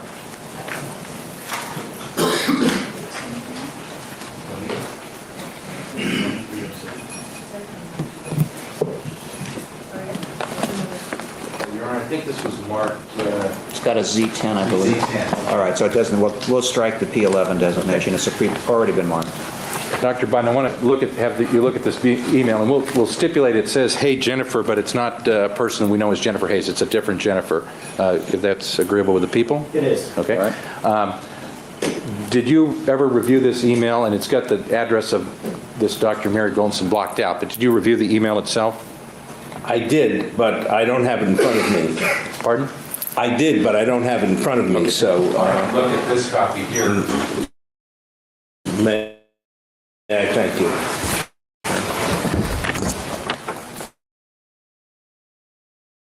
I did review this. Okay. And background at or near the time of her death that you felt was important? It did. What did it tell you?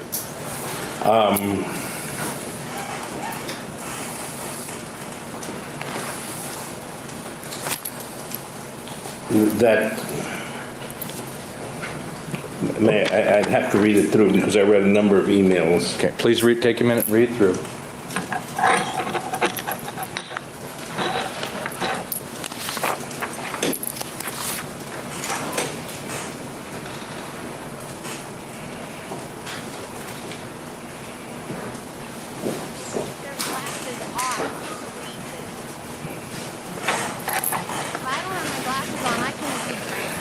In general, it indicates to me that she knew about this doctor who handled people, who treated people who had certain mental health conditions, and thought highly of her. Okay, and does it talk about whether or not she had any personal problems in her life? It says that ever since the injuries, which I assume are the wrist injuries, she's had a tough time. It's been very difficult, but I keep plugging away.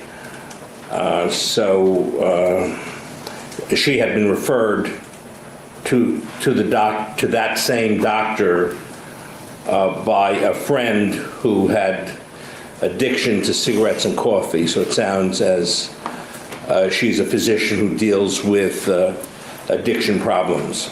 Okay. And that she says I have more serious addictions than coffee and cigarettes. Okay. Were there other emails that talk about her addiction to pain medication?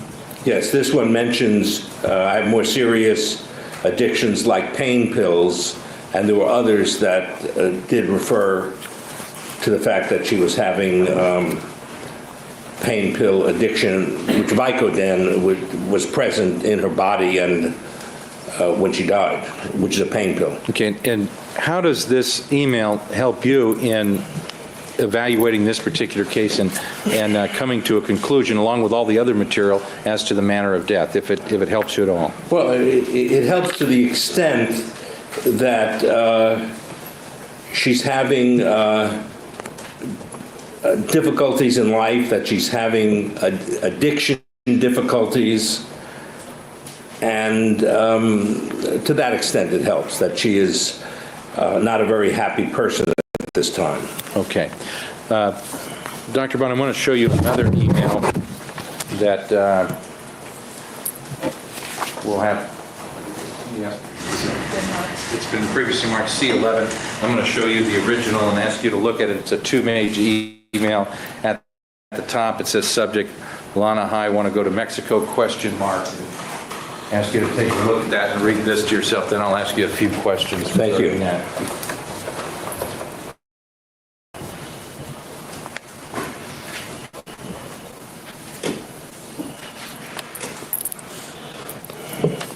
Well, this email, she indicates that in the second sentence, I was depressed about my car, my life, my career.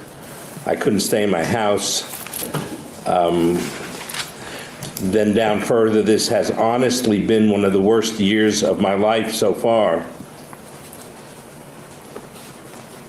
Why would statements like that, purportedly made by Lana Clarkson herself, be significant in this case?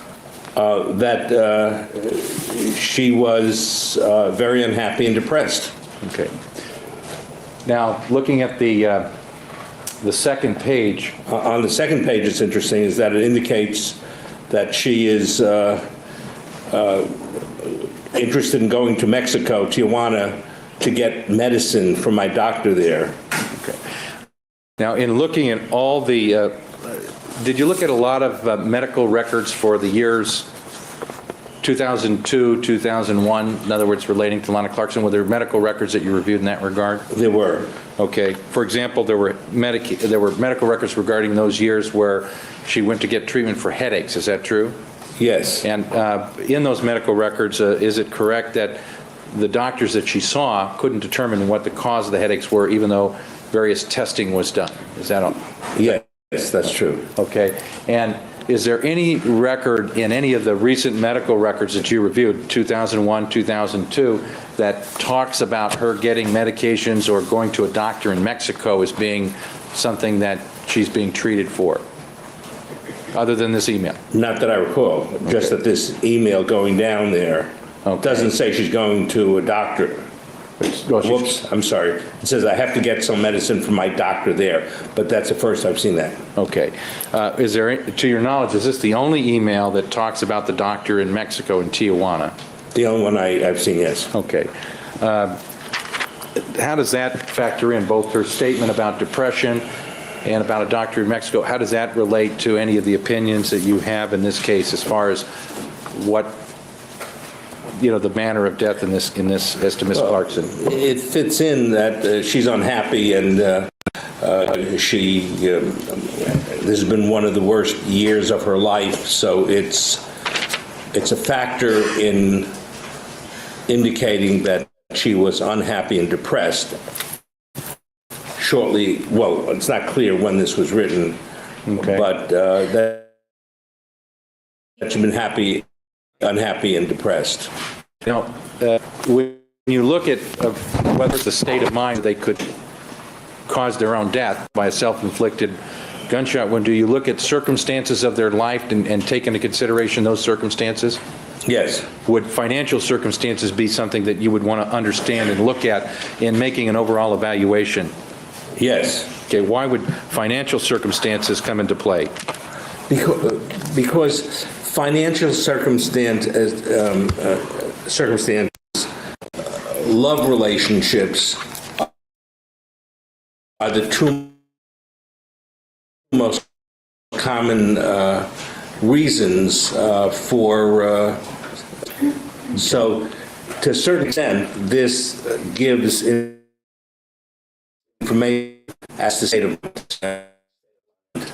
What understand looking at various emails, and I don't want to go through them all on what that had a love interest didn't work out and that you said about that.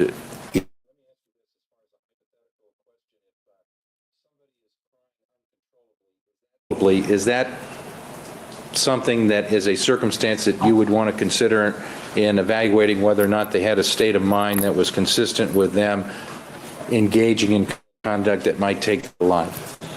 A lot depends on the circumstances, but it would be a factor, yes. To be If it wasn't because of bereavement, let's say the loss of a loved one or a friend, that would be something you want to consider, I take it. Is that correct? If somebody were crying because of depression, mental depression, that would have a certain significance, whereas if it was because they lost a loved one, that would have a different significance, but it does have a significance. Okay. So that would be another circumstance you'd want to know about, is that correct? Yes. Okay.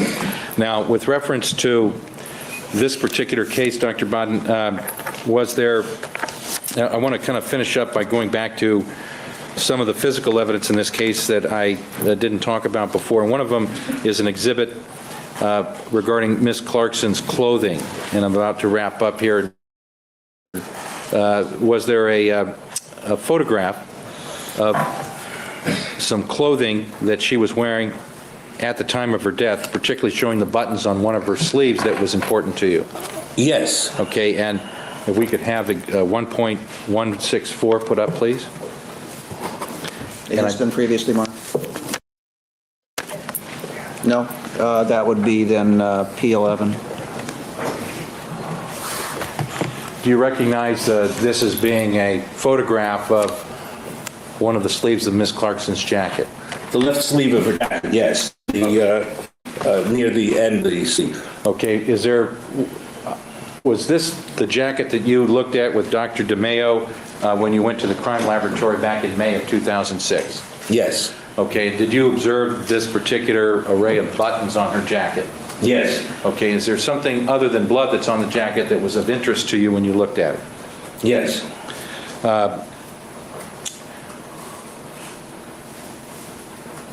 Was this a portion of the jacket that some tissue slides were looked at to see what kind of tissue was involved? Yes, that is, we looked at this middle button in particular, had what appeared with the naked eye and under magnifying glass to be tissue rather than blood, tissue from the oral cavity. Okay. And requested that this be removed and made into a microscopic slide to look at under the microscope to see, indeed, if it were tissue or blood. And was that tissue, to your knowledge, removed at the direction of Dr. DeMeo? Yes, this was removed at the direction of Dr. DeMeo, and as I recall, around January of this year, around January of 2007, and around March, microscopic slides were completed and showed this to be tissue from the mouth and not blood. Okay.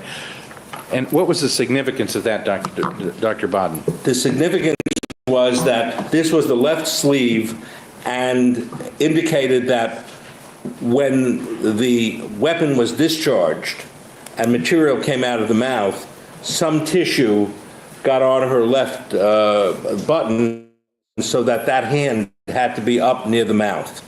Dr. Baden, with reference to this item, you looked at the clothing itself, is that true?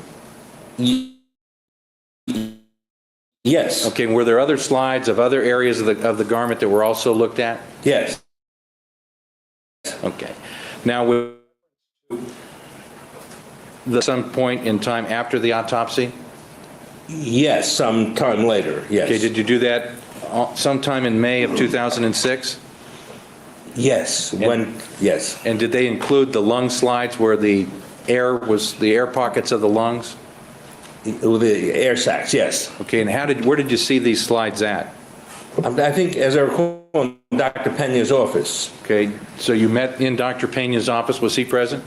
Yes, with Dr. DeMeo, and we made arrangements to look at the microscopic slides. Okay. And he was courteous in letting us in, but not you. Okay.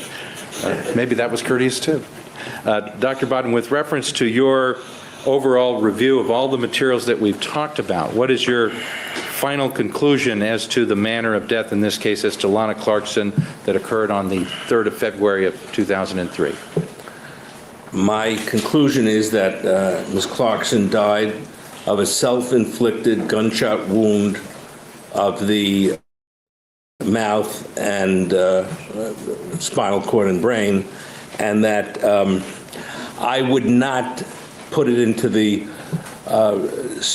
make it a suicide, because her mental state, even though there are suggestions of depression and the circumstances coming to a stranger's house, would make me hesitate about determining her state of mind was to kill herself. I think she may have been playing with the weapon or looking at it or being reckless, and I would not classify it as suicide. I would just say it's self-inflicted. When you say self-inflicted, that she held the gun and pulled the trigger? Yes.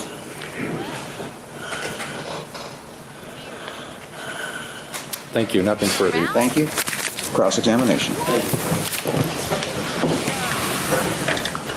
Doctor, you indicate that, in your opinion, that this was not necessarily consistent with a suicide, but rather a self-inflicted wound. And I think, to use your words, just to pick up on where you just left off with Mr. Ford, that she may have been playing or looking at it or something like that, correct? Yes. Yet you told this jury that, in fact, you have conclusively, in your mind, determined that her hands were up the way that my hands are, that her right hand was wrapped around the back of the gun, her right thumb was on the trigger of the gun, that her left hand was stabilizing the gun, and that two barrel was inside her mouth with the sight behind her teeth, correct? Yes. Yet she might have been looking at the gun or playing with the gun, correct? Or didn't realize it was loaded. Put her on the trigger, or put her thumb on the trigger, in your opinion, correct? Yes. And recklessly squeezed that trigger hard enough to fire the weapon in her own mouth. That's your opinion. Yes. Do me a favor, Doctor. I'd like you to turn to the jurors, and I want to go back to the buttons on the jacket for just a quick second. Place your hand up where you just showed Mr. Plord. Ms. Clarkson's hand would be, in your opinion, at the time of the discharge of the weapon, please.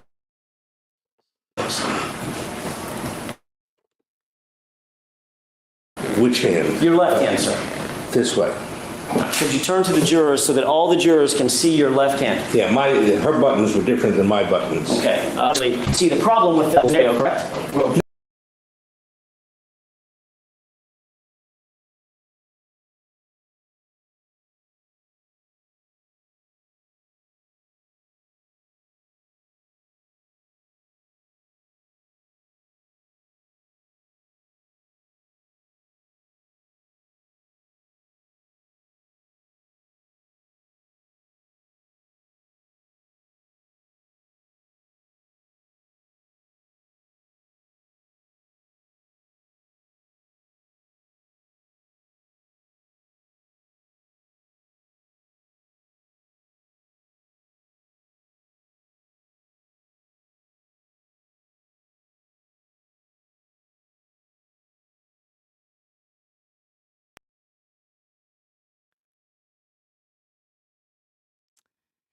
StreamYard is so rude. It didn't even give me time to give you guys a crash warning because I knew it was fixing to happen.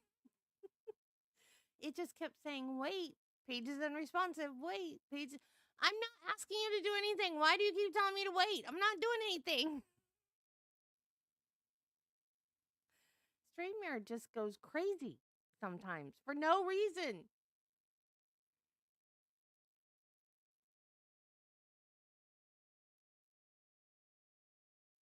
I mean, if I'm putting demands on you that you can't handle, I get it, StreamYard. But when I'm not asking you to do anything, chill. Just chill.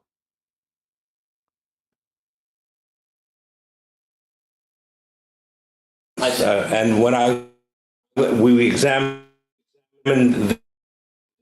the garment at the sheriff's department, the buttons were the other way. Were on the inside seam. They were not the same as these, I recall. Let me finish my question. Your testimony that the buttons on that black jacket were on the inside seam. When I say inside, I'm talking about the inside of the forearm versus the outside of the forearm on that black jacket. That's your testimony. My testimony is, my opinion is, that the buttons were facing the mouth at the time the weapon was discharged. And I'm asking you, I guess, based on that opinion, as a basis of that opinion, did you look at the jacket? We looked at the jacket at the sheriff's department. Lana Clarkson's jacket. Yes. And that jacket, according to your testimony that you just gave, the buttons were on the inside of the seam, facing the mouth when the hand is up in the direction that my hand is up now. Is that your testimony? My testimony is that the buttons were facing the mouth at the time of discharge of the weapon. I'm not talking about the seam. The buttons were facing the mouth, yes.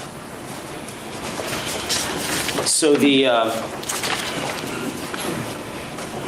buttons, in order to face the mouth,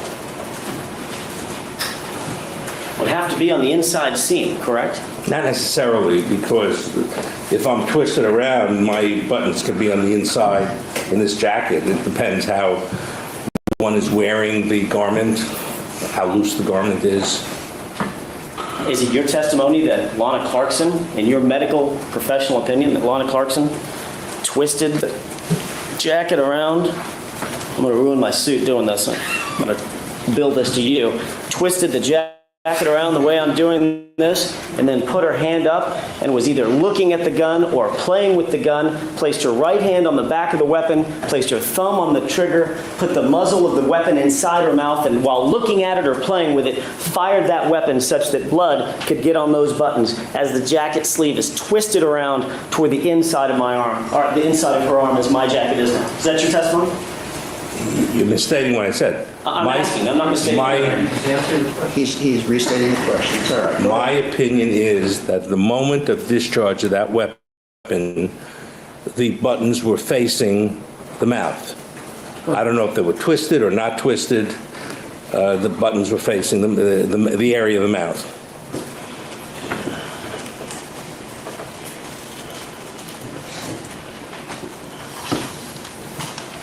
I'd like to have Marcus Peoples next in order It'll be 187. Thank you. It's an 8.5 by 11 document that purports to be a photograph. You indicated 187, Judge. Yes, 187. Okay. Not real clear on this overhead. We watched some of this stuff out, Dr. Biden, and the like. May I approach the witness? You may. Take a close look at that photograph, and I'll ask you a question about it in just a second. I'm taking a close look. Okay. Do you see, and I'm going to use a laser pointer on the overhead. I'd like you to take a very close look at the left portion of the sleeve of that jacket. And first of all, let me ask you foundationally, does this look like Lana Clarkson's jacket? It does from the blood spatters. Okay. Does this, and this is a highlighted portion, this may be easier to see. See those buttons right there, Doctor? I don't see the buttons. All right, do you see where the light is glinting off of what appears to be something very washed out, but it looks like a couple of pieces of plastic there? See those? I can't tell if that's buttons or not. Do they look like buttons? No, they don't look like buttons. They look like a glint, but it could be buttons. Okay. And if in fact, if you just look at my jacket for a second, and let's go back to the full picture. Let's have it out of me, the mannequin right there. Buttons on my jacket. You'd have to come closer to me. Sure, absolutely. May I see? Come close. The buttons are in the lower portion of the correct? On the outside, well, the outside, yes, the way you have it.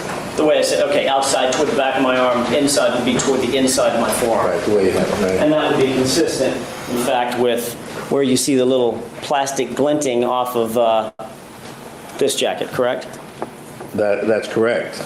But your testimony is that's not where the buttons were on the outside of the seam. They were rather on the inside, closer to her thumb. Is that your testimony? What I'm saying is tissue from the mouth landed on the buttons. No matter what and physical evidence is. Excuse me. The physical evidence is... I don't know if... Had you finished your answer?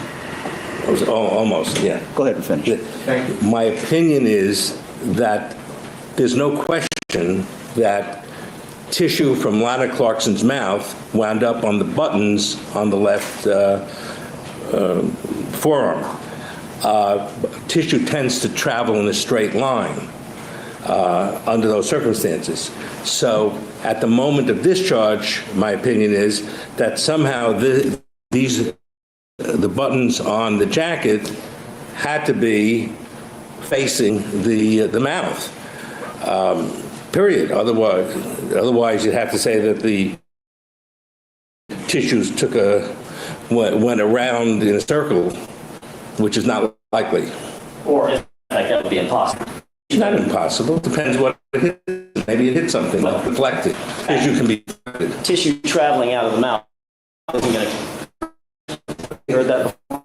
It can be deflected by something. Maybe it hit. Yes, things are possible. These things are possible. I'm saying my opinion would go straight up. Fair enough. Would your opinion change if you learned that after Lana Clarkson was taken to the coroner's office, that she was laid on a gurney, and post the transportation event, in other words, post the time that she was transported from the scene over to the coroner's office, she was rolled on her left side, that a blanket or a sheet was taken off of her face, and that there was a substantial purge of blood and tissue material that soaked the entire left side of her body? Would that change your opinion? It doesn't change my opinion because we knew that at the time, and what we looked for carefully was areas that might be tissue that were away from any blood. There was no blood in this area. That's why it became of importance to have what looked like it might be tissue in an area where no blood had flowed.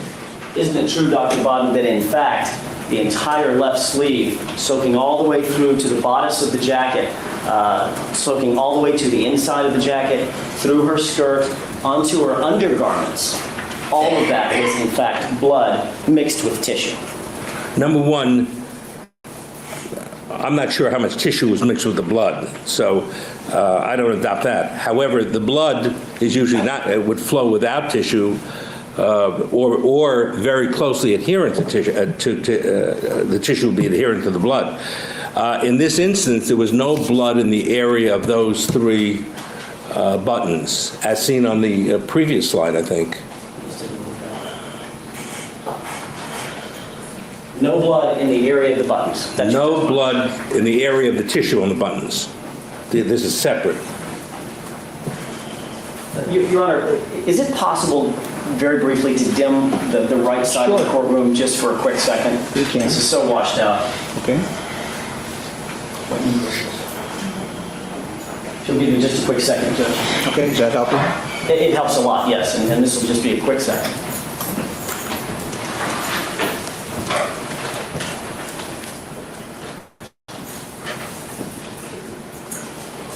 I'm just looking for the reference of what exhibit number this is.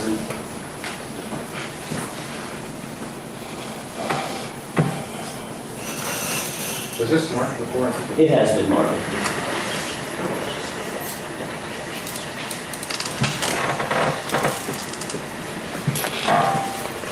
And I'm sure thousands of Court TV viewers are wondering why their screens just went black.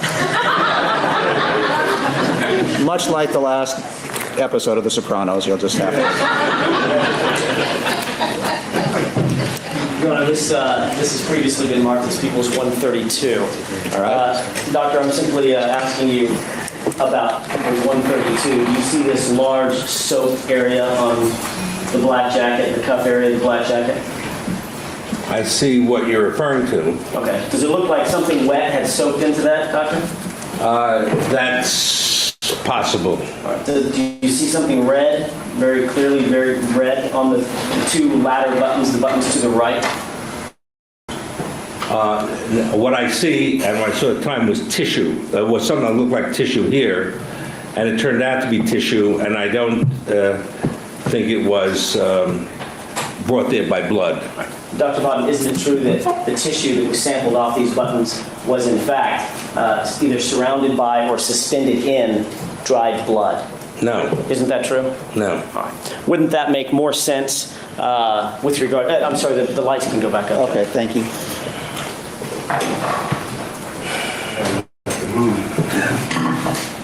Dr. Bodden, wouldn't it make more sense in your mind as a scientist that in fact the tissue and the blood that got on the left sleeve of Lana Clarkson and the button area of Lana Clarkson got there through the simple mechanism of a purge from her face after she was rolled onto her left side at the coroner's office, rather than this theory of twisting her sleeve such that it was facing her body or her mouth at the time of discharge? No.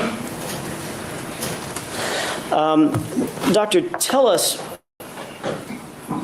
how do you define your professional obligation as an expert in a case?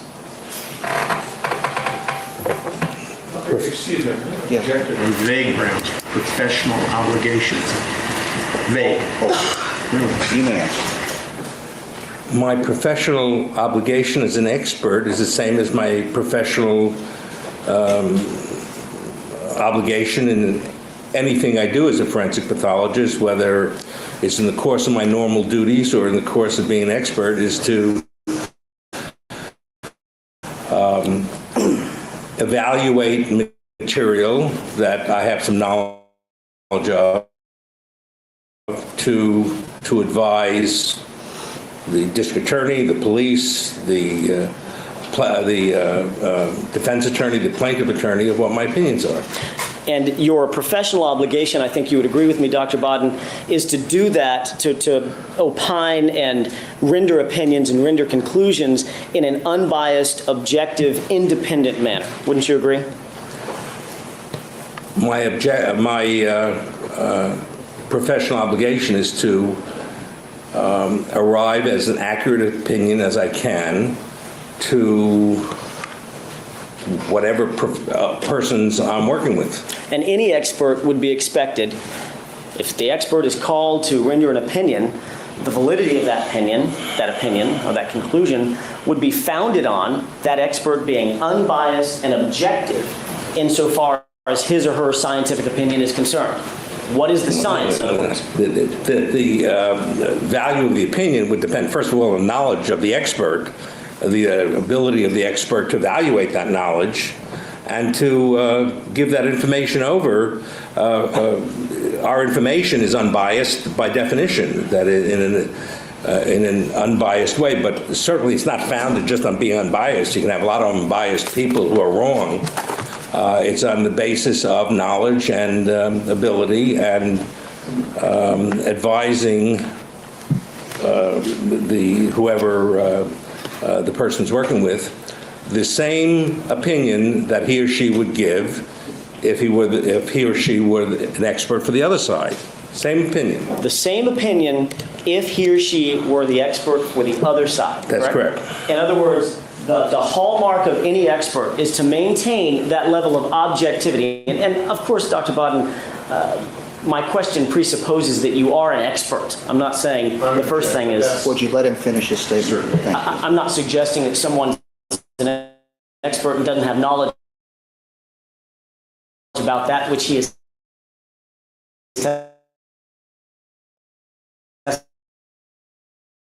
testifying. She is testifying to. All right, so assume for a question.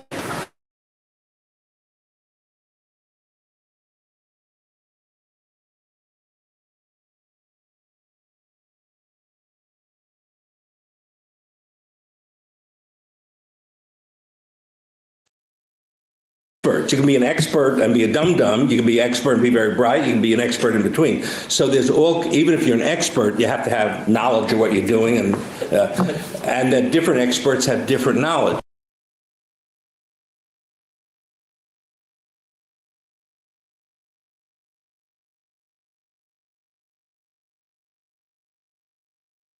So that's the first thing. And I agreed with that. I said No, I don't know, presuppose that. but an expert, an expert is an expert is an expert. Dr. Bodden, I asked you very simply presuppose that we're talking about someone who has knowledge more than the average person. All right, dependent. Yes, and when I say an expert, and even if you're not an expert, if I work for the state police, that I have to be unbiased and present my opinion as fairly as possible. Just to go for expert, it goes for neutral, correct? Yes. The expert is not supposed to have an interest, one way or the other, in either side of the table, unless you use the table as an analogy. Correct? The forensic pathologist, be I Dr. Pena or be it me, should be equally unbiased. Yes, you're And right. in fact, the expert, the forensic pathologist, to bring it home, they're certainly not supposed to be advocates for one side or the other. Isn't that true, Dr. Bodden? That's absolutely true. I'm sorry? That's absolutely true. We're experts, we're not advocates. The same cannot be said, right? Attorneys are different than experts. That's true. Absolutely. And the advocates, that's why we have a system of justice where the advocates don't get to go deliberate. I'm going to object. It's relevancy material. That question is irrelevant. Sustained. The advocates don't testify as the experts. In other words, the lawyers don't get up on the stand and testify. Am I correct? I'm under the circumstances, I'm going to allow it. Mr. You do a pretty good job at testifying. I'm working on it, and I'm getting better all the time. The record okay between both of you can go ahead and answer the Can you question. repeat the question, please? Absolutely. The attorneys are advocates. They hold a different position than the experts in any particular case, civil, criminal, whatever, correct? Yes. What's the reason, in your mind, an expert is supposed to maintain objectivity, neutrality, and a level of unbiased opinions? Why? To attorneys on what the strengths and weaknesses of their cases. The expert is supposed to give information to the attorneys as to whether or not the scientific evidence supports their theory of the case or doesn't support the theory of the case. The expert is supposed to challenge whatever the prosecution or the plaintiff or defendant brings to the table. Why is an expert, Dr. Bodden, supposed to maintain a level of neutrality when they testify in front of a jury? Why is that important? The expert is not only in front of the jury, the expert starts out... I'm simply asking... Mr. Jackson keeps cutting him off. I'm going to object as non-responsive. Thank you. That objection is sustained. Thank you. All right. May I re-ask the question? You may. My question is not going to anything else except you testify in front of a jury. Why, in your mind, would it be for an expert to maintain neutrality, independent object when testifying?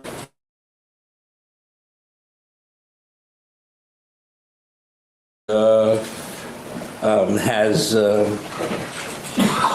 studied and what the expert's opinions are. The fact of the matter is, it's for a level of trust, isn't it, Dr. Bodden? The jury has to have trust in the expert opinion that's being given on the stand, correct? No, I think... Excuse me, sir. I'm going to object to the format question. The objection is overruled. Isn't that correct? I think you're simplifying things. The jury takes whatever an expert says and evaluates it and makes an opinion. I think that the expert's opinion should be considered, and often they'll have conflicting experts. That doesn't mean they don't have trust in the experts. We're only one part of a big picture. As long as... And I think... I'm sorry. I think there are lots of reasons that experts should be honest and fair, and the jury would take that into consideration. And if an expert were to testify, and that expert was found not to be objective, not to be neutral, not to be independent, then that would certainly be something that would suggest that his or her opinion could not necessarily be trusted in the same way that an objective, independent expert could be trusted, correct? Your Honor, I'm going to object. It's kind of expecting that there's no foundation. It's argument of sustained. I'll take that too. You indicated, Dr. Bodden, that, for instance, you worked on the JFK panel years and years ago, correct? Back in '77. Yes. And that was a panel that was put together to ensure that there were some unbiased third parties, some neutral third parties that could take a look, a fresh set of eyes at some evidence that was previously either confusing or something like that, correct? That was part of it, yes. And in fact, if, for instance, and just suspend reality for a second, if, for instance, Lee Harvey Oswald's brother happened to be a forensic pathologist, you probably would not have chosen Lee Harvey Oswald's brother to be on that panel to make determinations about the JFK assassination, correct? I think we very much have wanted to interview him, but not to be on the panel. Not to be on the panel. Why wouldn't you want him to be on the panel? Because he could be biased. You indicated at the beginning of your testimony yesterday that you related to somebody that's not here with us today, but sits about 9 feet away normally. That's correct. Who is that? My wife, Linda Kenny Bodden. And Linda Kenny Bodden is actually not an expert. She's what in this trial process? She's a defense attorney. And she's an advocate, correct? Yes. And who does she represent? Whom does she represent? Whom does she represent? Mr. Spector. All right. And that's the same side of the table that you're testifying for, correct? I'm going to object to this. Overruled. You may answer. You may answer. I've been called by the defense, but as in every case, I will testify. My testimony matter was well decided before Linda Kenny Bodden became an attorney. I think it is responsive. I'll allow the answer to stand. Thank you. Dr. Bodden, you weren't called by the court in this case, were you? Yeah. No, whether I'm called by the defense or by the prosecution, I thought my testimony. You weren't called by the court in this case, were you? Yes or no? You weren't called by the prosecution in this case, were you? Yes or no? But you were called by the defense in this case, correct? Yes. The same defense team on which your wife is an advocate, an attorney, correct? Yes. And in fact, you're being paid by the same person that's paying your wife, correct? Yes. That would be Mr. Spector, correct? Yes. And her job is to act as a vigorous advocate in defense of Mr. Spector, correct? Yes. Her job is not to be unbiased or neutral or independent. In fact, she's being paid to take his side, correct? Excuse me. Objection, argumentative and compound. Overruled. Is that right? In part, she's advised, any of the attorneys are paid to give Mr. Spector advice, and that would be most helpful to him under the circumstances. All right, we've arrived at the 4 o'clock hour. We're going to be in recess till tomorrow morning at 9:30. Keep in mind the admonition. The witness will return. Thank you. You may step down.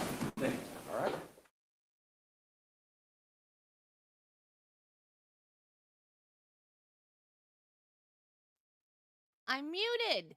How long have I been muted?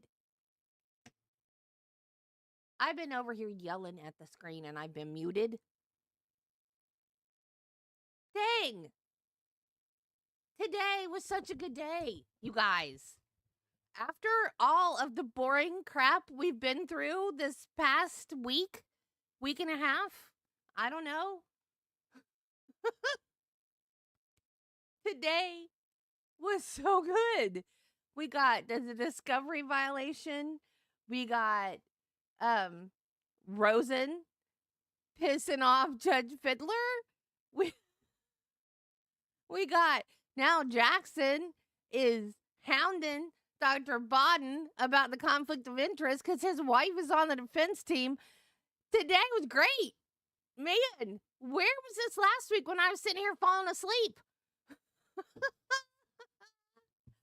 Man, I cannot believe I was muted because I've been yelling. I've been like, yeah, you go, AJ, you tell him. Shut up, Rosen. No, it's not. It's not compound. It is relevant. I've been yelling.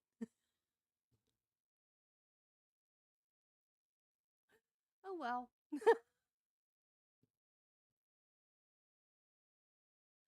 I have energy today. My energy is back. I don't know what happened. The past 2 weeks, I don't know what happened. My energy's back. Remember guys, I started walking and then it got hot.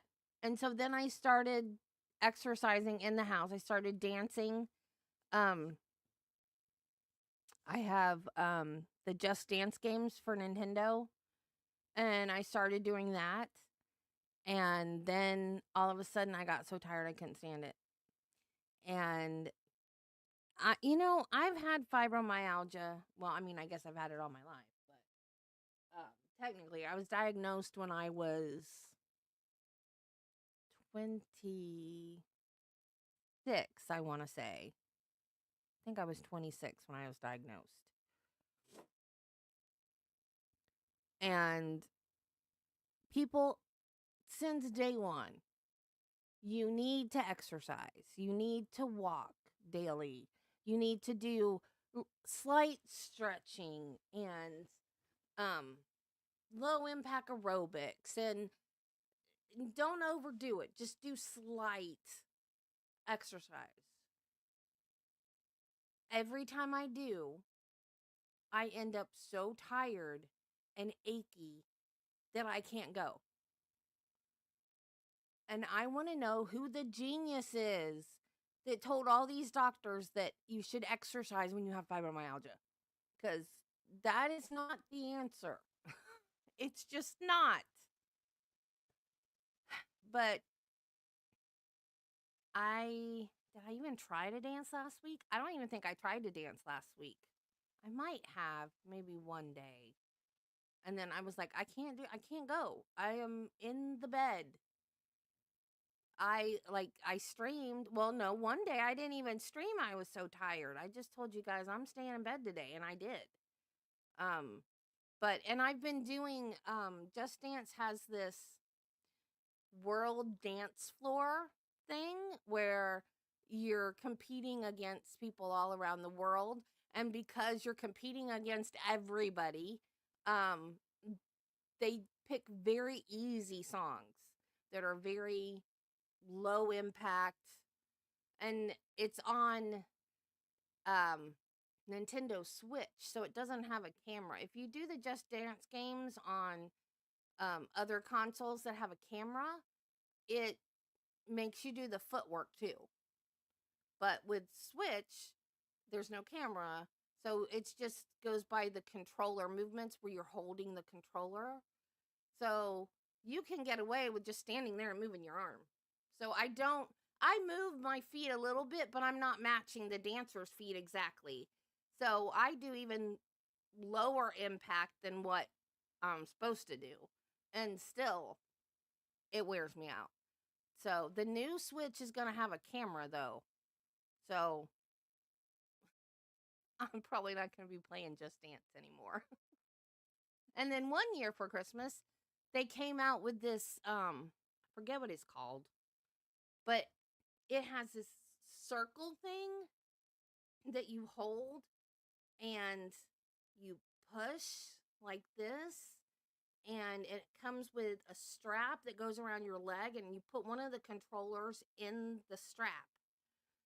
So it's a game with levels, and to get through the levels, you have to run and push this thing to make your character move on the screen. I haven't even got past the first level. I played it like the first week I got it, and then I put it away. Like Ring Fit, that's what it's called, Ring Fit. I was like, no. Nope, that's not happening. So, yeah, I think that's where my energy went, is I was trying to do something good for my body. Yeah. So, yeah, energy helps. It helps when you have energy to do things that you need to do. So, yeah. Okay, guys, tomorrow we're going to start at 10 because I have a doctor's appointment. I'm also going to talk to my doctor because I think another problem with the energy is they screwed my meds up so bad because they told me I had to go see the doctor to get my medicine, and then they didn't refill all my medicine, or they only filled it for like a 2-week thing, and then said, well, now you have to go back to see your your regular doctor because he's on vacation. And they didn't give me enough medicine to last for till my next appointment with my doctor. I had to call my pharmacist and beg. I said, please, will you call the doctor and get me enough until I could go to the appointment to my real doctor? Well, my first appointment that I had with the other doctor, I didn't have enough meds to get there. And so the pharmacy called me and they're asking me questions about meds that hadn't taken in a while or whatever, and I'm like, I'm out of them. I can't take them because I have to go see the doctor first. And I don't have any, and I don't go see the doctor till whenever, and they're like, and you're all out and they won't give you any more. And I said, yeah. And she said, let me call the doctor. So they got me 2 weeks worth. And then I went to the doctor. She only wrote me another 2 weeks worth when it was a month before I got to see my doctor, my real doctor, which I didn't know. I don't understand why I have to see another doctor 2 weeks later when I just went in there to see you. So, and then she referred me to all these appointments that I don't need. Like, I don't know why she did that. But one of them I do need, so I kept it. But the others, they've not called me yet, though. When the others call me, I'm going to be like, I don't need to see you. My doctor made this appointment, and I don't know why. But the one I kept, that's for my eye doctor, because I need new glasses. But chronic illness is not fun, y'all. People are like, I had one girl tell me one time, I wish I had something where I could get my massages paid for by my insurance. And I was like, no, you don't. You really, really don't. Like, think about what you just said. You don't want to have something where insurance will pay for your massages. You don't. It's like, and other people are like, oh, it's so cool. You get to stay home all the time. I wish I could work. It's not fun.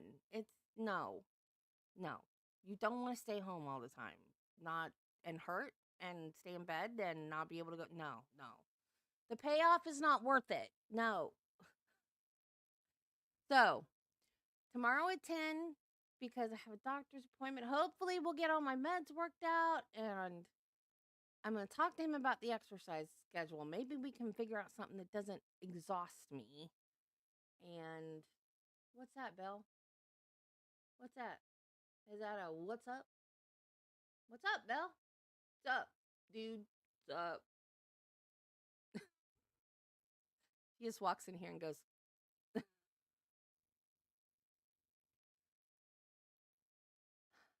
you know, I've lost 70 pounds.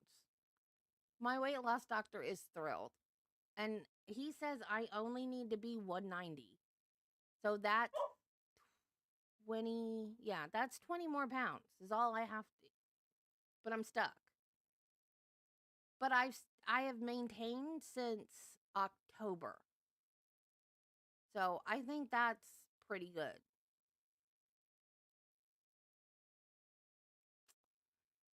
Okay, guys. Be kind to people. Love your family. Jesus loves you, and so do I. I will see you tomorrow. Have a good day. Bye, guys.